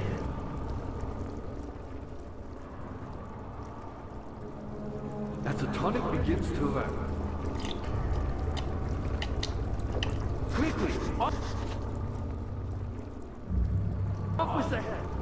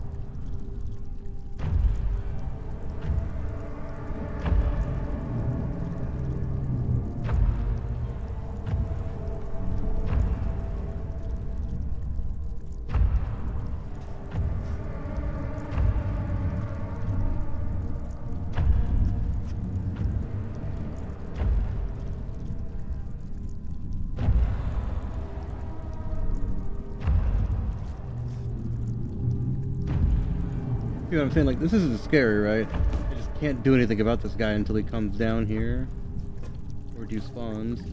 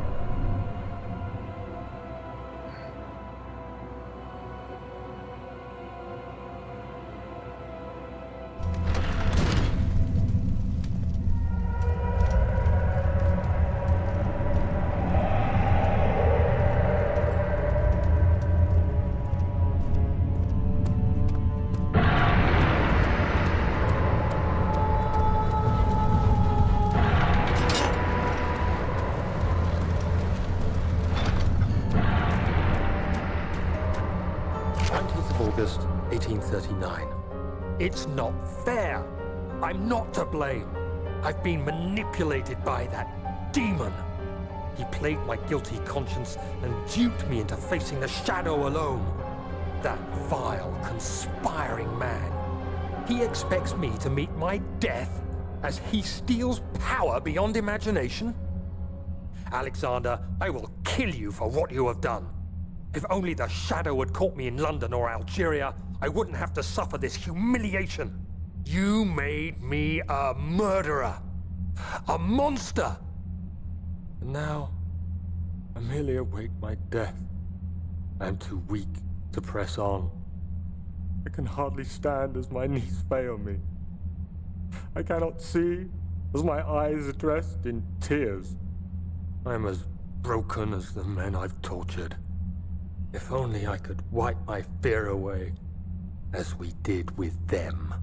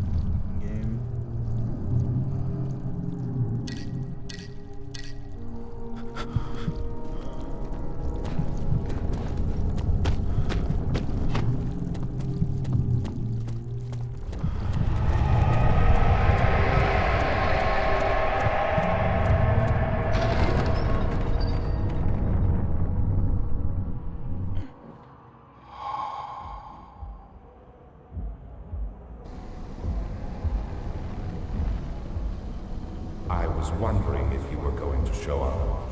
I see Agrippa convinced you to run some errands. Tell me, is everything nice and clear now? Am I the villain? Good and evil. Such comforting concepts, but hardly applicable. Are you so blind that you see no good in me or evil in Agrippa?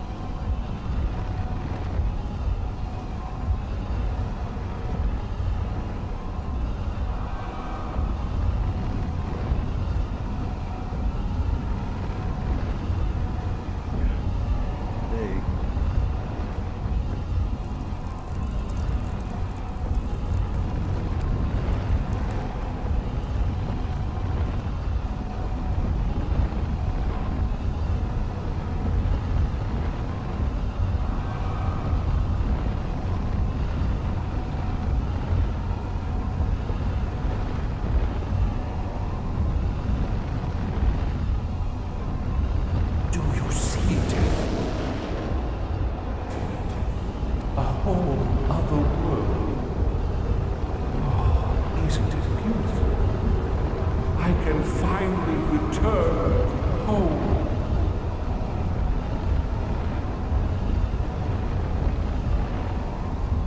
But you... So no, you fool! You have ruined us!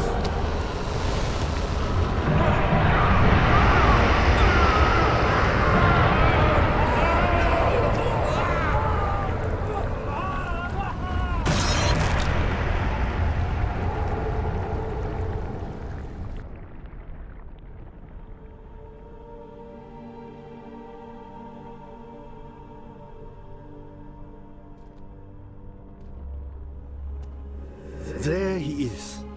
Do you see him, Vaya? He deserves so much more. Please, help him. I know you can.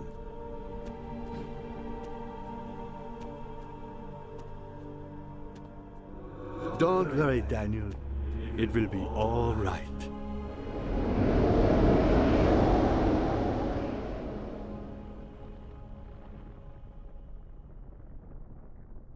Right.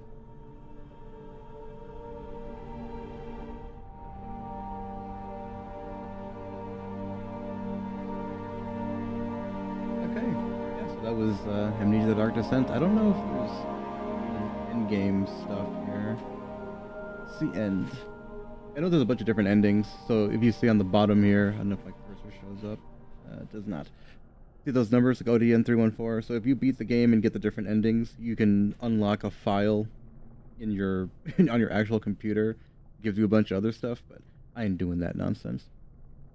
Anyway, let's see. Yeah, I guess that was it. Didn't take that long. I thought it was gonna be a lot longer. I saw like the time to beat was like 8 hours, and it's like shit. I'm on the clock. I got somewhere to be soon. But since we got a bunch of people here, let me give some shout outs, and then I guess we'll raid somebody. Scrum, are you live right now?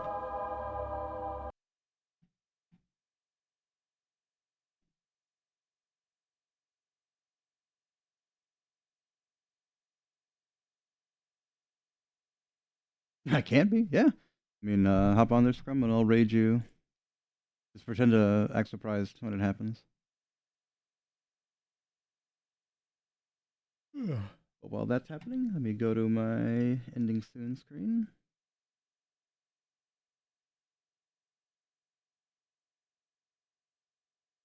There we go. Yeah, I was trying some stuff out. I forgot to put this guy back on. Yeah, that was pretty good. I really have yet to find a game that genuinely like scares me the way it scares other people. Like I'd be a terrible YouTuber, React streamer, doing that whole like soy cuck scream face. I mean, it really takes something to scare me. It was fun though. A lot of the physics stuff was kind of strange, but typical point-and-click adventure nonsense. We're gonna rate Scrumbunculus as soon as he goes live, and then while we're waiting, let's do some shout outs.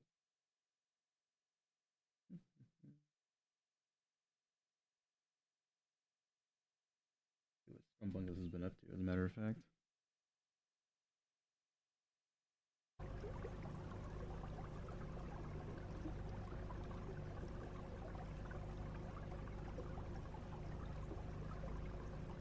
Jesus Christ, Scrum, calm down.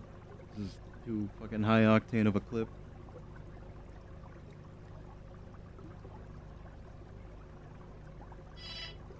Oh, Scrumbunculus is live.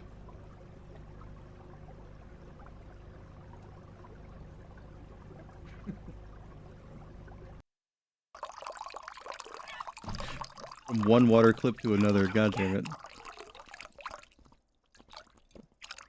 That's what cats do.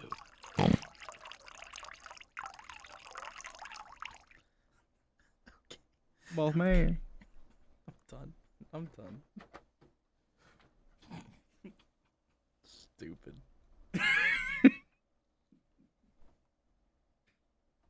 I'm deceased. Yeah, give me a shout out to my wife or draws. I'll do that at work. Like, I'll ask a question, and I was like, "No, Scrum." I'm like, "Oh, good talk, thanks." I had that too. Be like, or ignore me. That's fine too. Fine. Or just give him the no. Okay. Answer for yourself. No. Or, wait, what? Oh, it was a yes/no question. You didn't answer at all, so no. Anyways, I might end my What the fuck are these random clips you people have? Alvin D. Snats. Snats is did I pronounce it right? Welcome to my stream. Or hello, Robin D. Snats. Shout out to you. Afwe. You people are ridiculous. Alright. Tell me when you're ready.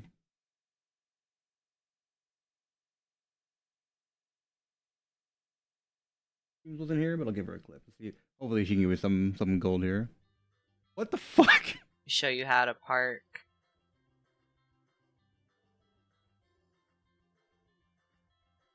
Shit. It ain't easy being green. Ooh. There. Only took me a couple tries. Good lord, okay. you people. Out of all the clips that we fucking have, man. Fucking 80s rap bars. Fuck out of here. I got cars, I'm eating cars, Cadillacs, and Subaru. Oh my god. And too. Clip it. Fuck, I need to fucking find it. I need to find the clip. Where's the clip? Okay. Fuck it, I'll clip my own. Genius, I got something for you. Okay. You people. I sit there worried about the clips that I have. I scroll through them constantly. You motherfuckers just have golf on the radio up, and that's completely fine. I'm just gonna play a Miko clip. I'm sure she's screaming about something.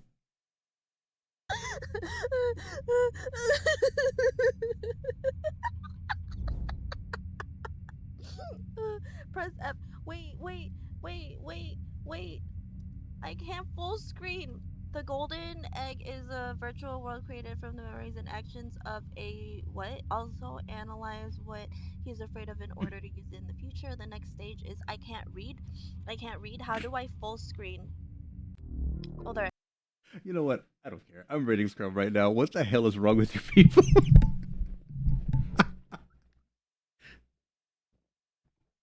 Oh my fucking god.